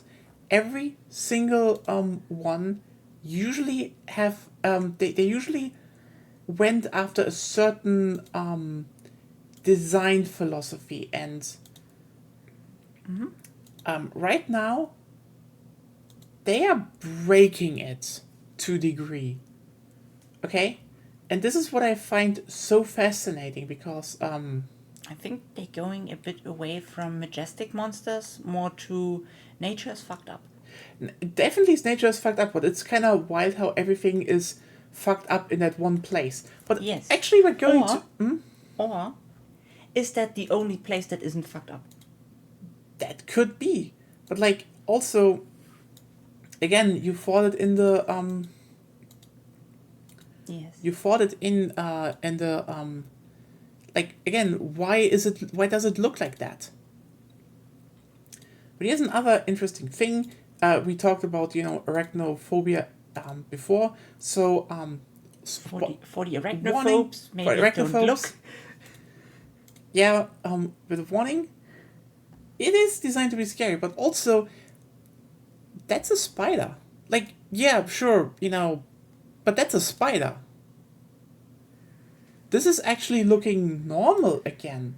And this is probably the thing what I find the most interesting, because you also have returning monsters, like, for example, you have stuff like, how's it called? Congalala in the Scarlet Forest, which is looking very much like Congalala. And some of the newer monsters, like, for example, you have some of the smaller ones, like Kumatris, who, that's a brood wyvern. Like, that looks way more like a normal brood wyvern. It even has, the typical scaly shit. Like, does it look a bit like a chicken, like a cockatrice? Yeah, but like that's an actual design that you could put an older title and wouldn't feel out of place. Similarly, I would say, Arkwelt, the new how's it called? That's a frontier design. So it is a frontier design, yes, but like this kind of face, like still a bit longer. Oh. We saw that in Wyvern. Arkwelt, Kumatris, and Lalabarina do not fall out of the roster. Yeah, I'm talking more about the chain, because if you look closely at it, it looks actually like either it's grown scaly with spine, or it's some form of tube actually growing through something and using it as a weapon. Yeah. We don't know yet. And also, but then, yeah, you have Doshaguma, which almost feels like someone fucked up a popo. Like, or, you know, Uthdunma, which is, what the fuck? This is not how Leviathans look like. It's a very jelly Leviathan. Yes. And we had jelly Leviathans. No. But, okay, we had Leviathans with, you know, we had a few Leviathans, but like... Not jelly ones. Yeah, but this is still a weird fucking face because it feels like almost... It feels more like someone slapped, you know, features from flying wyverns or, you know, or such onto a Leviathan. And at some point I'm just like... Again, I can... Could you stop being so fucking Sorry. loud? I can really just say, look at, you know, some of the new monsters who just look weird, and then some that actually look like normal monsters. Wait, Yes. So what's your point? So my point is, yeah, they probably are weird to a big degree, okay? Because what we're seeing here are probably, this is probably just the equivalent. They seem to be on the go route again. They just fucked up in other monsters. They went again, typical Monster Hunter monsters, which is weird to me because I think a bunch of monster designs earlier already were fucked up and looked fucked up and had some great designs, but... I don't think so necessarily. But in the same vein, you could also go to the opposite route, you know? Mm-hmm. Like, either the monsters here are genetically engineered, or the monsters outside are. I don't know. But can I say one thing? Yes. Why they are probably engineered like that? Doshaguma. Because look at this. Well, it looks actually like something a prey animal would have for a face. Yeah. It has a big snout to ruffle through the ground and find shit to eat, and has the big bulbous plates on their forehead to fool anyone they're looking at them. Yeah. That's how it looks like. Because I still, for the life of me, don't find their eyes here. Where are the eyes? They are there, on the side. That side I see. Oh, yeah. And you know what I find the most interesting? Because, again, they have a few monsters. But it doesn't behave like... okay, maybe it's the rhinoceros thing. It's like... Okay, now things indicate rhinoceros might not be as blind as we think they are, but the original thing was big herbivore, doesn't see shit, so it attacks everything. Yeah, but also, can I say why I think the whole they bred monster theory from the old Civilization storyline they had in the first and second gen is getting brought up here again. Mm-hmm. This one looks like a wild hog. Like, look at this. This is not a face any monster would have, because like the snout is so small and pressed. They probably have problems breathing to a degree, but but also you would have. Why would they have like big horn stuff up here, except leftovers from actual horns, if they don't even use it to ram you? Well, that's one explanation. The other one is, as I said, they were originally a prey animal. That could be, which is kind of interesting that they are now not prey animals anymore. What I feel more like is someone bred probably some kind of weird mixture animal that was maybe even hairless. But the moment the civilization broke down, these things were unleashed and just found their way into the ecosystem. Honestly, that is actually kind of interesting, but like at this point it is actually weird to think about that this is like, it's still weird to think about that this is nature. I mean, it kind of makes sense. Mm-hmm. Like when you're correct in the assessment that the main continent is the backwater countryside. Yeah. Then the things that would have survived, lots of things would have survived there, thus things the ancient civilization would have bred. That could be true, yeah. That would be one explanation. You could go the opposite route as well. Okay, one thing I want to point out is that aside, I'd say, from the one in the oil well basin, basically the higher you go up the food chain in the every area, up until, for example, the apexes, they all start looking more fucked up. While, for example, Kuma trees, Lalabarina, and such are the smaller ones, and they look more normal. And Doshaguma is also above, like the Leviathan. Doshaguma is like weird, but Doshaguma is like a middle thing, yeah. yeah. And Arkwelt is just the one at top, and this one actually looks again more normal, which feels more like actually like a surviving apex species.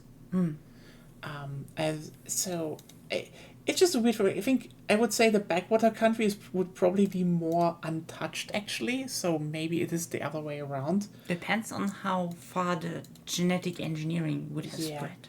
I wouldn't say it is full genetic engineering. I think probably some monsters are genetically engineered, like this thing probably.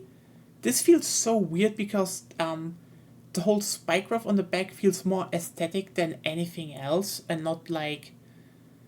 Should have evolved out of them. Can I say one thing why I think this genetic engineering theory just holds a bit truer to me now that I think about it? This looks like a fucking Warframe monster. This looks like something the old civilization, like in Warframe, they did for shits and giggles because it looked nice. Just for your notice, basically humans in Warframe were completely fucked up in such masses of genetic engineering. They just made animals nice, and I think we probably have a gradient of stuff like Doshaguma, which was probably one of the first just breeding things, and then they just kept breeding stuff because, like, if you're a civilization that keeps monsters, making like a quote-unquote majestic looking wyvern that looks, not like a normal wyvern anymore, smaller snout like we did with, certain dogs, and almost golden, majestic shit, or, I don't know what this was, probably bred for something in the oil well basin, actually. But, this thing, those feel aesthetic. Looks like a guard dog. Yeah, like just an aesthetic guard dog. This wasn't just an aesthetic mount. This was aesthetic prawn creature. It wouldn't surprise me if those were actually like the pets they bred because they looked pretty. And the more further down you go the food chain, you suddenly have stuff that looks more, absolutely up the food chain. Ironically, I think monsters that kept normal were probably surviving the whole Dragon War more, and now we are actually I think this is the thing. We maybe are facing monsters from a region where they were completely misbred. So that is my theory.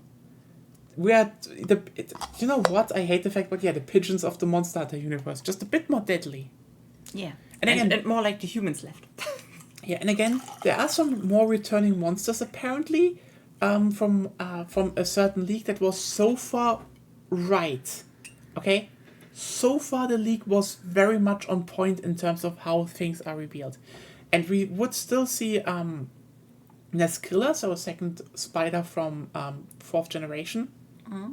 Gypsaros, because they hunt Gypsaros. Lagiacros is coming back. So, actually interesting, because Lagiacros looks way different. It's a crocodile leviathan. I don't think Zinogre is coming in the main game, but... Probably in the expansion. Blangonga is apparently coming back, so, That's cool. It's cool. Snow Monkey. It's Copper Blangonga. It's apparently the normal one, but maybe both. Who knows? Let's just look it up. Before I miss something out.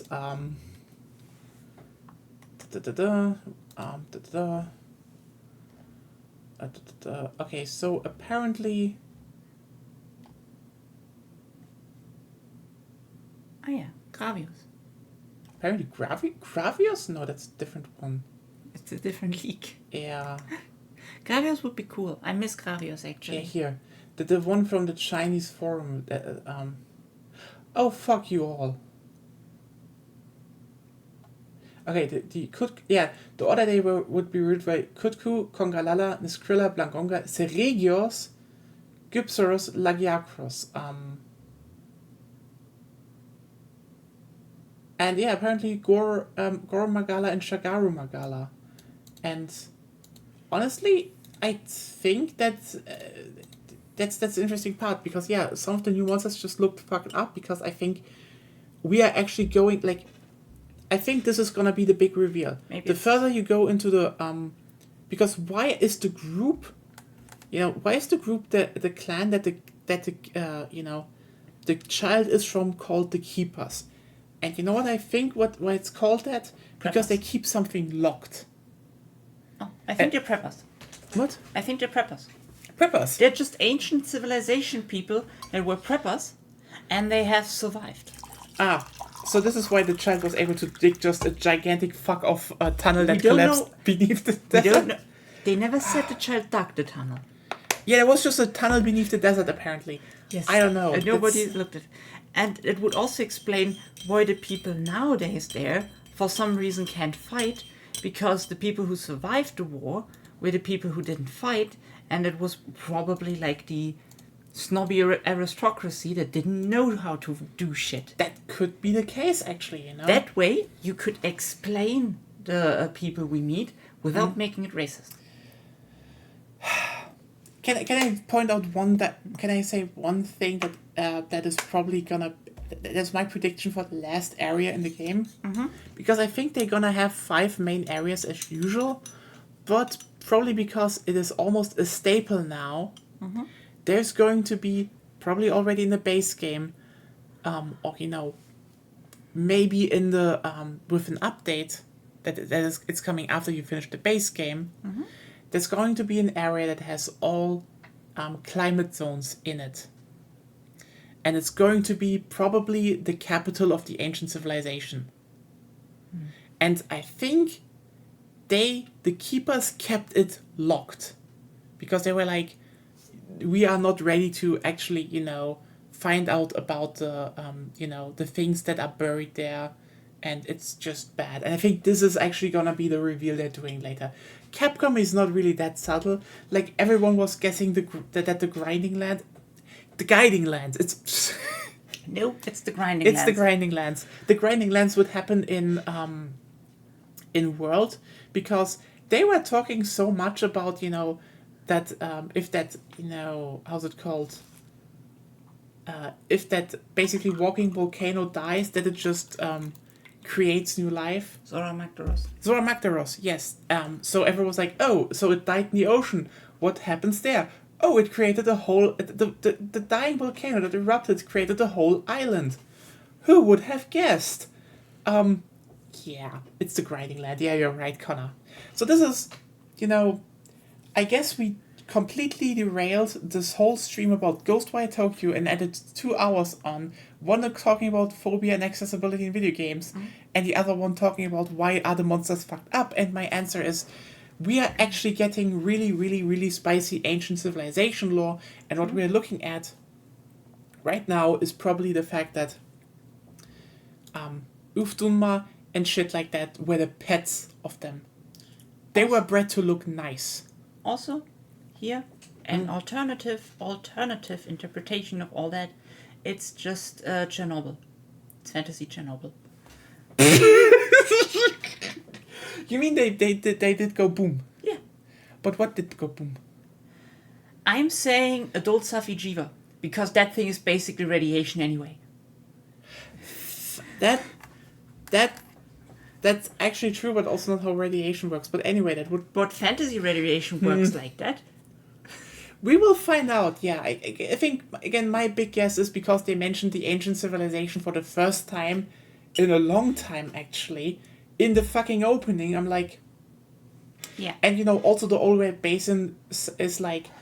I think the oil well basin is not even a natural structure, but probably just a gigantic forge they built, like, thousands of years ago, that became, that still pumps up oil. And, then just, stone formed around it. This is why it's, like, randomly having stone, like, machinery sticking out. Yeah, it is 100% about them. And this is why I say the Keepers are probably the ones that keep the knowledge and keep it hidden, keep it locked. That's like, the most cliche name for a group that that wants to keep something under lock. And yeah, that's why I would say like that we will probably have something like Maybe they keep the equal dragon weapon. That would be nice. it could be the equal dragon weapon actually. Yeah, who knows? And this is why I would say everything is probably looking so much more fucked up, because I'd say everything on the lower end of the on the food chain is either is just stuff that was still in nature. And everything higher up is just misbred pets that got wild. Because yeah, the more I think about it, Doshaguma looks like a wild pig. And think about that. Pigs are hairless. They're pink. But ironically, and we spent millions of, thousands of years domesticating them to look like that and behave like that. But the moment one of them goes feral, they return to growing hair and behave like wild pigs in a matter of months. I think this is what happened here. They misbred something to keep as pets, or just a food source. Probably something that just ate the waste, because that's what pigs were used for. And then when everything collapsed, it just became a menace to society, or ecology, more like. Dear chat, this is my big theory, announced to the public.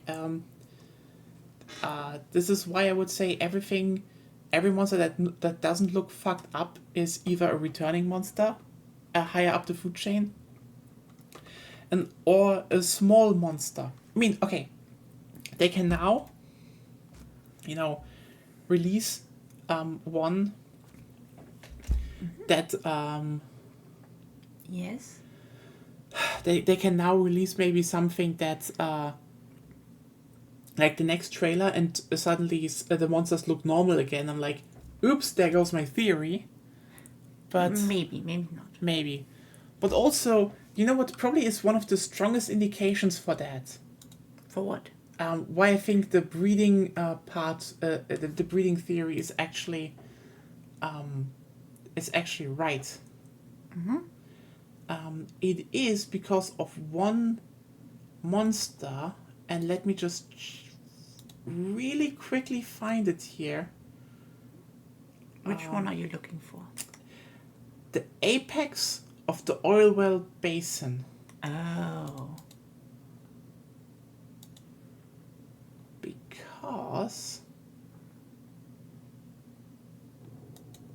yeah, the black flame. Yeah, because here's the thing.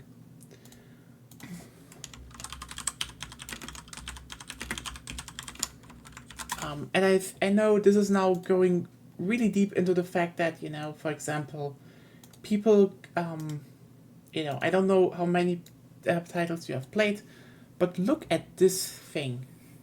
And I mean, more of a close-up, maybe. Yeah? Yeah. Like, what the fuck is that doing here? Like, don't get me wrong. A flame octopus is interesting, okay? But you know what this actually, the more I think about it, actually implies?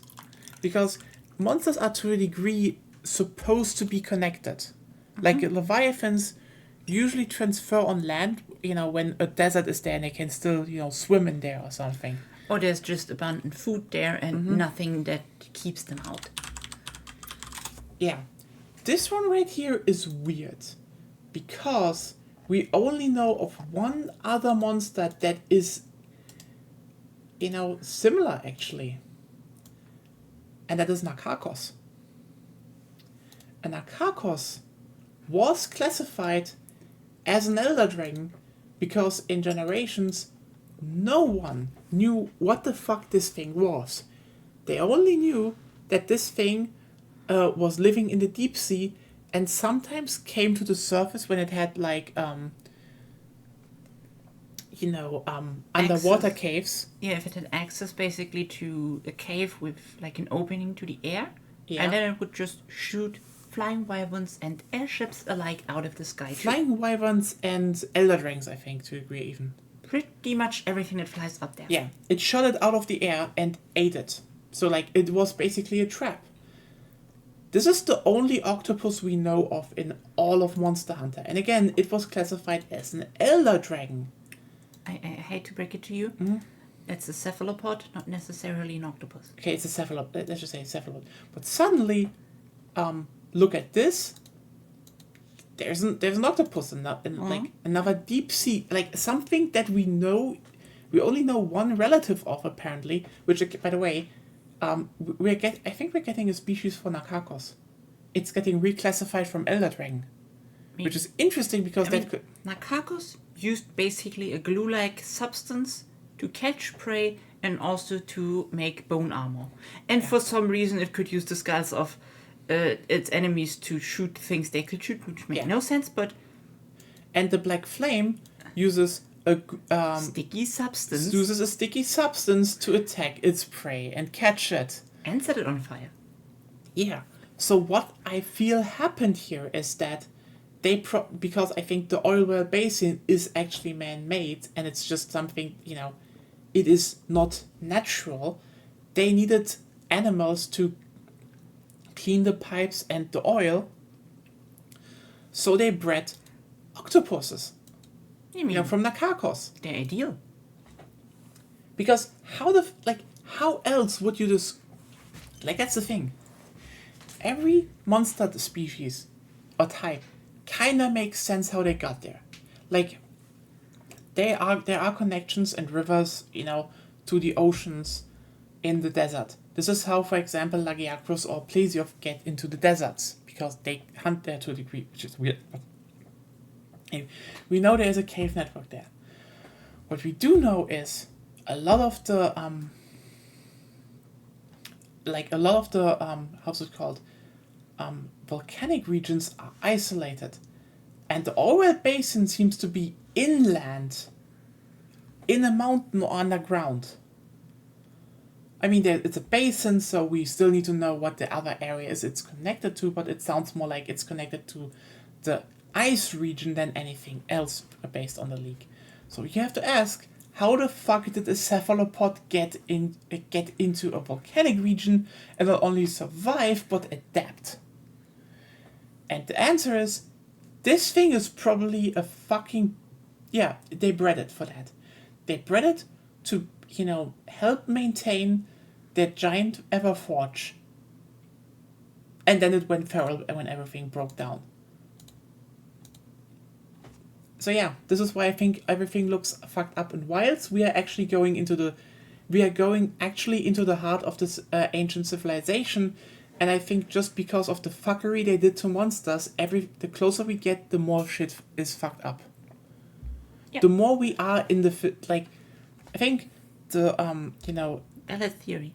I think the Windward Plains and the flooded forests were still more the outskirts of the ancient civilization's heart, while the Orwell Basin is actually more in the interior region. Yeah, the industrial center. Industrial center, yeah. And this is why, shit looks fucked up. Except that it's just fucked up. Yeah, so that's my theory. Hope you all liked a person with too much time and too much knowledge about Monster Hunter theorizing about Monster Hunter Wilds. Which is, I know I probably came off a bit too negative about the game yesterday, because I, lament losing certain things the game series was about once. Mm-hmm. But this is the kind of shit I actually really, really fucking love still, because I can point towards shit like, sounds pretty enticing. Yeah, because I can point to stuff like, hey, this part of the gameplay got a bit lost. This part of the, how the world is designed and how the game wants you to feel inside of it got lost. But it's talking about the fucking ancient civilization. So, yeah, you know what? It maybe is a bit late to say that, but, holy shit, I'm excited about that. Because that's the actual fucking shit I want. Here's the thing, okay? When World came out, and I saw it a bunch of times, and the Monster Hunter movie came out, I know there were people online that were angry at me, that I told them, because we're like, why are you forcing an ancient civilization into Monster Hunter? And I just sat there being like, you fucking tourist. The ancient civilization was Monster Hunter Deep Lore since the first game. I was a carrier of the Monster Hunter Deep Lore. And you know what? You mean you were a keeper? I was a keeper. I was a fucking keeper. Yes! I was a keeper! And you know what? It maybe took 20 years. But I am so fucking ready for a whole game to give me that sweet, sweet Deep Lore. And I really hope Capcom isn't under something. Like, you know what? That's probably the thing why I don't have the biggest beef with Wilds overall. If they try to keep doing this shit, what they did with Wilds and World a third time, it could still work, but they will run out of material. Because World was about, the ecosystem and elder dragons, gathering and how the elder dragons maybe formed the world. That the world of Monster Hunter was formed by elder dragons, which makes sense. Might be figuratively or literally true. Yeah, that was just a wonderful piece of story, like lore and story about the world that fleshed it out, and I was happy that they did it.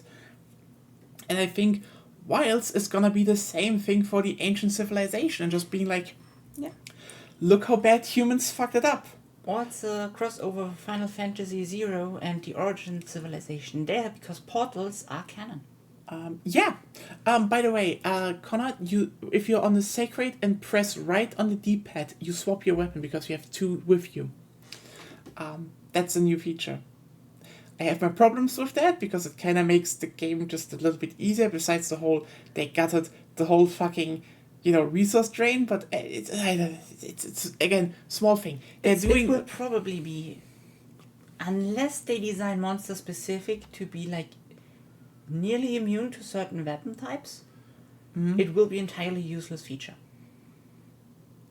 Unless you are like, oh, I have the same dual blade 2 times, so if one is, I don't know, out of sharpness, I don't want to sharpen, then I can just switch. But when you're in a sacred anyway, you can sharpen, so I don't get it. And the thing is, again, they're doing the whole ancient civilization deep lore, and the monsters look fucked up the closer we might get to that core, and this is getting me excited because I want to know that. I'm going to be warning you all. I already said I'm going to play through Wilds with Agonia. Yeah. We probably will have open lobbies from time to time that we can help you all maybe get through some hard quests and all that if you want that. Yeah. But when we stream and they actually are going all in on the ancient civilization, we are going to be very normal about this. We're going to be very normal. Well, I will be sitting on a couch, so I won't participate much. You know what? Depending on how big the reveal is, we might just scream both. Yes. We have those moments. But yeah, that's a thing I will warn you about. That's why I'm actually happy about that. And this is why I think this is one part where I can probably actually express my criticism from yesterday a bit better, because this right now is a lot of things, a lot of stuff that carries it for me as someone who was there. But I don't think that story focus is going to work out a long time. Because again... In a long time, you mean? In a long term. Because a lot of stuff was, always hinted at in the old Monster Hunter titles, okay? Like how Elder Dragons just literally shape the ecology and environment. Or how the ancient civilization left ruins everywhere and... had stuff like old technology, and they were kind of weird, and just it was always kind of a bit fucked up. That those things were always there, and actually having games sitting down and being like, okay, you know what? We're actually fleshing this out for once. We're actually going in and doing things. That's cool. But what is going to be left afterwards, Portals. Maybe? But they also did that already in Worlds. They introduced them there, but I'm saying, they can't, that's what's left.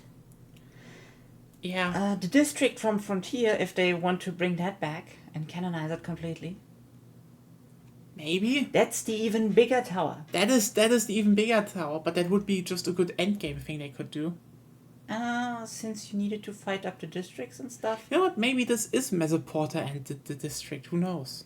Who knows? But then we could expect Durumidura, and you don't want that in the game, because even though Maybe Monster Hunter power crept a lot, yeah, Durumidura, or however it's called, I don't remember it completely, is still over the top for that.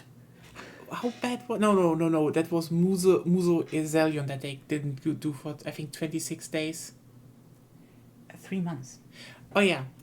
So the thing is, basically, at the end of the lifetime of Monster Hunter Frontier, they introduced a monster that wasn't beaten by anyone until 3 months later. The Muso version of The Muso version of a monster. Yeah. So, yeah. While Frontier was a wild thing.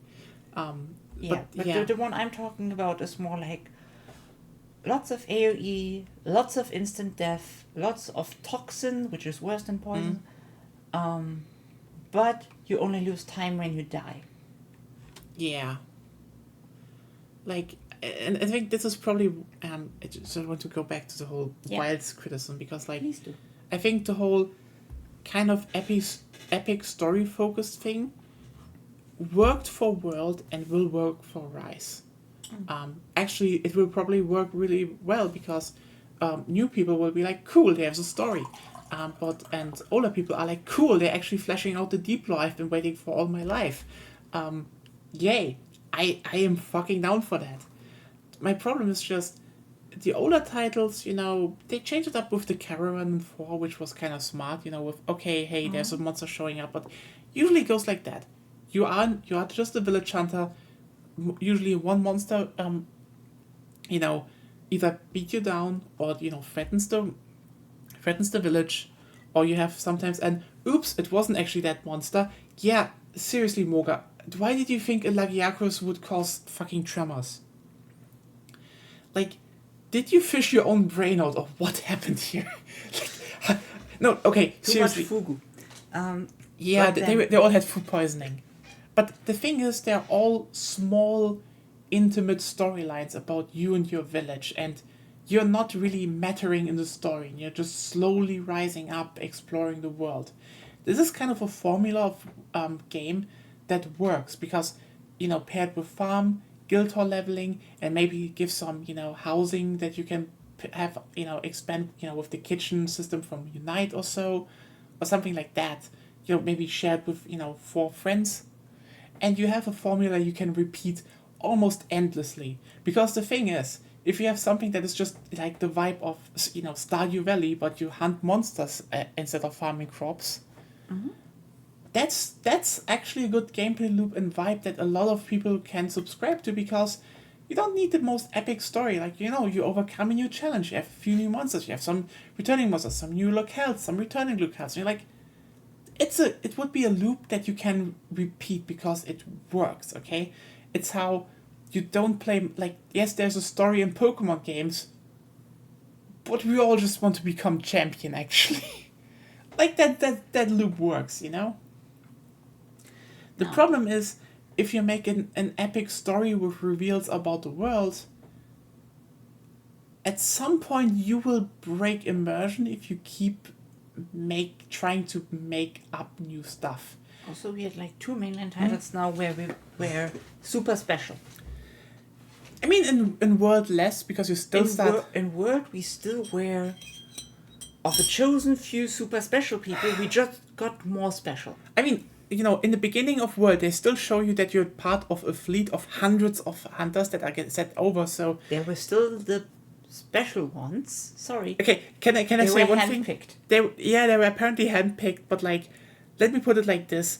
I'd say you could say in World this was just a lift up speech, and they just sent a lot of, you know, grunts that didn't have a village yet over to the new world to maybe get rid of them. That would be valid. This is actually something I wish they would have put in there, but like, you were still just one small person, except, you know, you kill an engine and they're like, oh my god, how did you do that? Okay, shut the fuck up. You literally have the village hunter of Pocket Village at your side, and you're like, Oh god, how did they kill Ninja? With weapons! Your fucking admiral punched Rayang with his bare fist. What the fuck?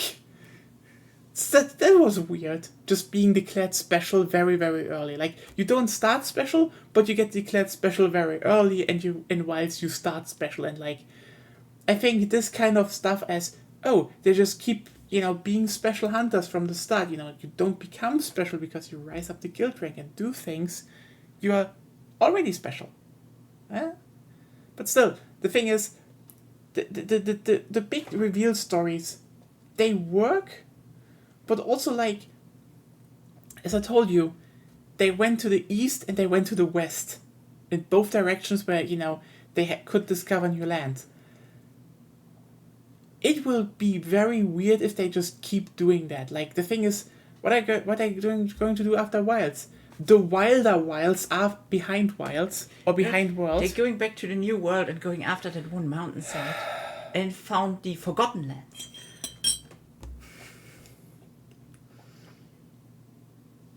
You know what? Wouldn't even fucking surprise me if that happened. Or they go past the North or South Pole and turns out that's only half the world, and on the other side there is the same world, just mirrored. And now we're at Neuta. Neuta would have more worlds. Yeah, the thing is that we already actually saw this whole story structure breaking apart in Rise. Because Rise, was, ironically, it was kind of like a weird hero story, but you still saved your village with something that for some reason happened there. But you know what? Base Wild story is fine. I just hate the insult ring. You mean not Wilds, you mean Rise. Rise. The base story of Rise was good. It just had the shittiest payoff because that end boss sucked. It was so bad. Yeah. Holy shit, I hated them. Also, it was pretty clear that they just wanted, but not wanted to have Shantian in there. That was just like, oh god, fuck. No, I hate that. But then they had Sunbreak, and like, oh, hey, we have a whole new storyline for Sunbreak, and... So let me just be clear here. Sunbreak is the story of Sunbreak is kind of Shrouded 2.0. Just stupider. Like, there was a kingdom there, which is like, first of all... But it was there recently. First of all, I cannot even imagine in how many ways this actually breaks the fucking law. Because first of all, the only real civilizations we had are the towns and organized by the guild. Plus, the guild has Dondorma and records of history and ecology over 1,000 years. Yes. The kingdom, was... Like, I don't know when that kingdom existed, but it couldn't really have existed, like... maybe we can just stretch it back way farther, but I think everyone were there. They were there. Which is like... Yes, it's one generation. So, like, either the kingdom was just one city that was destroyed. Yes. Then they should have said it was a city, and it was it was a kingdom of the guild. Maybe they call it kingdom. Here's the thing. They should actually explain what they mean with kingdom, because the only kingdom we knew of was Shrad, and that was destroyed. But also, the other kingdom they ever mentioned, which was just the kingdom, was also destroyed by a monster that suddenly turned up and was kind of a demon. And you just sit there being like... But one monster defended them. You know what? No. No. Can you say one thing? Can we just turn to the fact that the Sunbreak story is so utterly stupid that they did the storyline of Try, but with even more brain damage. Because in Try it was, there are earthquakes and some dumb fuck things Lagiacrus Just for everyone who doesn't know what it is, because I think it wasn't in the recent ones, even in Rise. Yeah. Yeah, it was Mizutsune was in Rise, but not Lagiacrus. And people love Lagiacrus. Are there better pictures? No. This Slinky Noodle. By the way, it is like you are roughly this height, I think. Smaller, but yes. It's small, but like the thing is not that big. It's your average monster height, okay? It's your average monster height.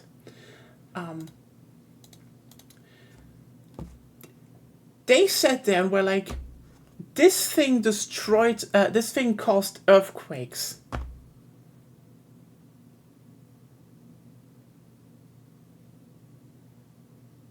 Yeah, I do not know what kind of food poisoning they had, but it was definitely a strong one.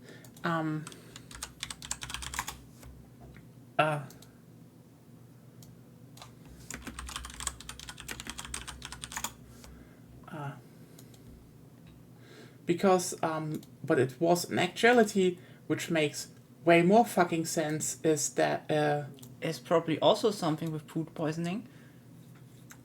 this thing, Cadeus. Small little underwater baby got lost in cave system. Basically, as they kind of established with a few monsters, but like this is the baby of a deep sea leviathan that is actually gigantic. Like this thing is actually gigantic, and it got lost in a cave system that was apparently also ruins on the island that the people are on. And to get out, it tried to ram the walls. That caused a tremor. So anyway, the kingdom in Rise was completely destroyed by one event where the whole earth opened up and swallowed the thing whole, and people were like, that shiny silver dragon that is barely taller than us, that was definitely it. It was there, I guess. Like, are you stupid? Yeah, it turns out it was a gigantic fuck of other monster that burrowed from the ground up. It was a mole dragon, basically. Kind of. I remember vaguely. So, you see what I mean with why this always, this, it probably didn't, have had this much of an impact, because ironically most people apparently never finished Rise or played Rise. People who started with World had some weird, incoherent hate for Rise. I don't get it. I actually really liked Rise overall. The thing is, they already recycled, in Sunbreak, they recycled story elements from older titles. And it just felt off, because you're like, wait, what? When was there a kingdom that was also destroyed like Shroud? Like, we should know about that earlier, right? That would have been a big thing. Also, why the fuck do you, like, what? And the thing is, this is just gonna get worse, Like, if they make Wilds now about the ancient civilization, the only thing I can imagine is that they go back to the world's concept and go, in the wilderness beyond, in the new world beyond what we know in the worlds, and it goes what? Which I already said. And it goes about the rest of the elder dragons that shape the world. That is like the next thing I could imagine them doing. Mm-hmm. But what are you going to do afterwards? More elder dragons that shape the world? That's what you pay writers, AI for. Like, they're running into the Pokemon legendary problem. And if you're wondering what I mean with that, see, in Pokemon they had, they started out, and the legendary Pokemons were, in the first generation, 3 birds that were just there, that were elemental, cool, an embryo, a clone of an embryo. Then you had the second generation, they were like elemental cats. They're cats, by the way, they're not dogs. Everyone who says they're dogs is wrong. They confirmed it. Evolutions are cats, and the legendaries of second generation are also cats. They're elemental cats. I think that's pretty obvious. it's actually pretty obvious, but some people say they're dogs, they're cats. They have elemental cats and, 2 legendary birds. And you're like, And yeah. Celebi. And Celebi. So it's more like, oh yeah, there's a nature spirit and I guess 2, 2 birds that were more like, folklore. And like, oh hey, where do we go next? We already have pretty strong, legendary Pokemon now. They're like, oh, you know what? 3rd generation. So there's a monster that formed the ocean and a Pokemon that formed the land. And one that ruled over both of them in the sky. And like, wow, those are pretty monumental things that one did. Also, for some reason, there are 3 golems running around that someone created. They're funny.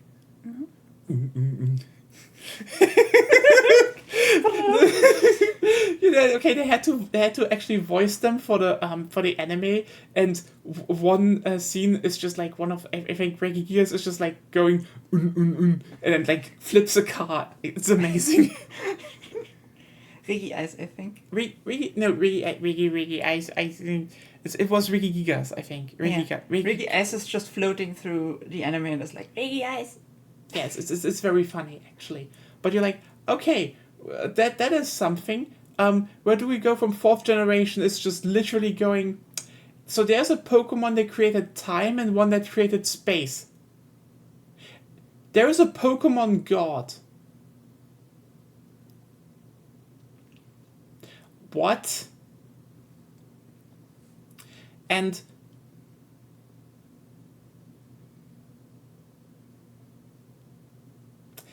see what I mean?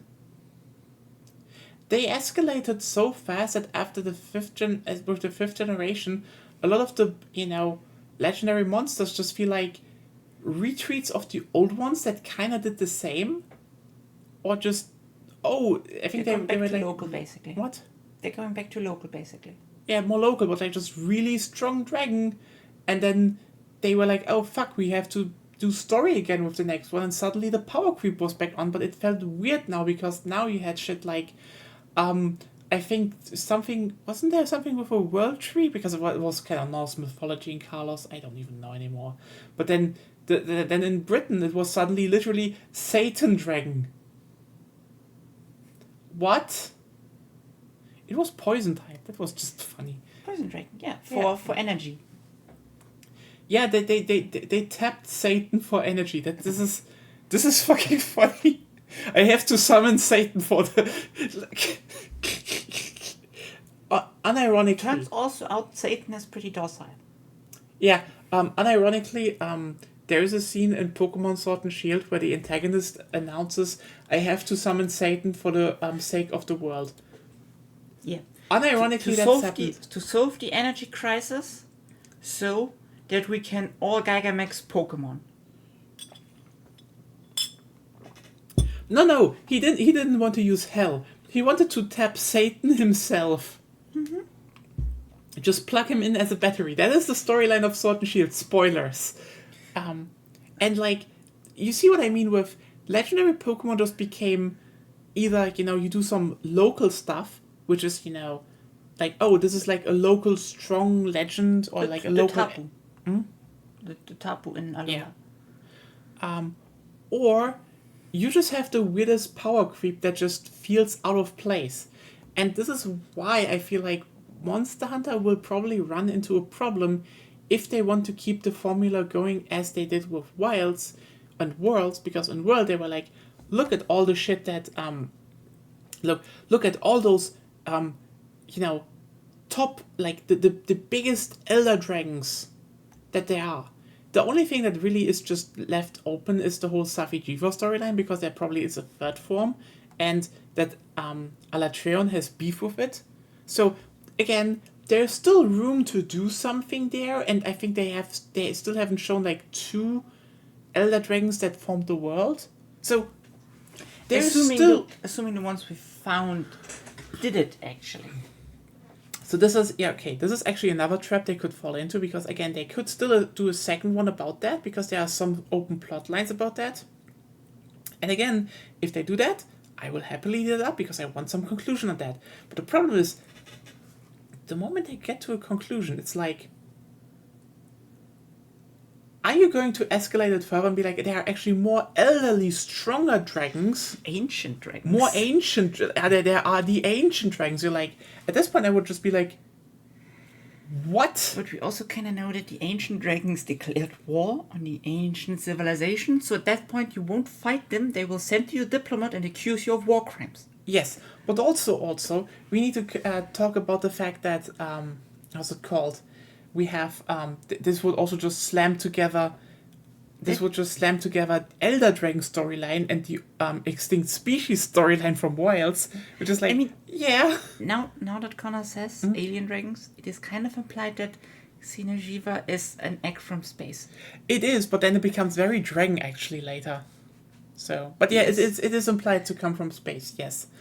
But also, again, at that point, it's like, do they do more elderly, ancient dragons and that are more powerful, or do they? And actually, this set of dragons didn't do it, another did it actually. And like at that point, it probably gets really, really, really weird because you're like, this is stupid, and even everyone who joined with World will realize this is stupid because again, not everyone knows about Shraddha and shit that kingdoms aren't usual. Actually, this is why Rise to me was just like, what the fuck.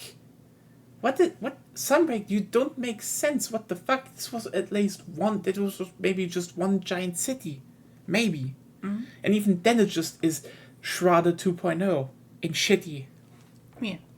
But yeah, it's a thing. If they do that, what about Wilds? Are they going? If they try to repeat that, it's like, are they going to make an even ancient civilization or like? Actually, there's another hub. That did other shit. The Empyrean civilization.